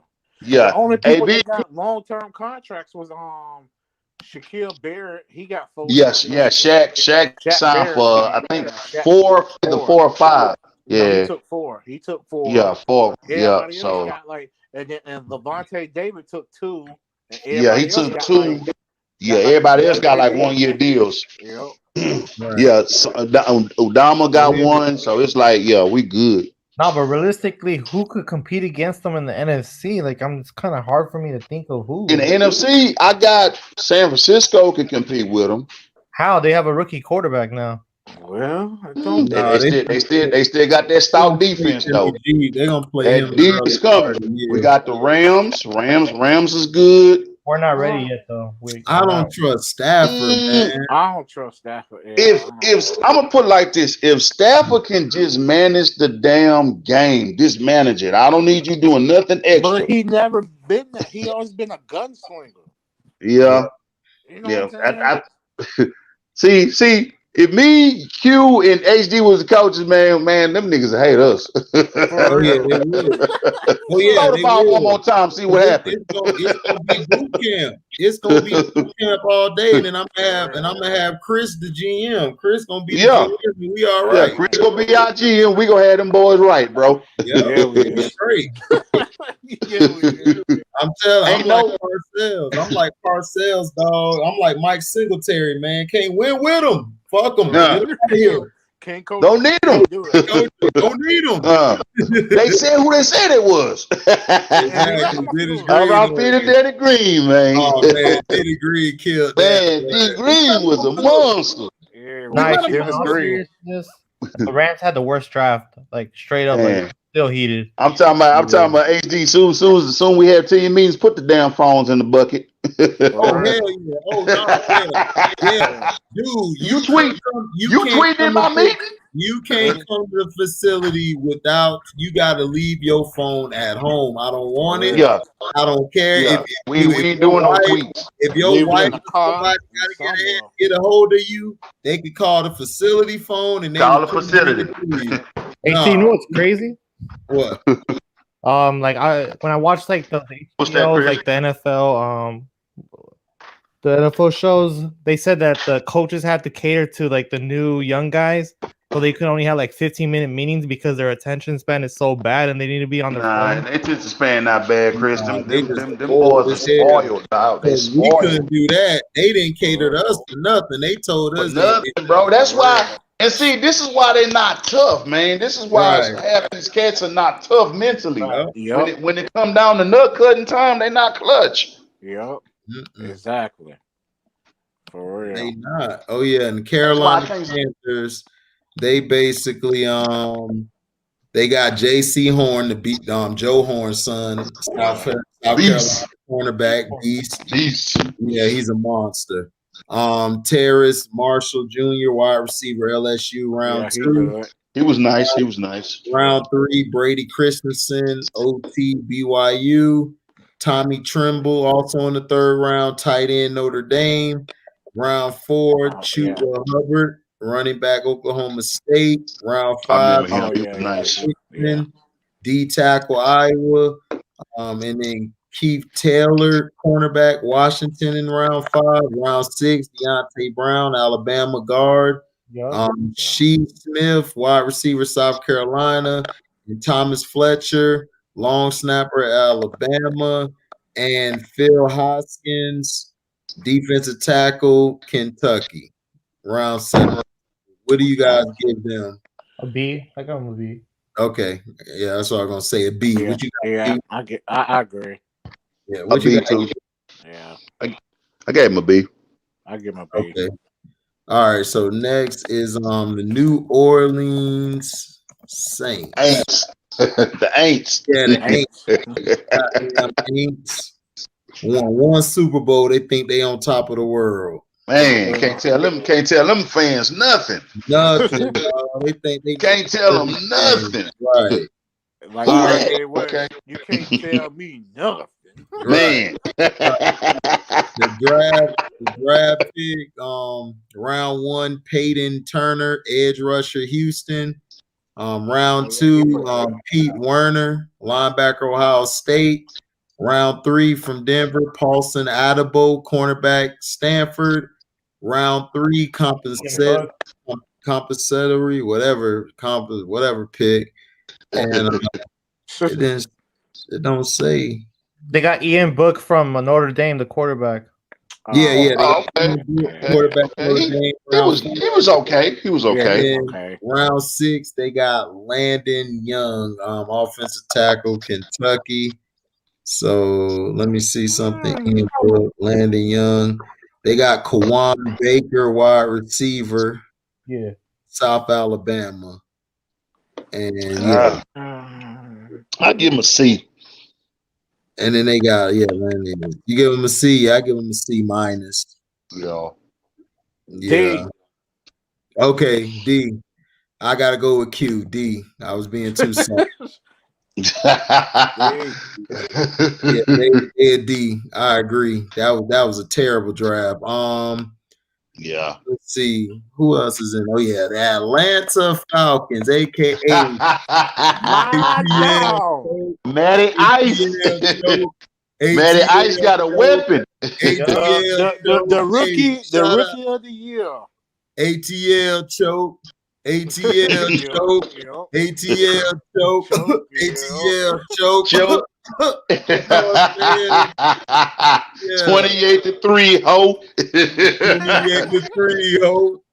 You had the lead, bro. You had the lead, bro. Oh no, bro. You know we silly, dog. Oh yeah. People gonna replay this like these guys they gonna be like 8 hours. Like, yeah, this is real. We got Kyle Pitts, tight end. Shout out to my dog Q. His boy went number 4 overall. That boy's a monster. Yeah, Richie Grant, safety, UCF. Jalen Mayfield. Yeah, Jalen Mayfield, offensive tackle / guard, Michigan, round 3. Round 4, Darren Hall, back, San Diego State. Round 4, they got Drew Dalman, center, Stanford. Round 5, they got Taquan Graham, defensive tackle.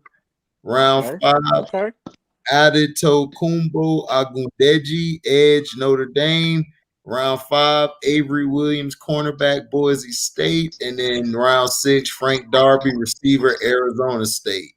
Oh, yeah. I know that. So, Chris, what do you give them, my G? I give them a B+. They're going to score like 40 points a game, but they're going to lose by like 48. Okay. I like that. I told you I like Chris about Chris be real with it. Go ahead, keep. Real. Him. I give him a B. I agree. A B. What you give him, Andre? I'll give him a B. I'll give him a B+. I'm gonna give them a C- or D+. And because they still gotta answer that question, how long are you going to go without a QB in waiting? Matt Ryan ain't getting younger. I mean, that's cool, you pieces, but you still ain't getting no quarterback like to back him up. I'm sorry, I don't like it. I think it's a C-. I think they didn't address that because if Matt Ryan get hurt next year, then who you gonna go to? Matt Schaub? I'm gonna tell you.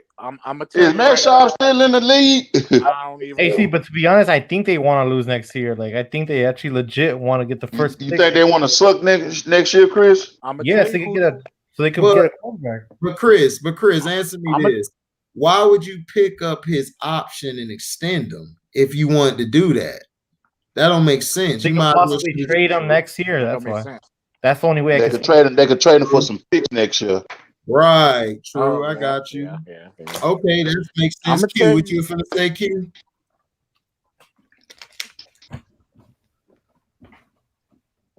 What you say, Q? Who they gonna draft? If they get who they gonna get next year? If they fail this year and get a high draft pick, they gonna get that quarterback out of Oklahoma. That mulatto. Oh yeah. Oh, that boy, that nice, man. That boy, that nice. He's freaking nice. Yeah, Rattler. Yeah, Rattler. Shoot. I know. I know about him because he torched my Florida team for damn near 600 yards. Yeah, he did. That boy nice. And he wasn't nothing but a sophomore. Okay. All right, man. All right. So who do we got winning the NFC South? Tampa. All right. Of course. Take T-Bay all the way. Of course. We said Tampa Bay. ABQ, Chris C, and HD all pick Tampa Bay. All right. Let's see. AFC North. Ravenburger. This is going Allegedly. Hey man, allegedly he been cured now, man. He done sitting in the hypnotist, man. He cured now. Allegedly. Right. Yeah. He knows the color of the girl panties. Man, you going to hell, AB.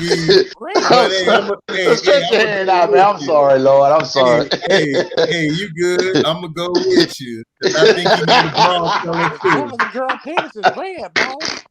Right. All right. So the Pittsburgh Steelers, they pick Najee Harris, which I thought was a good pick, round 1, running back, Alabama. Boy, that's a monster. He is a monster. 2, Pat Freiermuth, tight end, Penn State.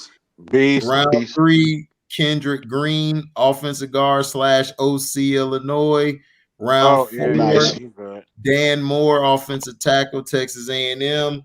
Round 4, Buddy Johnson, linebacker out of Texas A&M. Round 5, Isaiah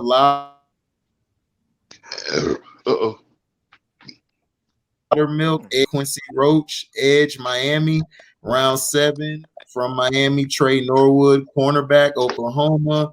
Round 7, Presley Harvin III, punter, Georgia Tech. So what do we give Steelers a grade? Chris C, what do you give them? I give them an A. Okay, bet. Me too. What do you give them? Me too. I give them an A+. They give I give them an A. The only thing they need to address, they need to get them a quarterback. Yep. I gave him an A. Yeah, I got an A too. Because don't they got Dwayne Haskins and he's sitting there waiting. Okay, so we all give them an A. That was a great draft by them, man. That's probably the best draft I've seen. Right, like top to bottom. Like usually, because they don't got Bud Dupree no more, huh? No, I think they let Bud. I think they let Damn, man, I liked the Bud, man. Yeah, but I mean, but you know they finna pay that white boy, little TJ, but TJ nice though. TJ nice, yeah, he nice. We got the Baltimore Ravens. The Ravens. All right, so we got Rashad Bateman, Minnesota wide receiver. That boy fast. I'm telling that boy. Oh, he can. That's the one that can fly, huh? Yeah. Okay. And then they got round 1 as well. They got Jason Owe, edge out of Penn State. He was pretty decent. They got Ben Cleveland, offensive guard, Georgia, round 3. Round 3, they got Brandon Stevens, DB, SMU. Then they got Tylen Wallace, receiver, Oklahoma State, round 4. Round 5, they got Sean Wade, defensive back, Ohio State. Dalen Hayes, round 5, edge rusher, Notre Dame. And they got Ben Mason, fullback, Michigan. And that's round 5. And then round 6, they had hold on. Did I say Dalen Hayes? Already Ben Mason, Dalen Hayes, Sean Wade, DB, Tylen Wallace, Brandon Stevens. Sean Wade was a steal. Yeah, that was a big steal. So what do we got for him? What do we give him? I give him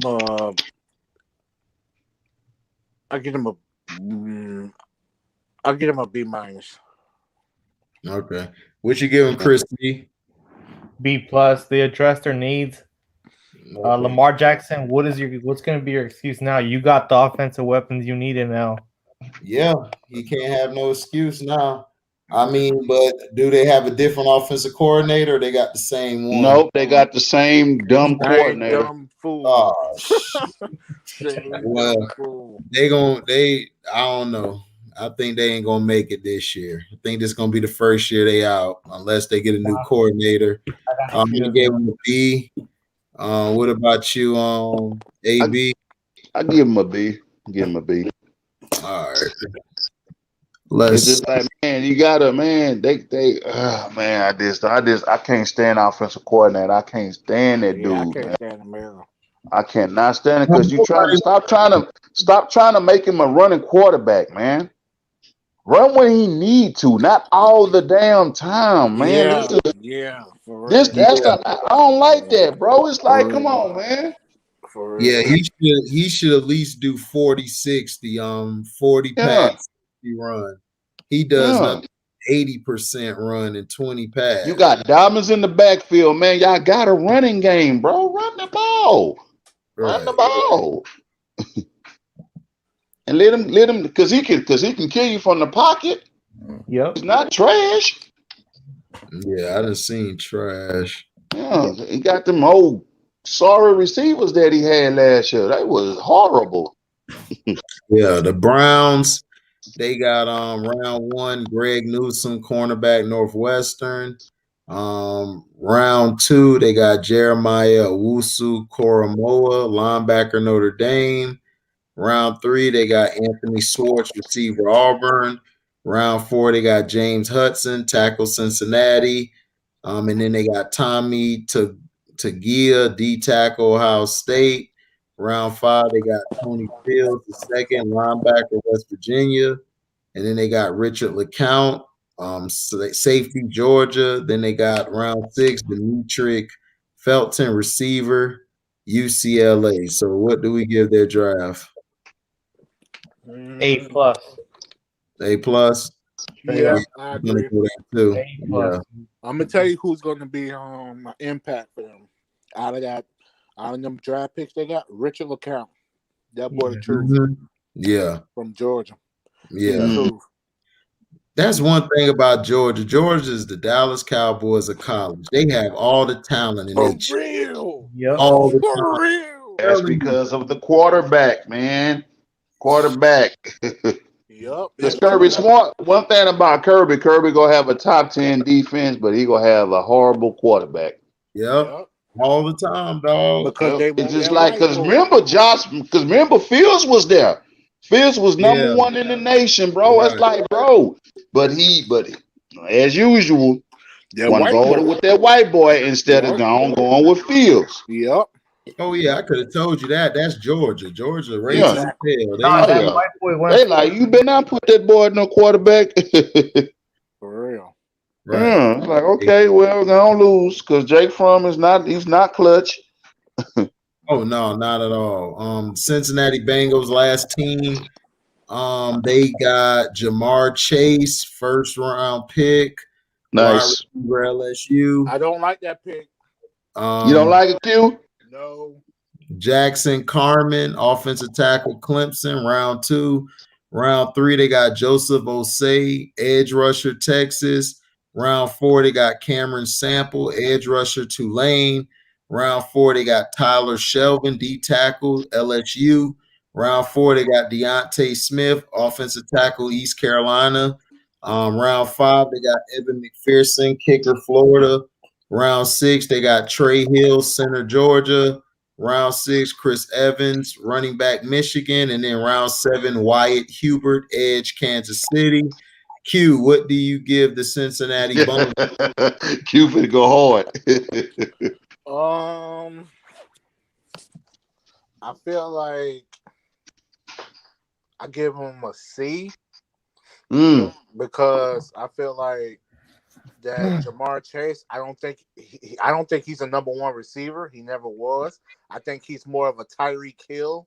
He's more of a slot receiver, and then you on number 1. Yeah, I feel like the only reason why they did that because him and Joe Burrow, right? Him and Joe Burrow.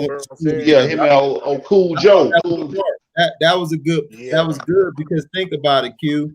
Joe Burrow feels comfortable with him, and they know each other. He know how Joe like it, and he know how to throw the ball to him and everything.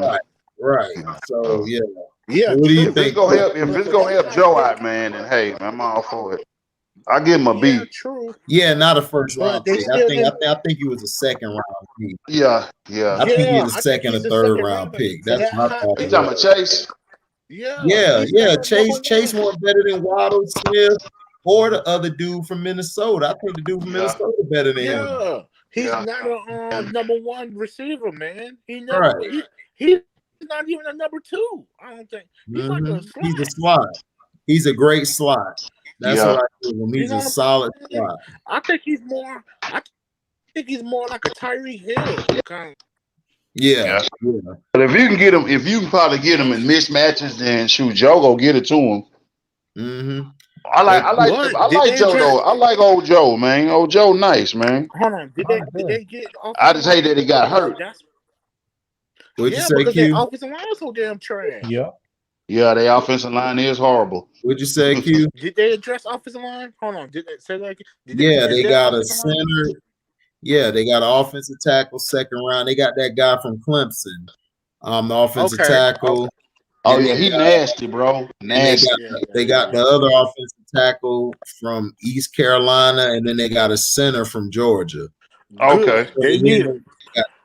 Yeah. Well, they needed a center because one thing about them Georgia boys, them boys gonna be cornbread and moving boys. all day. Mm-hmm. So what you think, Chris C? What you got him? I feel like they did needs. F. Okay. F. Chris C got him an F. What's that F? Yeah.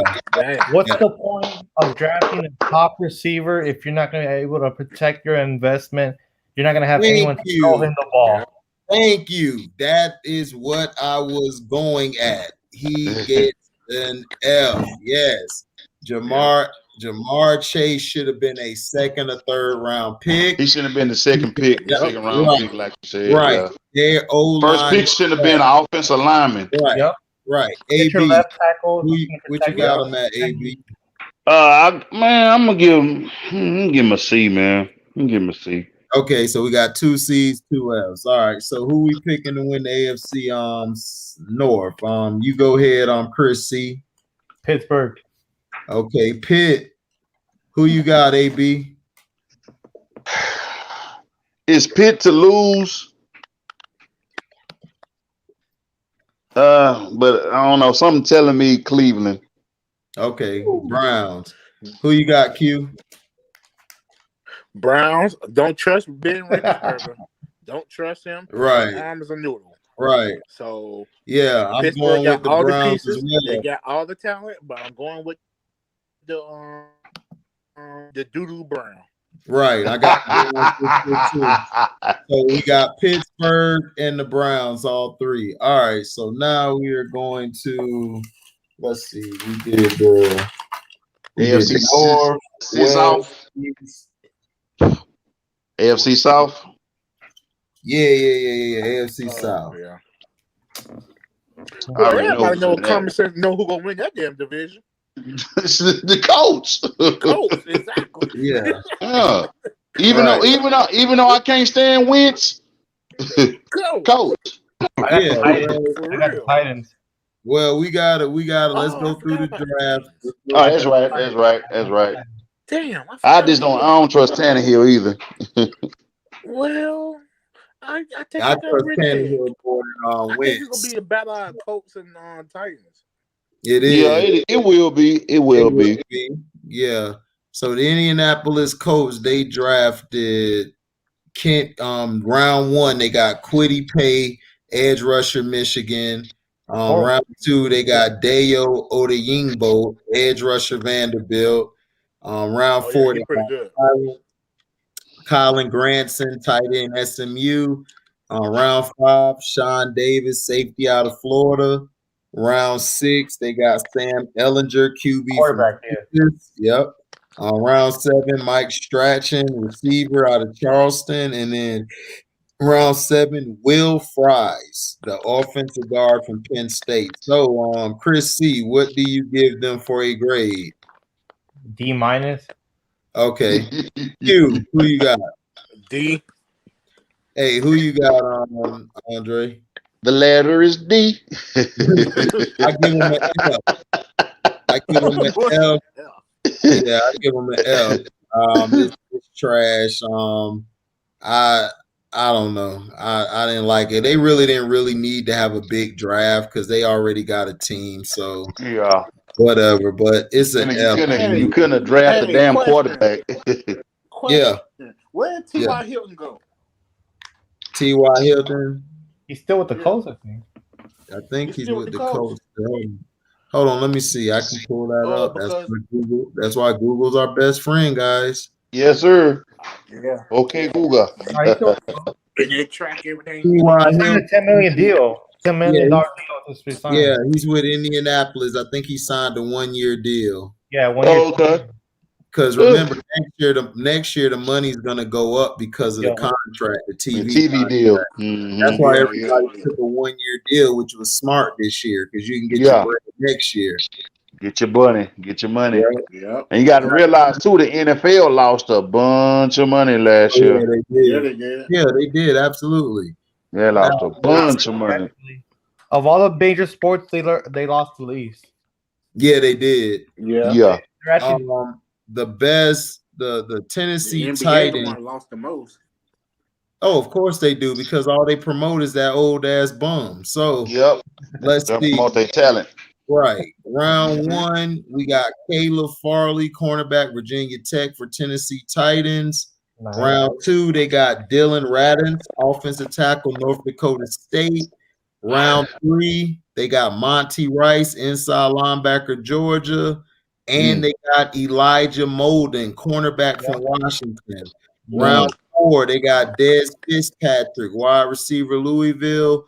Then they got Rashad Weaver, edge rusher, Pittsburgh. Round 6, they got Racy McMath, wide receiver, LSU.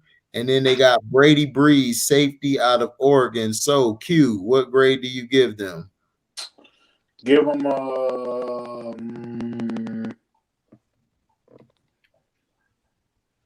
a C. All right. AB, what you got him at? C. What you got him at, Chris? B-. B-? Yep, they addressed the defense, which sucked last year. Yeah. It did. Yeah, I give him a C+. All right. Now let's see. Who is the next one? So we did Tennessee, the Colts. So now, yeah, we gotta do them punks. Who Yeah. F. Yeah. Yeah. Man, F minus. F minus. Don't even go through that for the Texans. Oh yeah. Oh yeah. Yeah, they. And this sad part, this my city, man, but I can't stand them. No, we can go and get it out the way. Round 3, Davis Mills, QB, Stanford. Nico Collins, receiver, Michigan. Round 5, Brevin Jordan, tight end, Miami. And then Garrett Wallow, linebacker, TCU. Round 6, Roy Lopez, D tackle, Arizona. So to AB, since you from there, what do you give them? The letter is F. What do you give them? I plead the 5th F. So what you give them, Chris C? F. But the one thing I heard interesting when I was watching the draft, Adam Schefter said that the Texans are preparing to not have Deshaun Watson available for the whole season, and they're gonna have David Mills as a starting QB because of the BS cases. Oh yeah.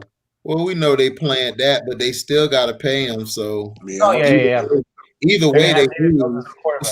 Yeah, either way they lose, they stupid. They put all these allegations out. They just should have just traded them. They would have saved a lot there. But whatever. They stupid, so they always been stupid. They were stupid when they were the damn Oilers too. Hey, who's gonna want to go there now? Oh, nobody want to go there. Good, karma's gonna hit them, and I hope it do too, because they're gonna get what they deserve. They did Arian Foster dirty as well. Yeah, they did Aaron Foster. They did Warren Moon dirty all them years. Warren Moon was balling. You better say that. And they wasted Andre Johnson's career. Like, oh man. Right? They wasted Andre Johnson. They done Johnson like that. Yeah, sure did. That was man. Go tell him that he ain't gonna get no catches. Right. So the Jacksonville Jaguars are the last team. Trevor Lawrence, QB Clemson, round 1. Travis Etienne, running back Clemson. Round 2, Tyson Campbell, cornerback Georgia. Walker Little, offensive tackle Stanford. Round 3, Andre Cisco, safety Syracuse. Round 4, Jay Tufele, Jordan Smith, edge rusher UAB. Round 5, Luke Farrell, tight end Ohio State. And round 6, Jalen Camp, receiver Georgia Tech. So, Chris D, who do you have? I'm giving them an A++ because they had nothing to work with, and now they have a solid foundation. Yeah, what you got, AB? True. I gave him a B plus. Okay, Q, what you got? They can't go nowhere but up. So I think all the way up, huh? Sure, yeah, I'm gonna give him. I got a room. I'm gonna give him I'll give him a A. Okay, I'll give him an A as well. So, who do you pick to win the AFC South? Q. The AFC South. That's Hold on. The AFC South is on the Colts, the Titans, Jaguars, Titans, and Texans. Titans, Jaguars, and the Texans. Damn, it's the battle between the Colts and the damn Titans. Titans. Man, if you put a gun in my head, if I had to choose, I'll probably say. I'm trying to play a scenario. I'm trying to. Because the running game, for what you call it, they got a doggone running game, and both of them got a defense. And one guy has AJ Brown, like was a stud, and man, remember they lost their tight end to the Patriots. Yeah.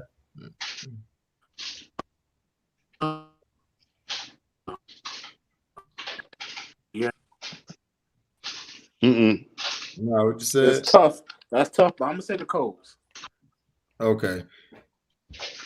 Yeah. The Colts. All right. AB, who you got? Oh man. I'm gonna say tighten up, man.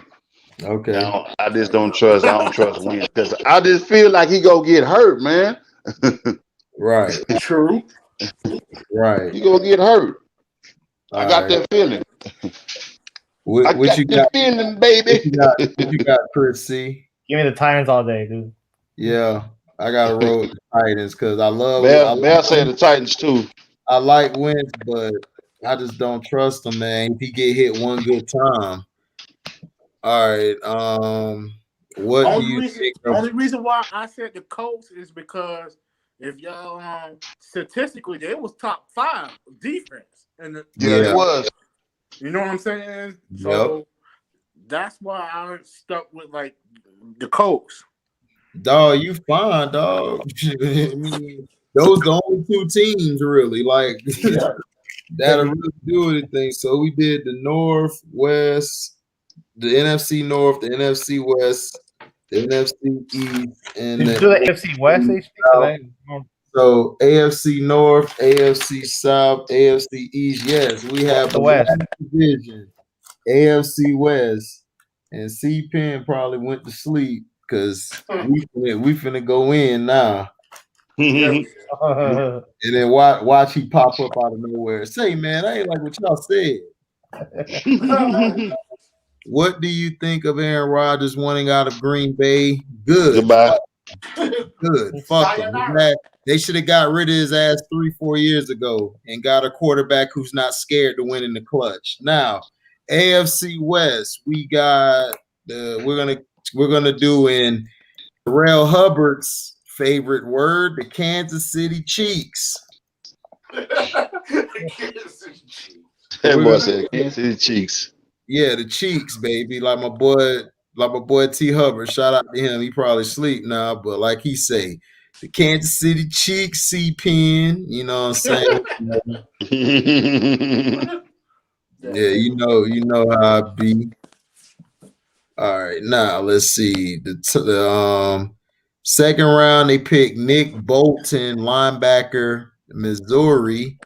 Then second round they got Creed Humphrey, center from Oklahoma. And that's then what fourth round they got Joshua Kendo, defensive end, Florida State. Fifth round they got Noah Gray, tight end, Duke. And then they got Cornell Powell in the 5th round, receiver Clemson. And then 6th round, they got Trey Smith, offensive lineman. So, what grade do you give them, Chris C? I'll give him a B.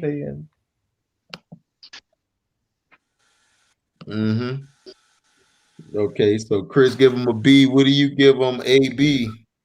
Give him a C. Okay, Q, what you give him? C. All right. I'll give him a D because I felt like they didn't address their defense enough. Defense. They should have addressed the defense a little more.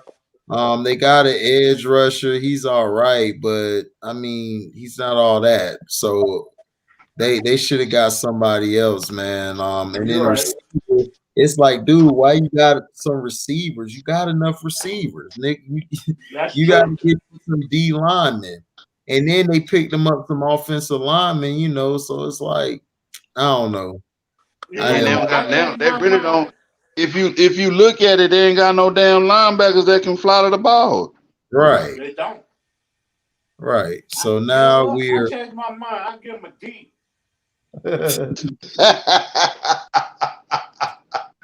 I'm with Q on this one, man. Get them boys a D.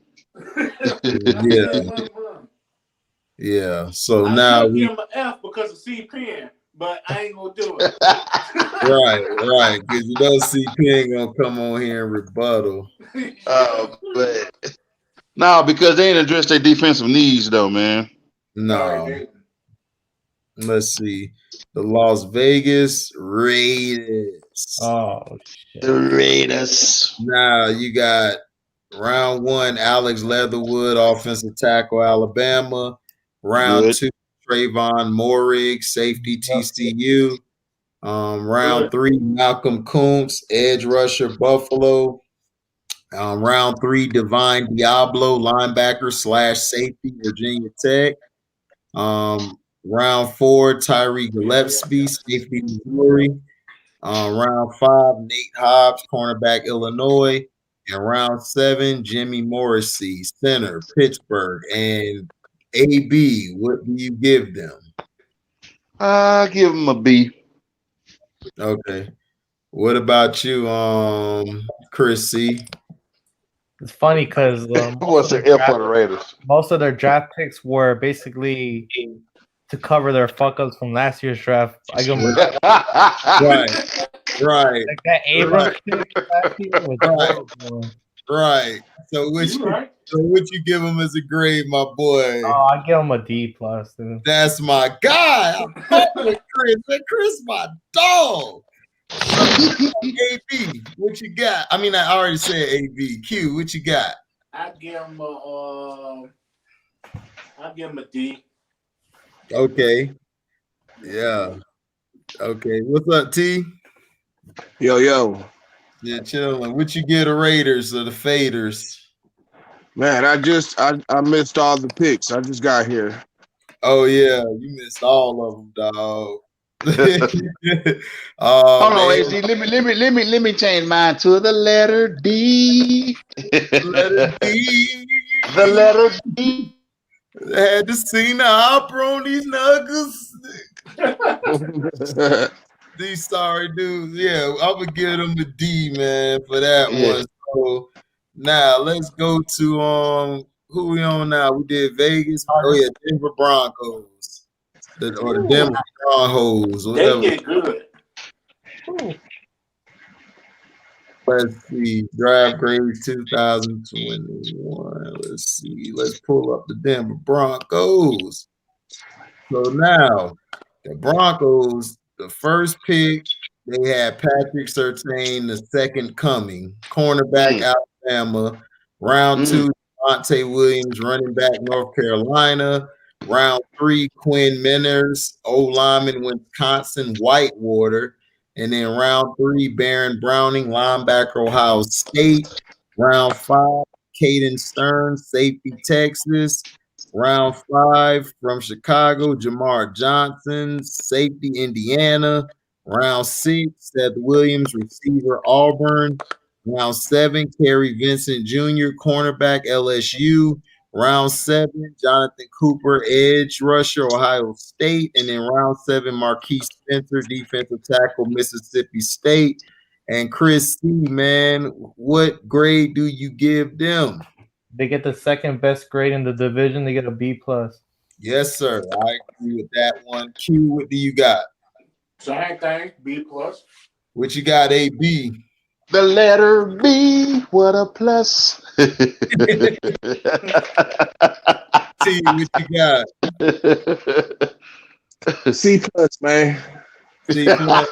Got you. That boy T say C plus. Hey, man, that's my dog, Detroit T, man. All day. It's my All boy. day, every day. Yes, sir. That was the last team. Oh, yeah, the Chargers. Los Angeles Chargers. I keep calling them San Diego because LA now, man. Them boys ain't in San Diego no more. Ain't no more San Diego Zoo. and the only Los Angeles I remember is the Raiders and Rams. Yes, the Rams. They just jocking them. They're jocking the Rams and Raiders style. Yeah. The Raiders and the Rams. Yep. All right, so Chargers, 13 pick, the first round. Rayshawn Slater, offensive tackle, Northwestern. On the draft. Round 2, Asante Samuel Jr., quarterback, Florida State. Another good round pick. 3, Josh Palmer, receiver, Tennessee. Round 3, Trey McKitty, tight end, Georgia. Round 4, Chris Rumpf, the second, edge rusher, Duke. Round 5, Brendan James, offensive tackle, Nebraska. Round 6, Nick Neiman, linebacker, Iowa. Round 6, Larry Roundtree III, running back, Missouri. In round 7, Mark Webb, safety, Georgia. So, T, what you give him? Oh, T, you quiet right now. AB, what you give him? Give him B plus. Oh, what you said? B. Okay, what you said, AB? B plus. Chris C, what you got? They had the best draft. A plus plus. Okay. So you, what you got? I'll give my a B plus. All right. I'll give him a B. So, AFC West, man, who you gonna pick? Chris C, who you got winning it? The Chiefs are gonna win, but fuck, I wish the Chargers win. Yeah, I got you. The Cheeks. I put you down for the Cheeks. All right. What you got, AB? Man, I got old my homeboy. All right, he got the Mahomes boy. AQ, who you got? Of course it's the Chiefs, but out of my pure hatred for that damn mulatto, I'm gonna say the Chargers. Yeah. You said who? I said out of my pure hate for that mulatto, I'm gonna go with the Chargers, even though the Chiefs gonna win it. But yeah, T, who you got? Man, I really, honest, I haven't really seen the schedule, but I think the Chargers can hang with the Chiefs this year. I say, man. See, I would call it a draw. Like I think they could tie for the division. You know what I'm saying? Yeah. I haven't seen the schedule, so I'm gonna go with the Chiefs. I'm gonna go with the Chiefs. All right, I got T for the Cheeks. All right. I'm gonna go with the Raiders. What? Okay, John Gruden. Yep. Why? Why? I want to know your reason why. The reason why? Because he don't like my homeboy. I don't like none of them. I don't like Cheeks. I don't like the Chargers because they were in San Diego. I don't like Denver because that just seemed like Whiteville to me. So I go with the Las Vegas, formerly known as the Oakland Raiders. So F it. Can't knock his pick. The man choose what the man choose. Yeah. So you know why. I told you why. Shoot, I don't like the Cheeks, and only Cheeks I like. He don't like nobody in the division. Yeah, I don't like none of it. I like Oakland. I like the Las Vegas / formerly known as Oakland. I like them. I've always had love for the Raiders. Everybody else, black. Yeah, I couldn't stand Shannon Horsemouth ass with the Broncos. I felt like the Broncos didn't give TD his just due. No, they didn't. I don't like the Chargers because they fired Brother Man like that. I don't like that. Win. Yeah, a win. Yeah. Yep. So I got my reasons to hate this whole division. So that's how I look at it. But yeah, we called it all and everything, guys, man. Shoot. That was everything? Man, that was everything. You missed it, dog. We going 5 hours straight, boy. We killed it. Yep. We got them done. We got them done. And then May 12th. Yeah, I went to the fight. Actually, that's why I came late. I actually went to the fight. Oh, for real? Oh, you did? Yeah, on top of the fight, there was 5 brawls in the fan section.